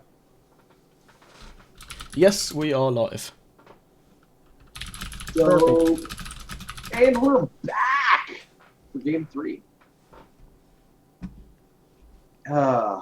With Neo Sloth, play for 0 mana, Leptis, 2 OP, and the Infinite Master himself, Imok. So, everybody rolled up, and it looks like we have play for 0 mana playing first this game. Unfortunately, we are cockatrice, but we still got lucky in the sense that play for 0 mana is going first, and Imok looks to be going second because of turn order. And then the 2 people playing who rolled 4 going third. This is not always the case. I've very often on cockatrice been kind of salty about rolling the second highest number and then playing fourth. It's unfortunate, yeah. It feels real bad. See, that's one of the advantages we've got on Play EDH. Oh, for sure. We actually go by numbers and not by how people are seated at a virtual table. I also enjoy the fact that we always have voice chat, because voice chat just makes Magic the Gathering a significantly easier game to play with 4 people. Just that's how it works. There's so many small things where people get confused because there's cockatrice bullshit going on. People are trying to shortcut things. People don't understand things that could be very easily said in a simple sentence. Anyways, we have a turn 1 Tundra from Play for 0 mana. Oh, fuck, I'm an idiot. I forgot to switch to the game. We are in the game now. You haven't missed much. We've got Play for 0 mana playing a Tundra for turn, and that's basically it. We will note that everyone actually went to 7 except for Play for 0 mana, who went to 6 this game. This is the first game like that. We've had a lot of moles in the past few. Yeah. Yep, kind of balances out him going first just a little bit. For sure. And we've got Imok looking at his deck with this Scalding Tarn, probably going to pull out an Underground. Yeah, there it is, the UC. Yep, left us at 20 life already. That's usually his best starting land. And a Careful Study. Cheeky. If we see a World Gorger hit the grave right here, we know that this is going to be an interesting game. Yep. Definitely. And you got to know that that's what Imok's hoping to drop. So. Oh, or a Jin Gitaxis is similar. Now, the interesting thing here is I believe that Leptis plays a good amount of graveyard interaction vis-a-vis, like he literally runs some reanimation spells, if I'm not incorrect. I'm pulling up his list. Yeah, he does. Absolutely. Oh yeah, you run them to get back discard outlets and Scourge and that kind of thing. Yeah, but I'm just saying, if he happens to have one, Jin Gitaxis is not a bad target. Oh yeah, I've definitely stolen other people's Jin on Gitrog or CDC. That's got to feel real good too. And his other card is Fire Covenant, which he discards and then takes back, so that he can discard a Windswept Heath. Just doing a little bit of information flash in there for everybody, showing them that he has the answer, so you better not. Yep. That's cheeky.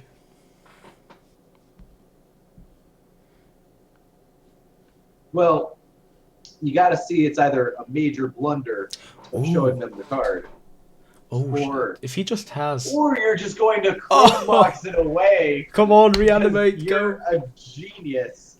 oh, you're a genius, and does he actually have the If it reanimate itself? reanimate, Come on. that'll be too good. Please. I want to see that reanimate so much. Oh, reanimate, take that damage, and put that fucking Jin right in play. Oh, that Please, would be I'm off. so spicy. Oh. Come on. Oh. Oh. Unless he waits until someone's end of turn to make them discard their There you hand. go. With what? Jin? Yeah, but like what reanimation instant spell is he casting? Reanimate? It's sorcery. Oh. Oh. That's disappointing. Like what reanimate instant spell is he casting for 1 mana? No, there is none. I just thought reanimate was instant speed. Yeah, Dark Ritual into Necromancy works. Yeah, I was thinking that too, actually. But and so the death rate comes out from Leftist, which is actually wonderful in this pod. That's real good against yeah. Timok. Mhm. Oh. And the Felwar Stone Mana Crypt, is that a no-lander? That Nope. no, he kept a land. Okay. Oh boy. That's a good start. That's a lot of mana pouring out. Oh my! Holy shit. If he casts like a windfall now. Hot I damn. was going to say, does he have the windfall?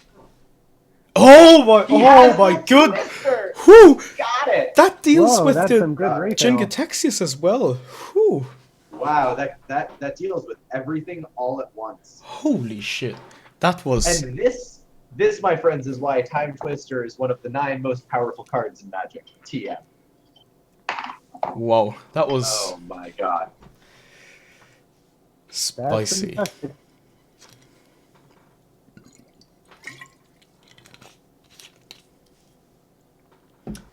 What can I say? It's a very good deck. It's a very good deck. It's a very good deck. I get it. It was a play on words. You played my words. I do like to play with your words. That didn't come out right. Yeah, different channel for that, lads.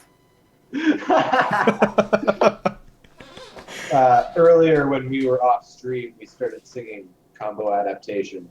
And I guess we should have swapped to the karaoke channel for that also. Oh fuck. That is like the perfect start on Teferi. Holy shit. Yeah, that was a great start. Play for 0 mana, wheeled into a Mana Crypt, though, That's also which he will play for 0 mana. It's probably what his name is named after, actually. probably, yeah. Yeah, I'd assume.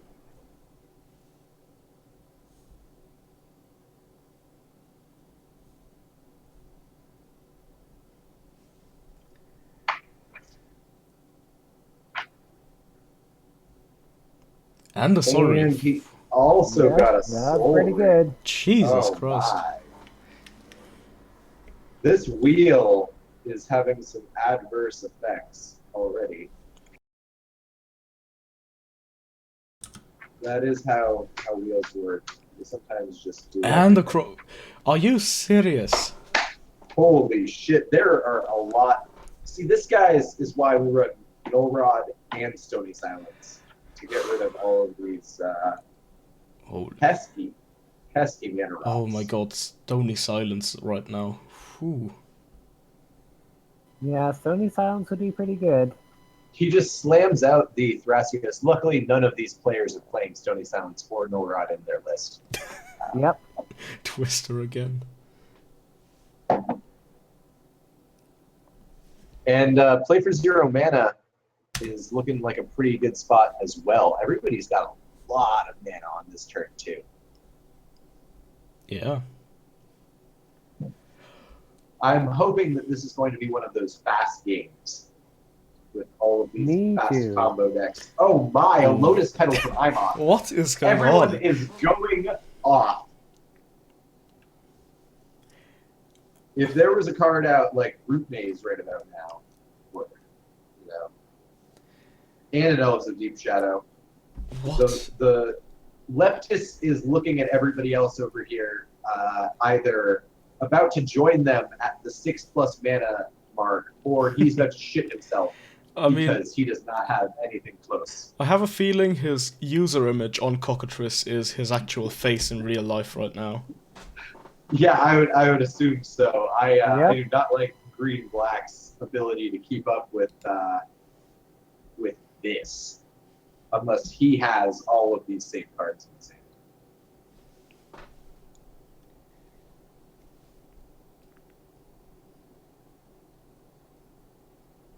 I'm also ready for one of these blue players to slam a Mystic Remora and just be like, I held this turn 1 because I needed all of my mana.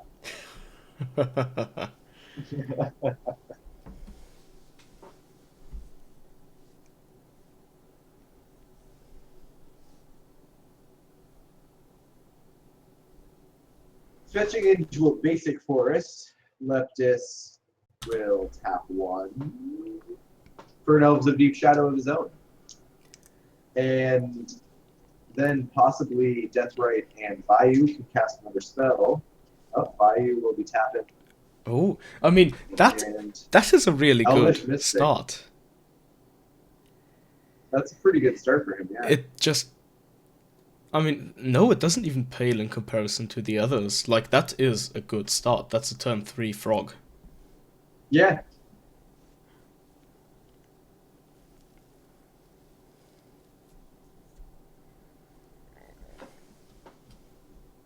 So this is what the fast combo is all about right now. This is one of those games.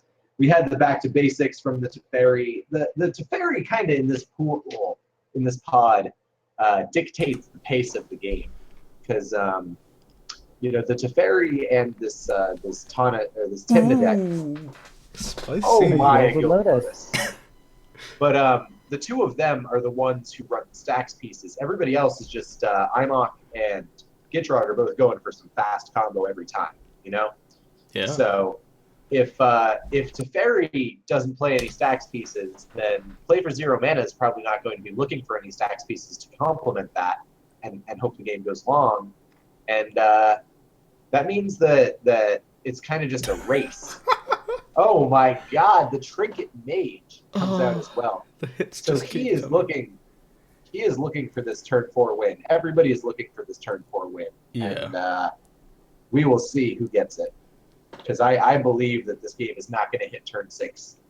Oh, shit. That's some madly great plays there. That Merchant Scroll. Oh, that's... And he gets Oh, so he's got the stuff He's already need... got the win. He's got the win, and he's waiting one turn to just do it. Yeah, He's got the turn 3. Exactly, yeah, but we didn't... Like, Merchant Scroll for Pact there signifies that he's got the either Chainveil Tutor or just straight up Chainveil in his hand. Yep. If I'm anyone at this table and I have a wheel, I wheel right now. Yeah, wheel sounds correct. Well, either that or something like Vandal Blast.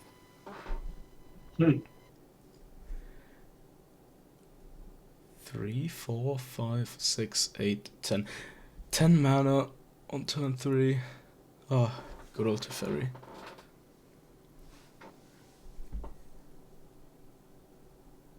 $11 if he plays a land. Yeah.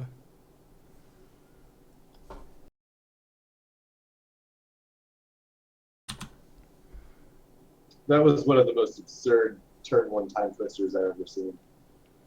Yup. On like all sides, basically. Yeah, no, that the fact that it hit the Jin was just icing on the cake, really. Yup. You heard it here first, folks. This new undiscovered tech, Time Twister, is a good card.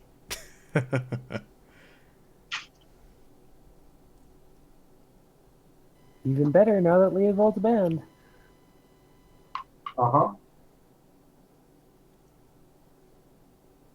Rest and pepperonis.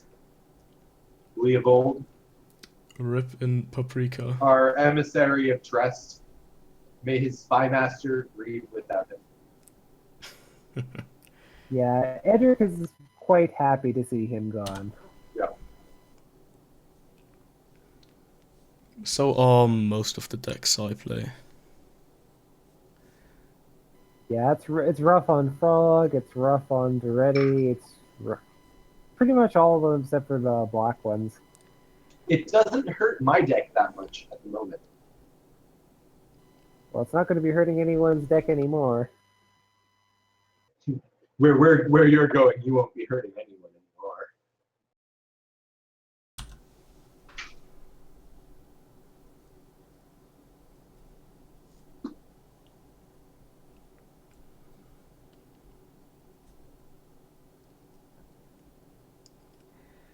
I wonder if Neo has double counter spell here. He might. Because there's a lot of open mana from play for 0 mana.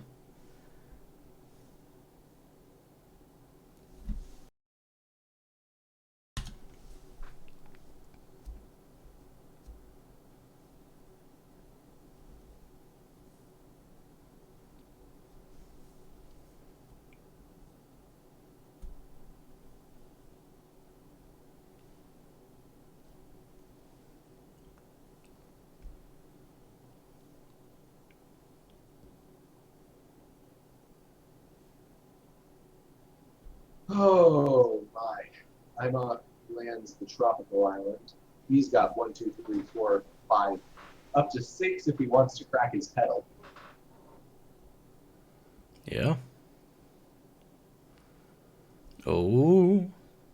And it looks like he might be casting a Thrasios here. Let's see. Yeah. Yep, it's Thras.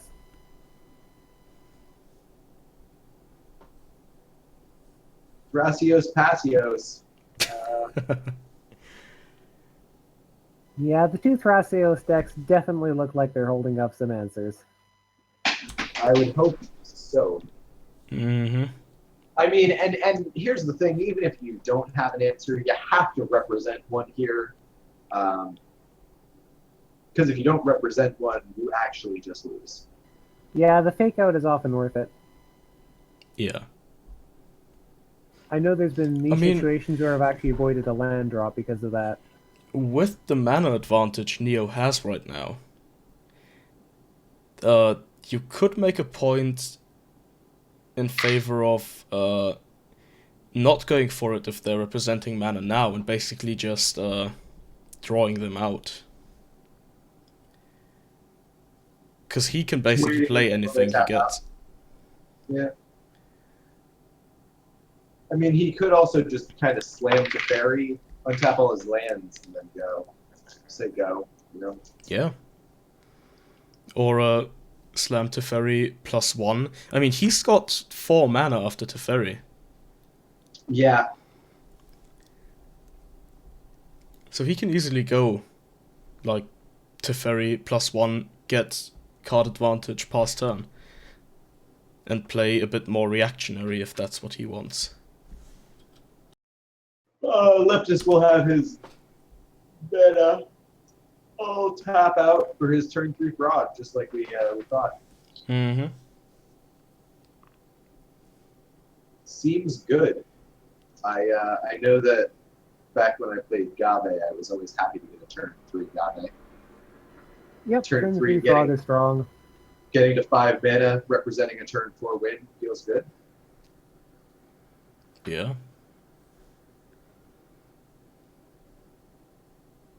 It's not amazing because it means that you've kind of not done any kind of interacting all game. But that is why I stopped playing that deck. Frog has an easier time of actually winning. Oh, It's we got a less Lake of the Dead.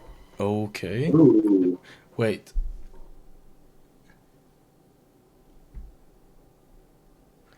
He can't use it this turn. Ooh, he can. Oh, yes, it can. Yeah, you can. You get 2 land drops. If You he- probably gotta swap it. If he steals this win right now, holy shit. I mean, I'm not entirely sure how he would, because that would require some luck, but... That, If he has Dartmoor in his hand, he can go for an end step loop right now. yeah.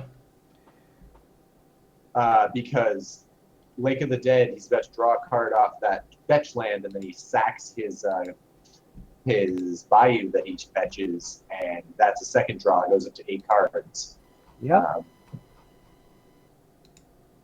And oh wait, what? I thought he was at.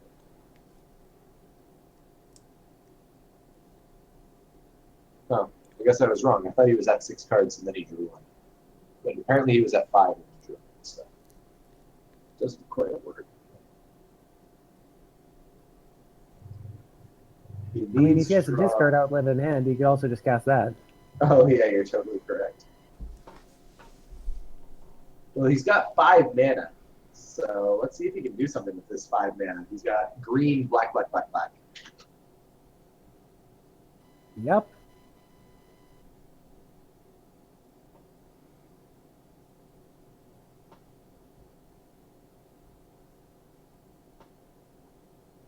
And the thing is that he actually goes for the win here, and he forces out some 7 mana. He forces out some response from play from 0 mana or from IMOP, right? Mm-hmm. Then I think that Teferi just wins. Yes. Pretty much. If they have to bust their answers on stopping Frog, then I don't see a way of Teferi not getting there next turn. Yeah.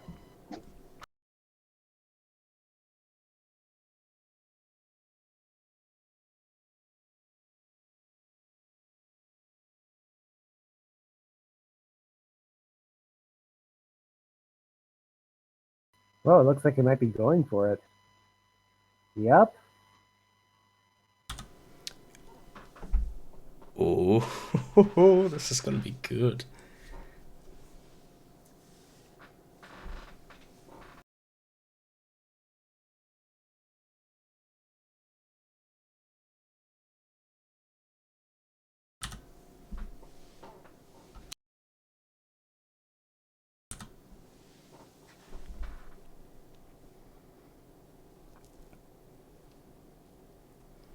Huh. Now I'm really curious what the line is taken. Sit. That is a... No. That's a bad idea right now. If Unless he doesn't can win win... this turn. Yeah, if he wins, it's fantastic. But if he's gonna try to win, then somebody should interact with that. Oh my, City of Solitude. Holy shit. I mean, if I was Neo, I'd definitely pass priority on here, even though it could potentially kill me. Yeah. I'd take the chance of... Yeah, I don't think Neo has to worry too much about this city unless, and here's where the fake out kills you. IMOC and Play for Zero are both doing the fake out. Yeah, that would be bad. That would be Frog winning the tourney. That would be Frog winning a tourney. I mean, wait, but you can... Is there a way to create a... Oh, yeah. There's still a way to do it, though. Like, if they pass priority up to IMOC, then, and IMOC doesn't have anything, then he can create another opportunity for Neo. Oh, yeah. He can create another opportunity for Neo by cracking Lotus Petal. Uh-huh. I'm kind of surprised Neo went for the pack there. Wait, no. Lotus Petal cracking is a mana ability, isn't it? Oh, sorry, no. Elves of Deep Shadow puts a trigger on the stack. Oh yeah, the life loss trigger. Yep. Yeah, or he can pay 4 mana to activate Or he can pay 4 Thrasios. mana to Thrasios, yep, correct. Alright, so Neo used his Pact of Negation. Oh my. Neo, really? I think that you just passed priority there, Neoslaw. Yeah, I would have passed. Yeah. That might just be nerves or something, though.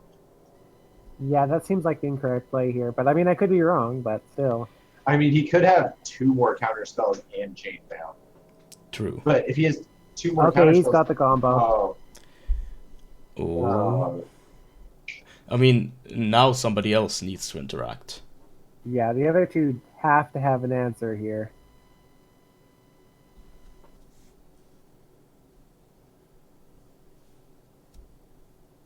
oh god, who's got priority? Okay. Okay, play for 0 mana. He's going for his own Beast Within. Ooh. Oh, Nice. that is brutal. Yep, that works. Yeah, that's basically a 2-for-1. That is a big 2 for 1. 3-for-1 if you count the demonic tutor. Oh my, that's gotta feel bad. Yeah. And now we're left with play for 0 mana has 2 cards in hand. Imok's got 5. Neo has to pay 5 mana to this 5 mana to this pact. Yeah, Can with he still win? probably not on his. I wouldn't go for the win there, even if I had the opportunity. I think with the forced interaction now, I wait for at least another turn.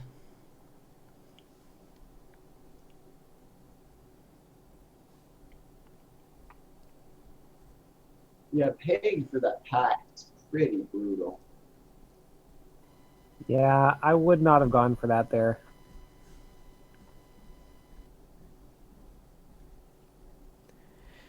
Yeah, I mean, maybe he didn't see the opportunity to force either play for 0 mana or IMOC to create another round of priority, which is perfectly reasonable, TBH. But just straight pacting, I don't know, like, if you don't pact right there, you either make someone else use a spell, or you make them pay mana, which is advantageous. Yeah, I think the politicking there is asking the Thrasios just to use up their mana if they say they don't have an answer. Yeah, exactly.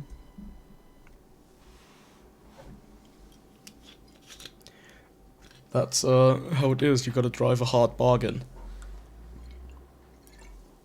You gotta drive the hardest of bargains. You gotta bargain the undreamable bargain. You gotta dream of playing Yawgmoth's bargain. How good would Flash Bargain be? Wow. Flash what? Flash Rector Bargain. That would Pretty be decent. insane.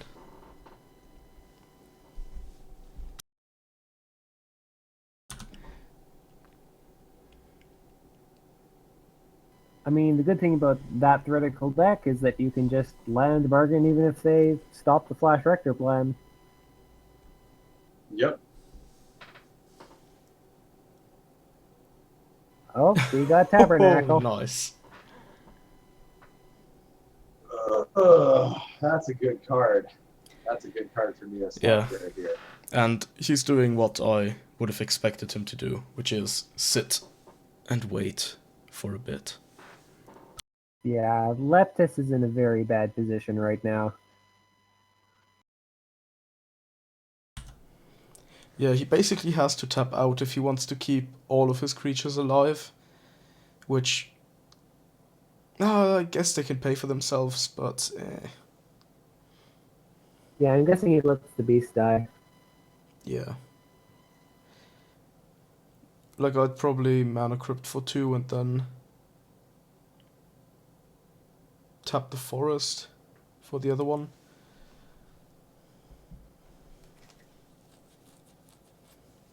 And a winter orb.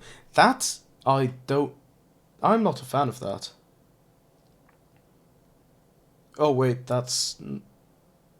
Oh, he tutored for that? I think he thrashed for it. Ah, okay. That makes more sense. Because I would not have tutored for a winter orb there. Yeah, that doesn't really make any sense.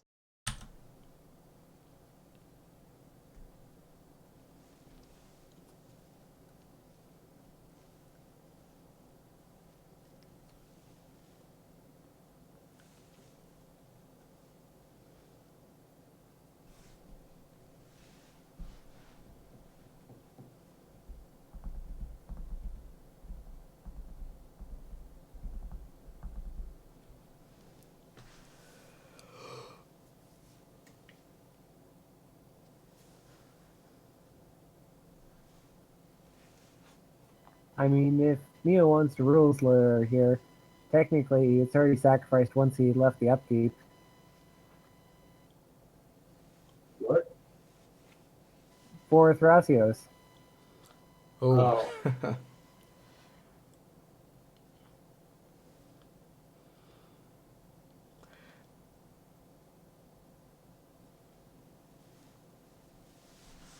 Yeah, but doesn't Neo have to announce his triggers? Nope, the triggers are yours. So if you forget the triggers on your creatures that are being affected by Tabernacle Pendle Veil, they're sacrificed if you miss that.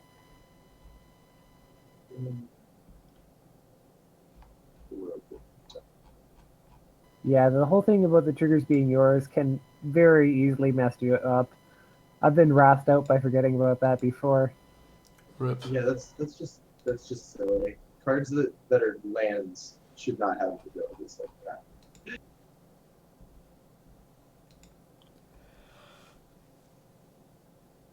They should Okay. print stasis on the land.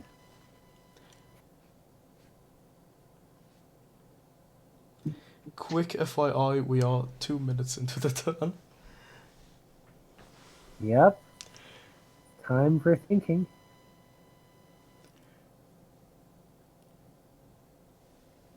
Oh shit! Wait, we never actually announced the official rules to everyone. I did in chat. Yeah, he put it in the chat. Okay. To the people who are playing also. Yes. Yep, Lobster put it right before the game started. Okay.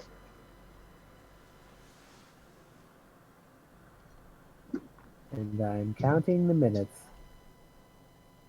So am I. I've got my clock right here. You want to know what I'm doing? I think I already heard it.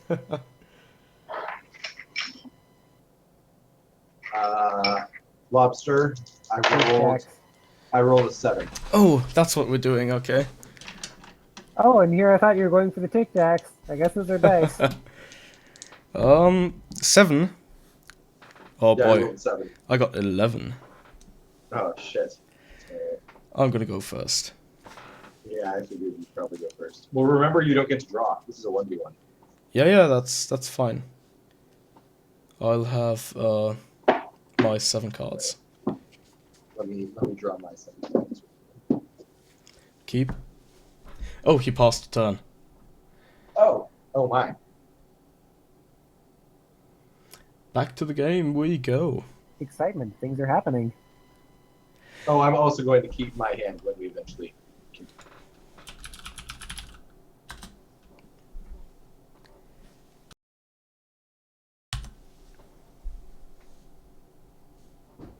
And back to Imok's turn, where he will tap 2 mana, a black and a red or black.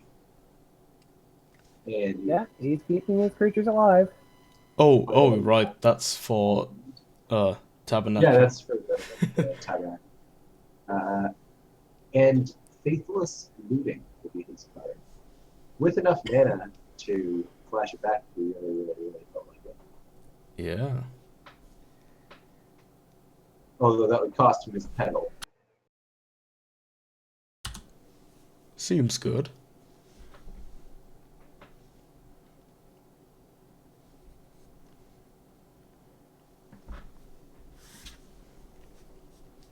Discarding a Scalding Tarn, meaning he has other lands.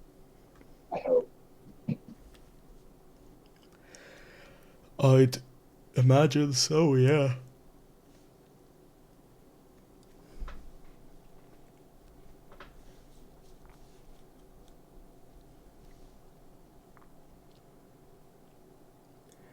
Oh god, that reminds me of Imok going into the tank for like 10 minutes on a discard on, I think, Frantic Search. But he finds the right discard here in Deathrite Shaman and plays a Mana Vault. Good choices. It's like he's got a bunch of mana too. Now this turn's going to be painful. So, I'm still confident that the fairy has a win, hopefully by turn 5, so that I wasn't a liar. Because I said that I didn't see this game getting to turn 6. We're now on Leptus's turn 4, I want to say. Yeah. And about to go into the Teferi's turn 4.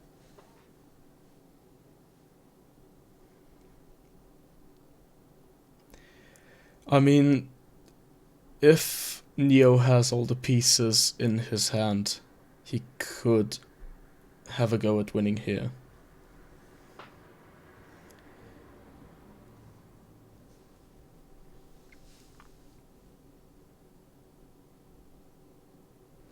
Oh, Leptus, what a fucking madman. Goes for even equals ow. An unheard of play. That's a rare sight this day and age. In competitive EDH, this is not, like I understand that vintage players very often pick one or the other, and there's not so much of a dichotomy. But in competitive EDH, everyone picks odd. So this is a new uncharted water for me. Really, I've never even seen it. Yeah. That is quite something. Thinking about it now, I think on his previous turn, he should have got one of the creature discard outlets, like Putrid Imp. Because that way he'd still have that on the battlefield, whereas the Oblivion Crown was a double hit when Gitrog got taken out. Yeah, that's very true.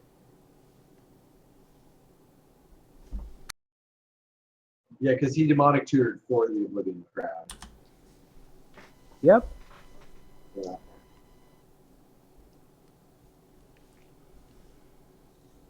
Quite unfortunato. Leptus is currently sitting with the most cards in his hand. Lobster, did I just make you yawn? Possibly. Well, we are into the 6th hour of this. It has been going on for quite some time. Yeah. Oh, Oh. 6th hour.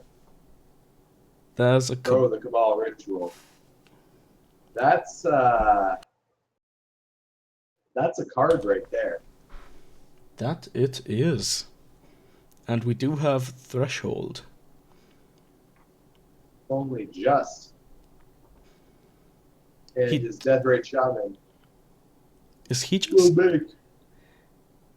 Is he recasting Gitrog here? I think That so. seems likely.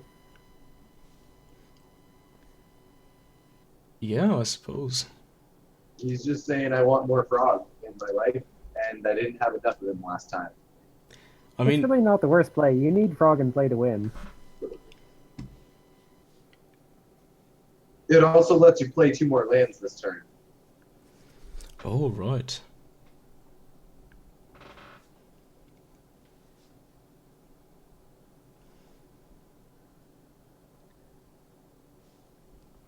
To be fair, I can't really fault him, because, I mean, have you tried frog legs? They are delicious.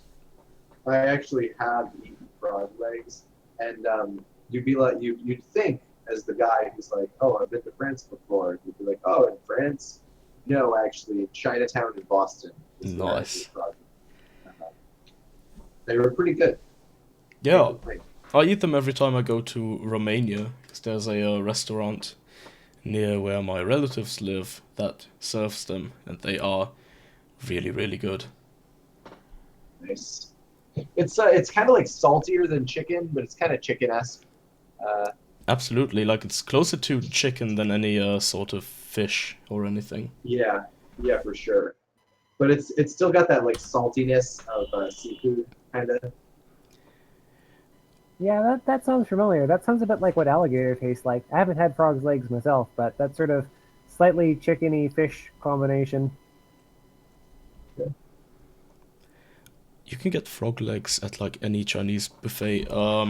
Not in Germany, at least. They are banned here. And Neosloth will go into his turn. Oh yeah. Untap his vast amount of mana on turn 4. Oh boy. That's 3. And 2. And 1. And that And looks 2. like it's a fairy. Wait, what? that's 7 mana. Oh yeah, Teferi. Good. Teferi holding blue. I like it. Welcome back to Fairy. Okay. Now does he just have the Chain Veil? I mean, if he does, he gets to -1, produce a shit ton of mana. Yeah, he is. Oh boy. I mean, it could also be like fabricate into Chain Veil into activation, but Oh yeah, and I mean he's got enough mana to do anything he wants yeah, right here. That Gilded Lotus is promoting quite a bit. it's real good.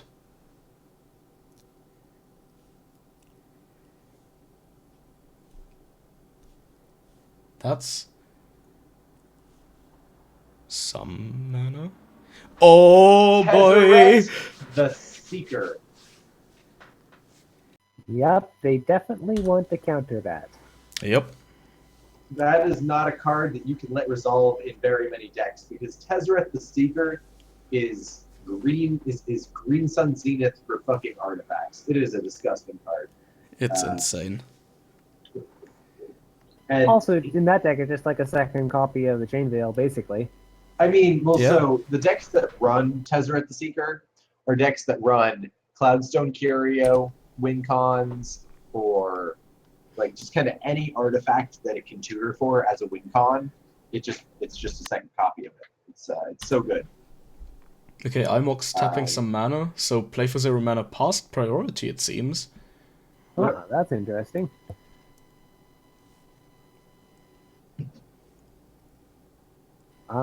Tapping a lot of mana. Oh, maybe he's putting it into... Yeah, he's putting it into Thrasios. Yeah. Oh, so he's oh my god, if he's desperate and play for 0 mana doesn't have anything, this is just over. Yep. That's a library?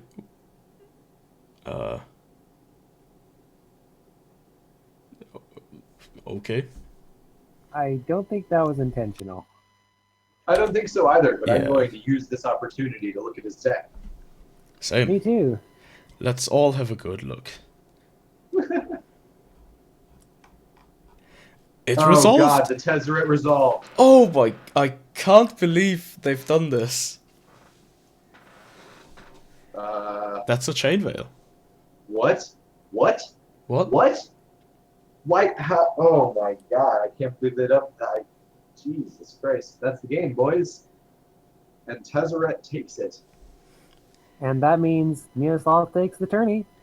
We He are is our not... champion. Are we entirely sure yet? Maybe they're gonna try to interact at some other point. Wait. Yeah. Let's not.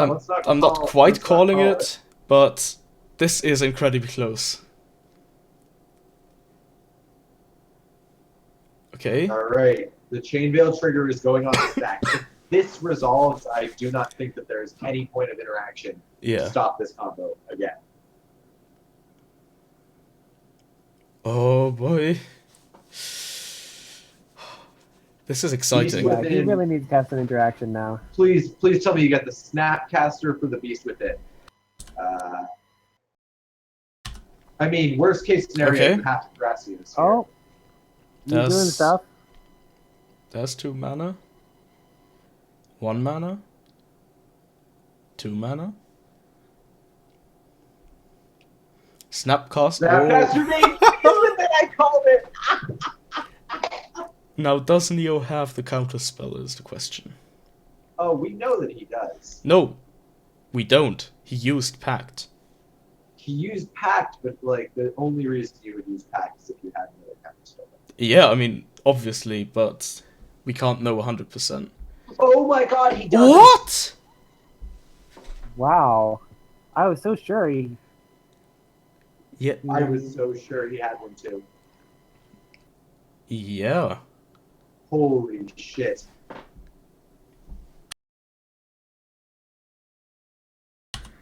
I don't even know what to say about that. That was some ridiculous plays. Oh my god.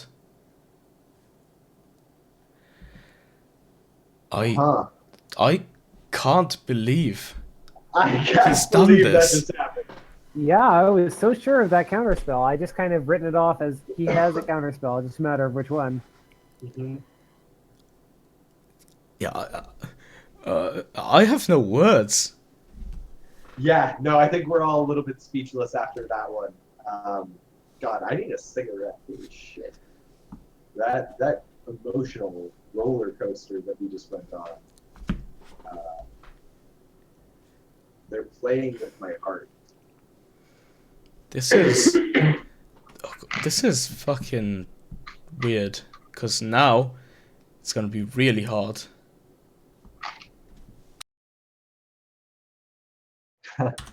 That's what she said.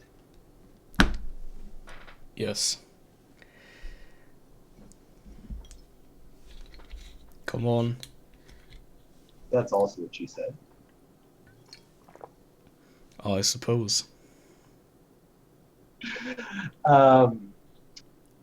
So, you run the die roll. Do you want to go first? Oh, we're doing this? Okay. Yes, I would very much like to go first. City of Brass, tap 39, Mystic Remora, go. Okay, God. Untap, upkeep, draw. Basic forest, birds of paradise, go. Fucking hell. Untap. Shit. Upkeep. I'll pay for it. 38. Draw for turn. Pass turn? Oh, you don't have a land? No. Untap, upkeep, draw. Ancient Tomb, 38, Tana the Bloodsower. Go. Untap, upkeep, Remora dies, draw. Flooded Strand. Crack. Get drop. Tap drop and City of Brass 37 Hermit Druid. Okay. Okay. My turn. Yeah, go ahead. Untap, upkeep, draw. Gonna go ahead and play tap my forest to play Llanowar Elves, and then swing Tana at you. No blocks. All right, I get 2 Saprolings, and then I'm going to play Contamination. You cheeky person. Let me just go find my thingy real quick. Meanwhile, is there anything going on during the game? No. Good. No, there's nothing going on. Right Yeah, now. we're just waiting for Imox now. Oh, Imox untapping.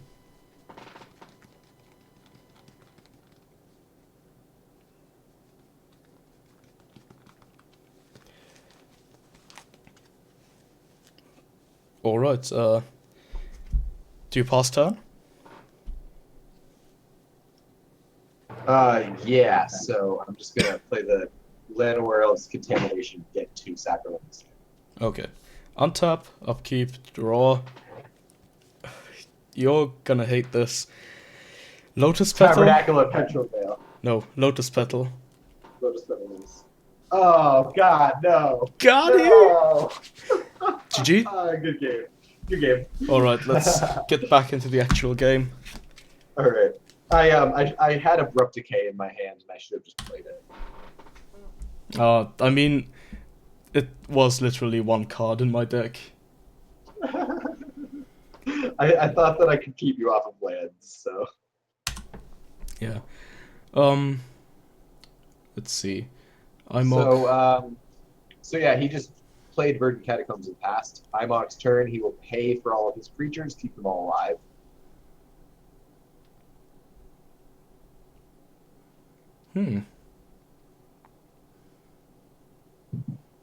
I do like how his lands on the field are forming a sort of color gradient, like blue to black, black to green, green to blue, blue to red.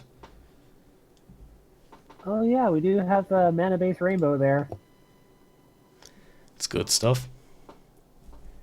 Oh my god. Wow.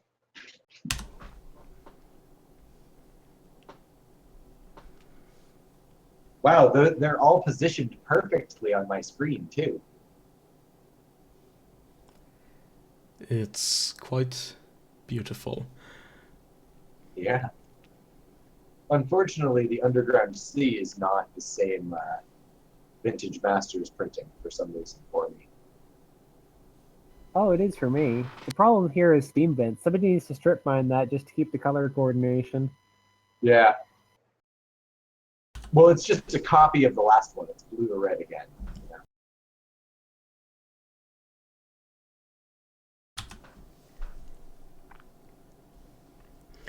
Did Imok take damage from Mana Vault? I shall ask him.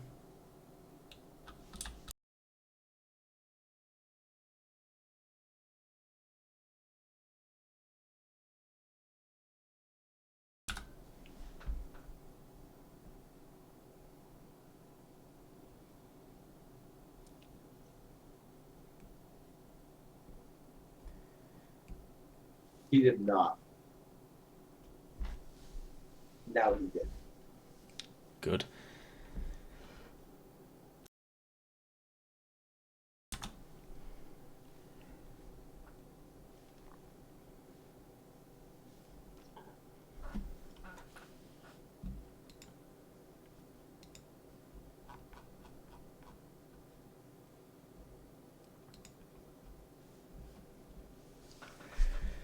Oh, Jesus.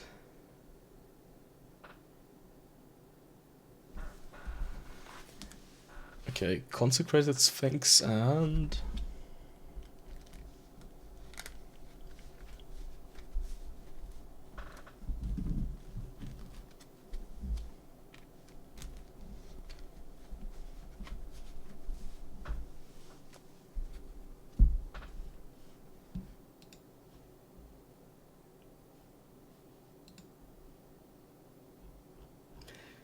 Ooh, spicy.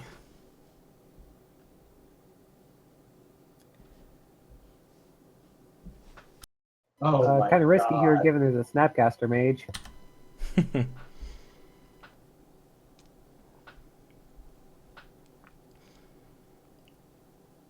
Yeah, but a Snapcaster Mage with no targets. Oh yeah, he doesn't have anything in his graveyard just now. Yep. So there's a Snapcaster Mage in one, nothing in Leptis, and nothing in Neosloth. So actually, yeah, that's fine. That is really Pretty- good. Pretty good Exhume, yeah. Oh, Oh, Trinket Mage for Neo. Oh, Oh, shit! that's not the worst. That's actually problematic because he can get Expedition Map now, which he can use to get a Academy Ruins. exactly, or Buried Ruin, and then he yeah, can that works. have another go. Sheesh.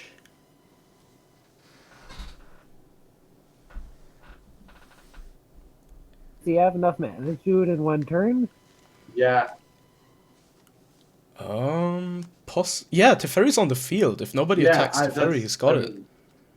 He's also got a 3/3 to block, so he blocks the frog, and Teferi takes 3 and goes to 2, meaning he still gets 1 activation. I mean, he also has the Trinket Mage, so he can block 2 dudes. Oh my god, you're right. No, this is actually Come on, very please, fun. please see the line, Neo. I'm really hoping. Oh. Oh, he gets a dip top. Oh boy. Oh, that makes me sad. That makes me genuinely sad.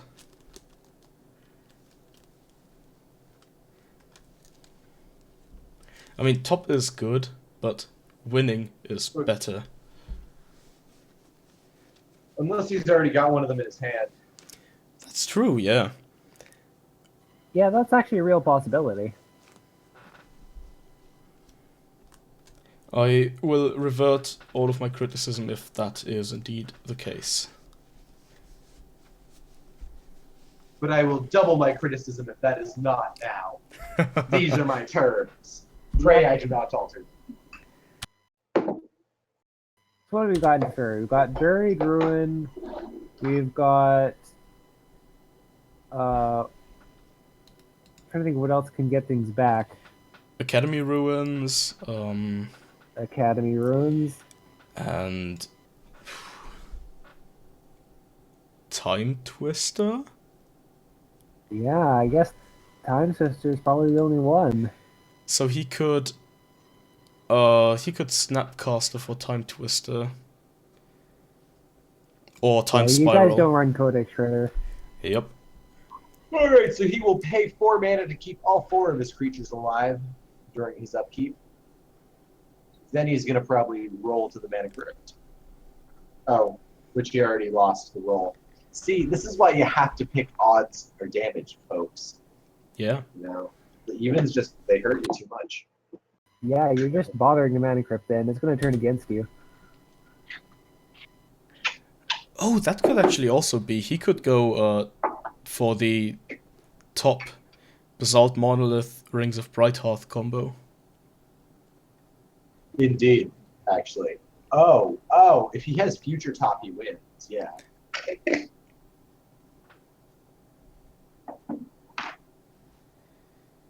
And I do know that Neo tends to go for that line more often than I do, so that might be what he's pursuing right now.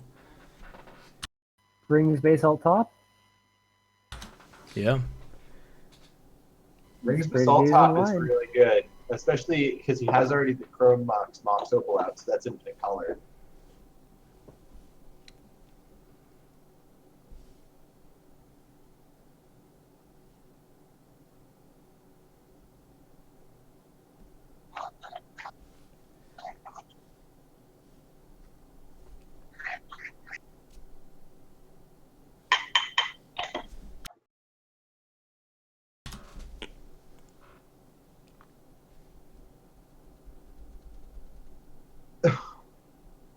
And Leptis has gone into the tank.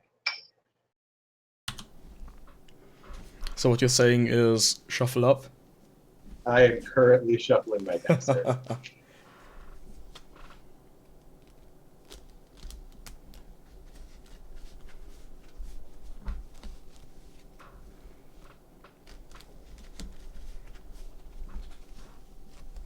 Well, he definitely needs to get rid of Consecrated Sphinx before he can go off. Yeah, that's Consecrated Sphinx is a bit problematic in that regard. Oh, it's May. One of my That's- favorite things I've ever had to do in real life was I kept track with dice. I used about 25 dice to keep track of Consecrated Sphinx triggers when both Shaper and another friend of mine had Consecrated Sphinxes out. And they played the game of, will I draw 2 as well? Will I draw 2 as well? Will I draw 2 as Oh, well? Jesus. Yeah.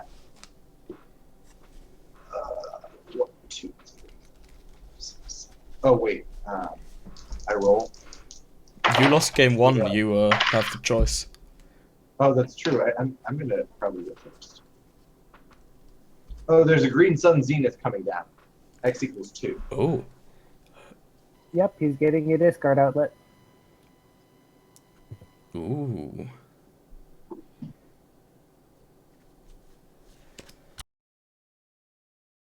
Maybe he's taking the chance that he can win with any removal that IMOC draws on the stack.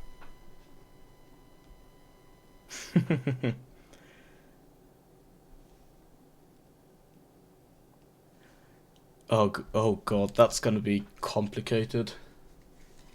It happens. I've had it happen to me, and I've seen it happen to other people too, where you have removal or an answer on the stack, discard a land, and start comboing off above that one because you generate another dredge trigger. Yep. No, that's I mean that's one of the nice things about a lot of combos with creature activated abilities. Yeah. I won a game the other day because somebody waited to try to use their interaction on my Kiki combo until after I already had Kiki out, and I had an unused Kyrian Ranger, so I untapped Kiki and tapped him again. Wasn't I in that game? Yeah, I think you were. Yeah, because I remember that. Yeah, where I'm like, you could have just stopped me at any point earlier, but so yeah. Actually, when I used to play Gave, that was one of the nice things about Gave as well. Is you start comboing off, and then someone tries to remove something, and you're like, all right, well, I'm responsible for comboing off. Mm-hmm.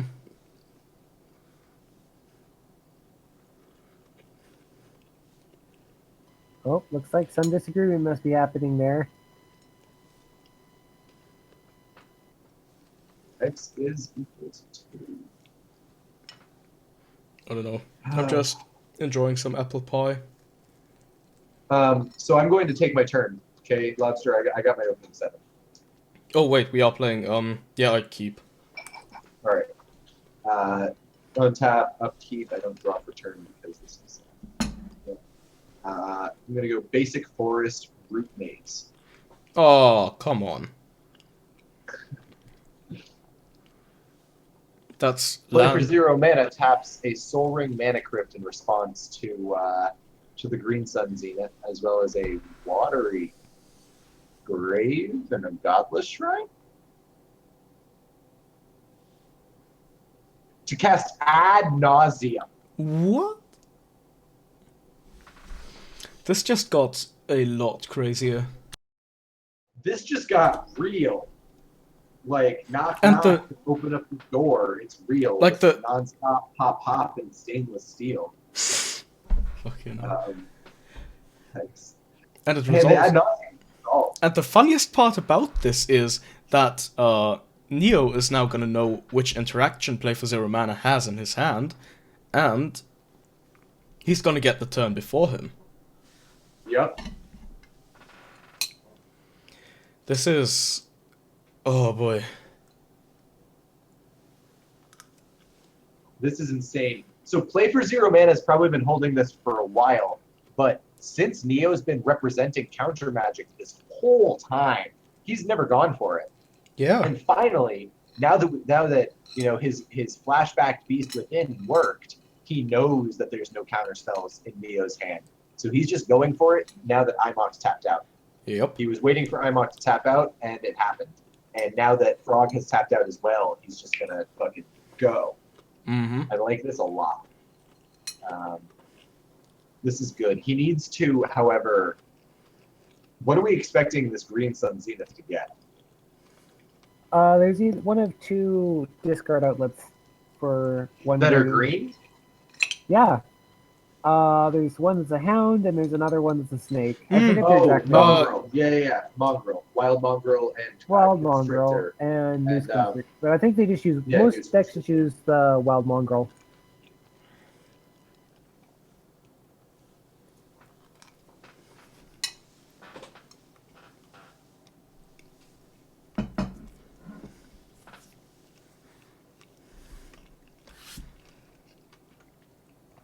Yeah, Mongrel is relatively better because it gains protection, doesn't it? Don't they both? Wait, does it gain protection or does it change colors? They Actually, both change colors.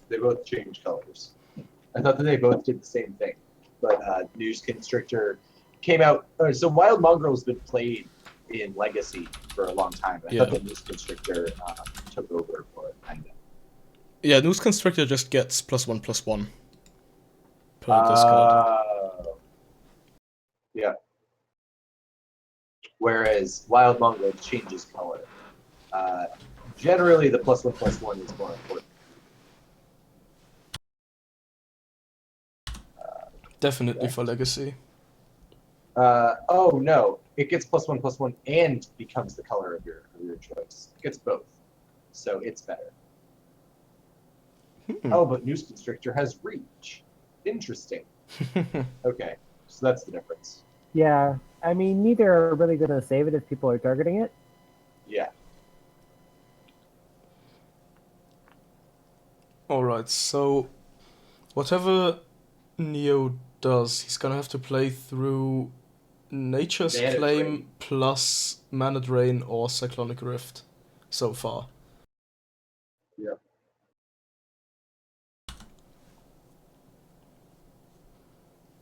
That's all? He goes to 10 life. There is a consecrated sphinx that can swing him down in 3 turns if he goes any lower. True. There's also a Gitrog monster that can swing him down in 2 turns I if he mean, goes any lower. interaction-wise, that was a really good... And he's using the Cyclonic Rift. I'm... He doesn't want to get swung, I guess. So he doesn't counter the Green Sun Zenith, he just bounces the Gitrog. Yeah. Yeah, that works. And he's got a Nature's Claim if Neosloth goes at it again, but He's got Nature's Claim or Mana Crypt still. He can still get Mana Crypt, right? He's got UC left in his deck. Yeah, he can probably fetch Or for... Mana Drain, sorry, Mana Drain. Fatigued after 5 hours and 45 minutes.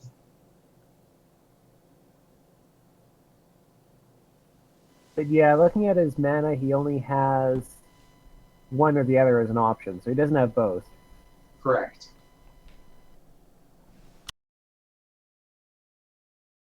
Alright, the Green Suns will still resolve. I'm guessing now I'll just get Priest or something. Yeah. Priest of Titania looks really good here.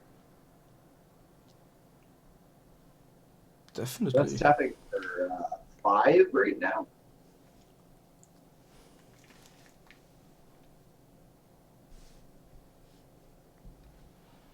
Oh, 1, 2, 3, 4, 5.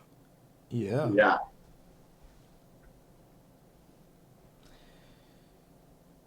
But yeah, I played a turn 1 Rubies and passed over to. Oh yeah, I draw for turn, concede. Nice. Nice. Good game. Good game. Good game. I would have been going for Tana and then Magus of the Moon. I had 2 fetch lands and a Sol Ring. Haha! My Magus of the Moon would have been very good on turn 3. Yep. Ah, Wild Mongrel, so he still goes for the discard and hopes to recast Gitrog next turn cycle.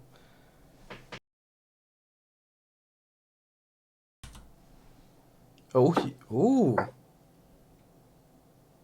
Elvish Spirit Guide into the Priest of Titania, which was already in his hand. Cheeky. That's why he didn't get it. That's why he didn't get it. Yep, that makes sense. And here goes Neosloth. Losing life once again. Wait, what? Oh my god, Neosloth has lost life once again. Gone to 27. Sensei's Divining Top coming out. Kind of saw that coming. Probably going to activate it as well. I know I would.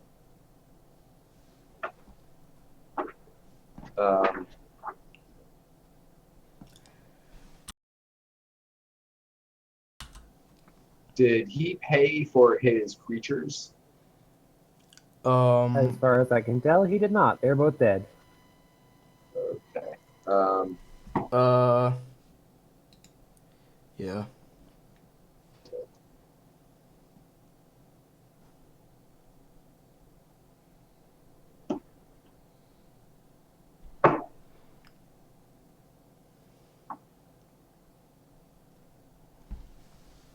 He will sack his Trinket Mage and pay for his Beast Within to stay alive. The Beast from Within is probably a good thing to keep alive here because it prevents anything from swinging to Fairy. Yeah. Which is pretty important.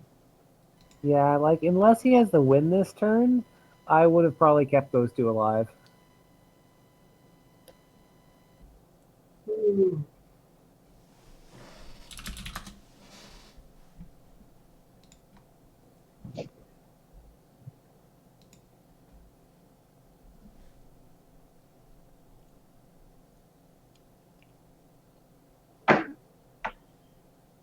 Oh my, it's already 6:30.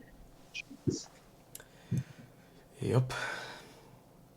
I did have things I was planning on doing today. But I Doesn't guess look like those Magic things is... are going to happen. Magic is more important. Uh,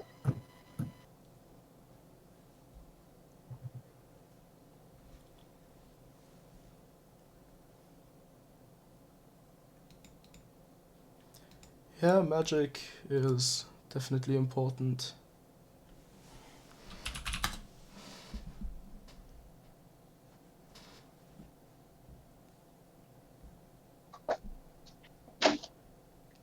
Hmm.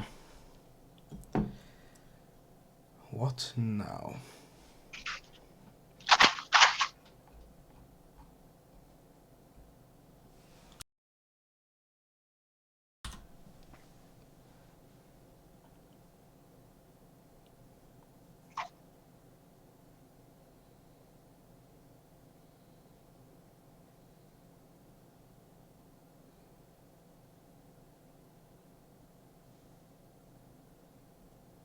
now we pray that Theoslav has a line because he didn't go for that map.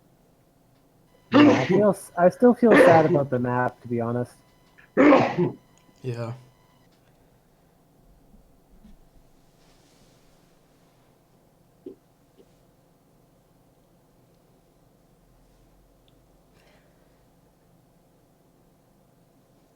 Oh, he's digging. Is there any card in Magic that's a land with the name Salt Mine, something like that? I think there might be something with salt at least.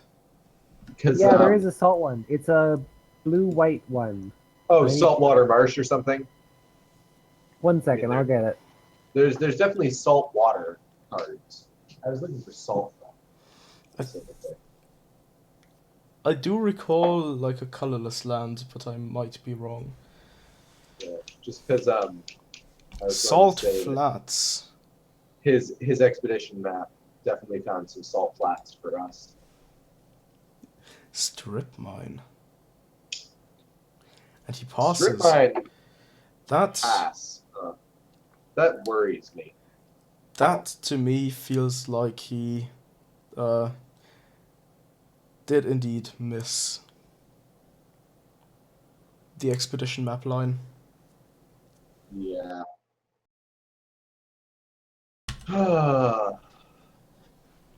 Oh, Mystical Tutor. Hopefully this 13-14 card hand can get this guy through. I mean, we saw most of it, and most of it was interaction. There is a Dark Petition in there, a Laboratory Maniac. So if he wanted, he could assemble Dramatic Reversal here. Wait, what did he get off the Mystical Tutor? He's searching his library right now. Okay. Oh, he's Verdant Catacombs first. That's what he's doing. That's fair. So as for lands, we have Salt Flats, Salt Marsh, and Salt Crusted Steppe. So I am such a salt-crusted step right now.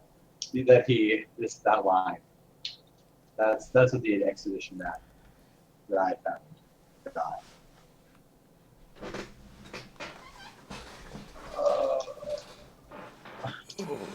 This. All right, I'm really hoping that this Tibna just has this game right here, and we break for games 4 and 5 at a later undisclosed date. Yeah, I don't think I could take another game here. Yeah, me neither.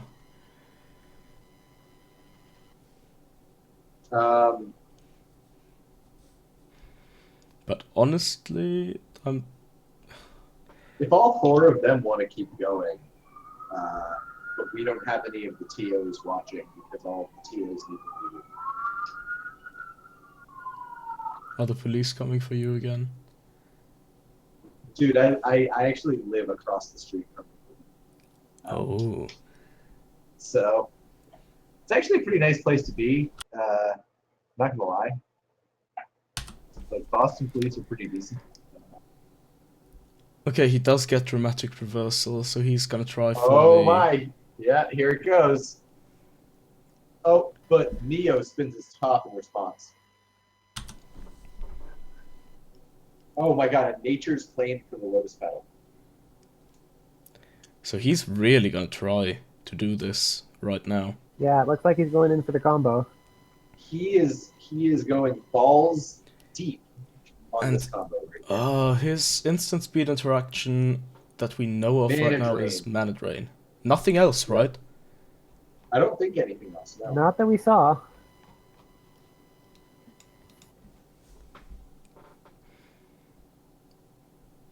Oh boy.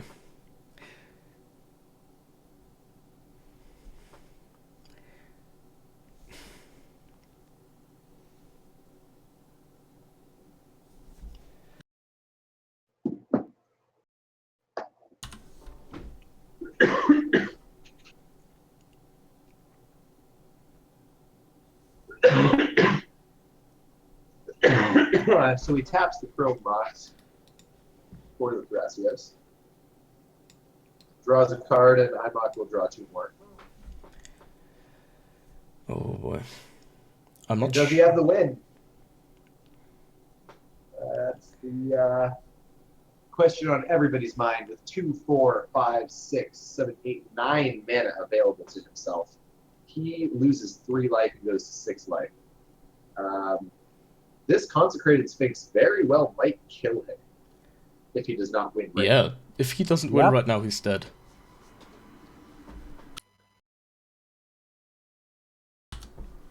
And I looked over the interaction. Nope, there's nothing else other than the Mana Drain. And yeah, if he dies, then that means we have a 2 out of 3 chance for this to be the last game. Yep. We're hoping.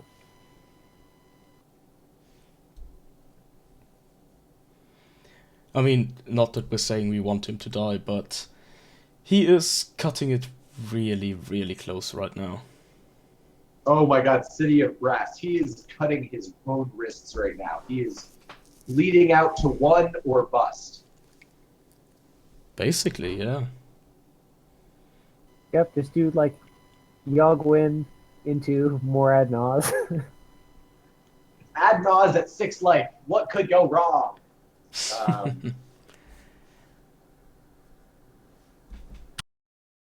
Angel's Grace Ad Naz at 6 life. What could go wrong? But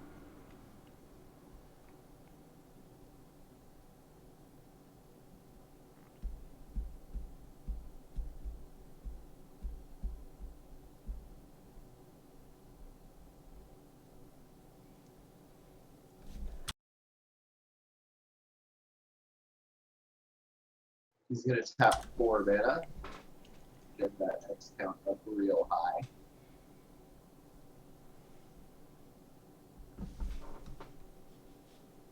Taps a black, I assume, and a green, I assume. Or double black, actually. Double black Yeah. for the Dark Petition. Yep, Dark Petition with, does he have Spell Mastery? He does. He does indeed have Spell Mastery. Yep. What do you get here, though? Like... I suppose you just get Isochron. Isochron Scepter. That's what I Yeah. would get. Obviously. Yep. I even said that like 10 minutes earlier. It's just that it was so long that you forgot what you were saying. No, I'm just kidding. It was actually... Oh, Neo taps and impulses. Ooh. He can see a lot of cards here, like impulse and then top again and then... Yeah.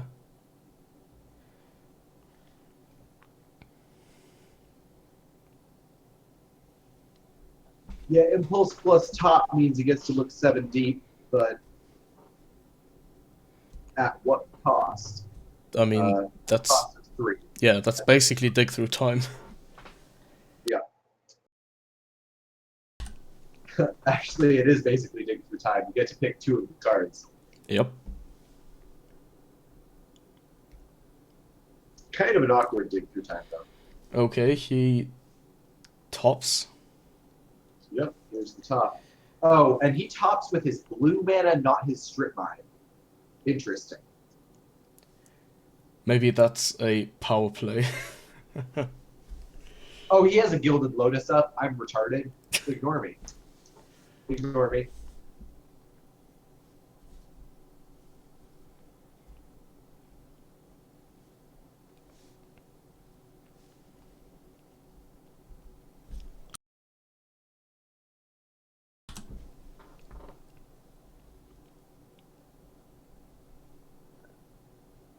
Okay, he finds something off the Sensei's Divining Top. And he will draw it. Yep, looks like he's going to grab something. He is spinning to win right now, as they say. Or spinning not to lose, as they don't say. I suppose, but if you look at the board states, I guess IMOC has a pretty good chance of winning as well, doesn't Yeah. Yeah, if he? Yeah, Playing for Zero doesn't win this turn, there's definitely IMOC on the next. yeah. IMOC sitting casually with 11 cards and a Sea Sphinx out.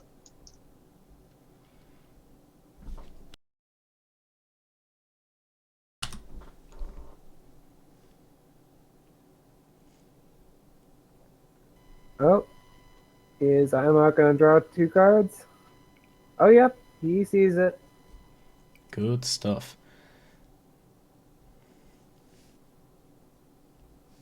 IMOC casually sitting at 13 cards on a Sea Sphinx. And Neo taps the Gilded Lotus to Mana Drain? Oh! Treasure. Dig through Dig time? through time. Actual dig through time. Actual literal dig through time. I can say I was not expecting that. Actual cannibal dig through time. Nice. And he's gonna have 1 and a blue after that. No, two blue and 1. So he can cast Mana Drain and Counterspell as well. He dug 14 cards deep this turn. Yes, he did. That's some digging.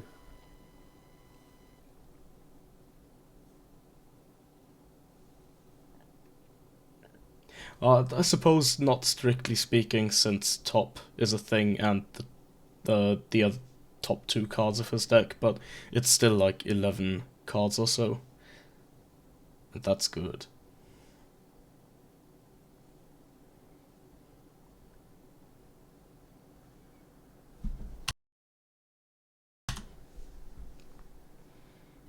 I wonder if playing for 0 mana is wanting to mana drain that.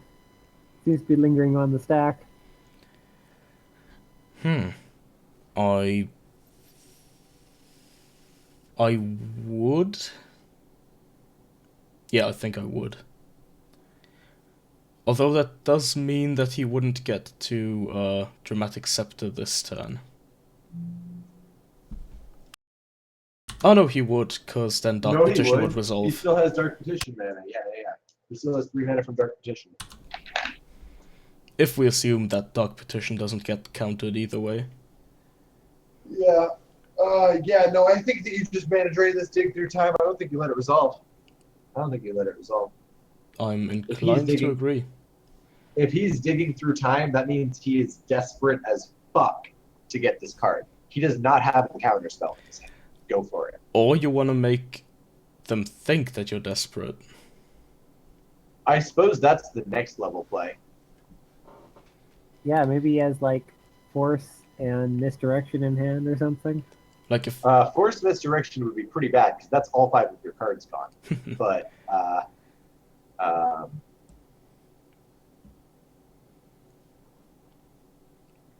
no, I would toss out a like Deflection Dig Through Time here if I had the counter spell.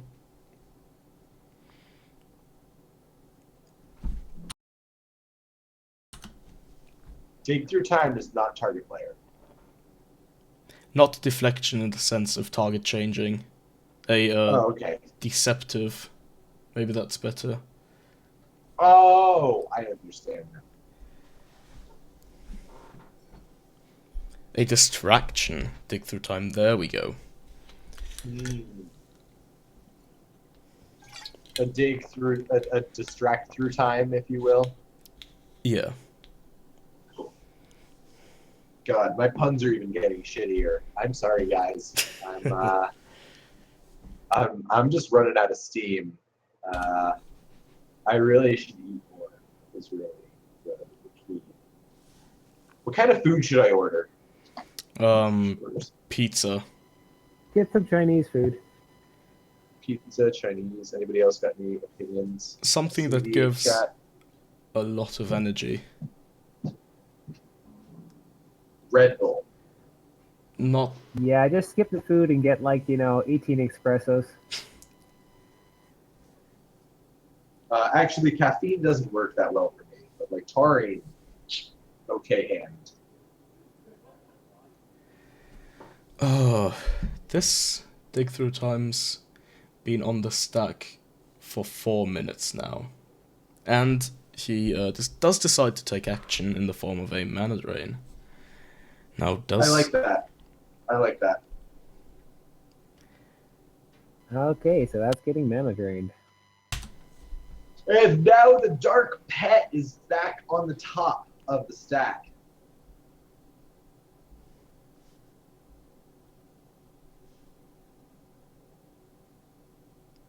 It Oh. resolved. Oh my, it is resolving. Oh my. Well, we all know what the follow-up here is, boys. Add triple black to your mana pool. You're holding up a fucking colorless. You've got 2 blue left still. You can feign counterspell, but we know you don't have it. You cast the dramatic reversal on the scepter, and you try to win. Yeah.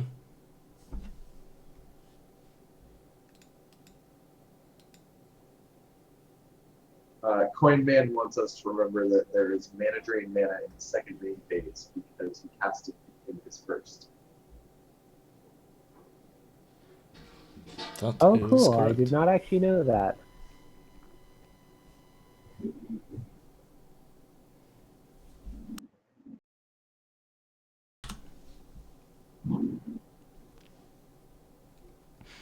And there's the scepter. Let's see if it resolves.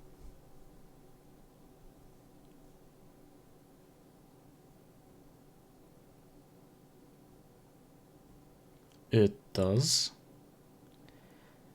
I think that's the game, boys. It looks like we're going to game 5. Or game 4. Not necessarily. There's still a consecrated sphinx. Oh my, you're right. And he can't remove it with Toxic Deluge because he only has 6 life. Oh my, you're right.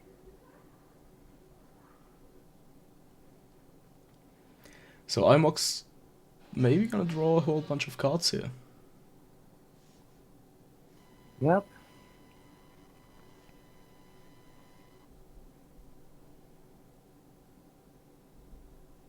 Yeah, but what does Imok have in his deck for 0 mana at instant speed?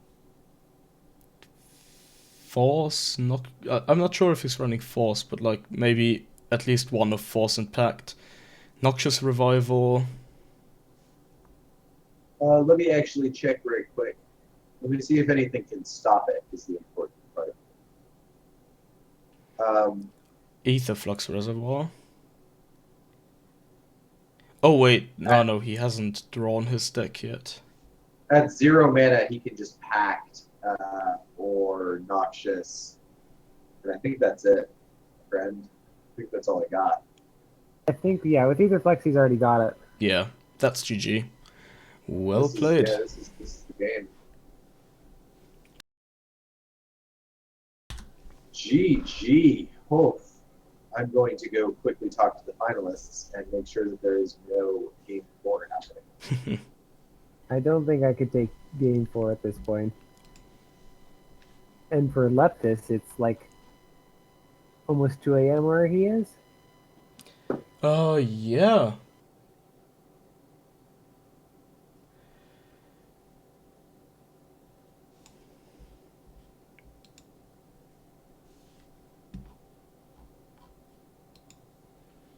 Let's see where this goes.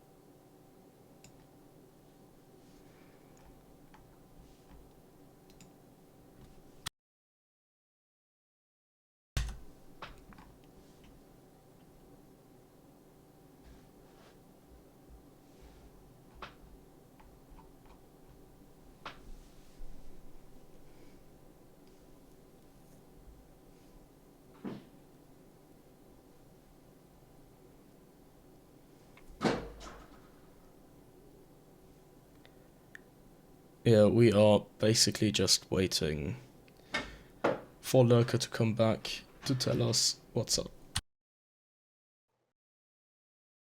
Hey guys, so just talked to them.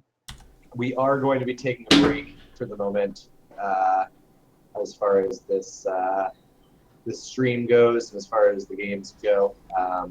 They're all pretty tired, and they don't want to make bad plays either. And I asked Neo. He did have the Varied Ruin in hand already, Oh, okay. and then Imok said that his Consecrated Sphinx was not giving him shit. So, not the right kind of shit, though. So, yeah, Game 4 on the horizon for next time. Yep. Thank you all for joining us on this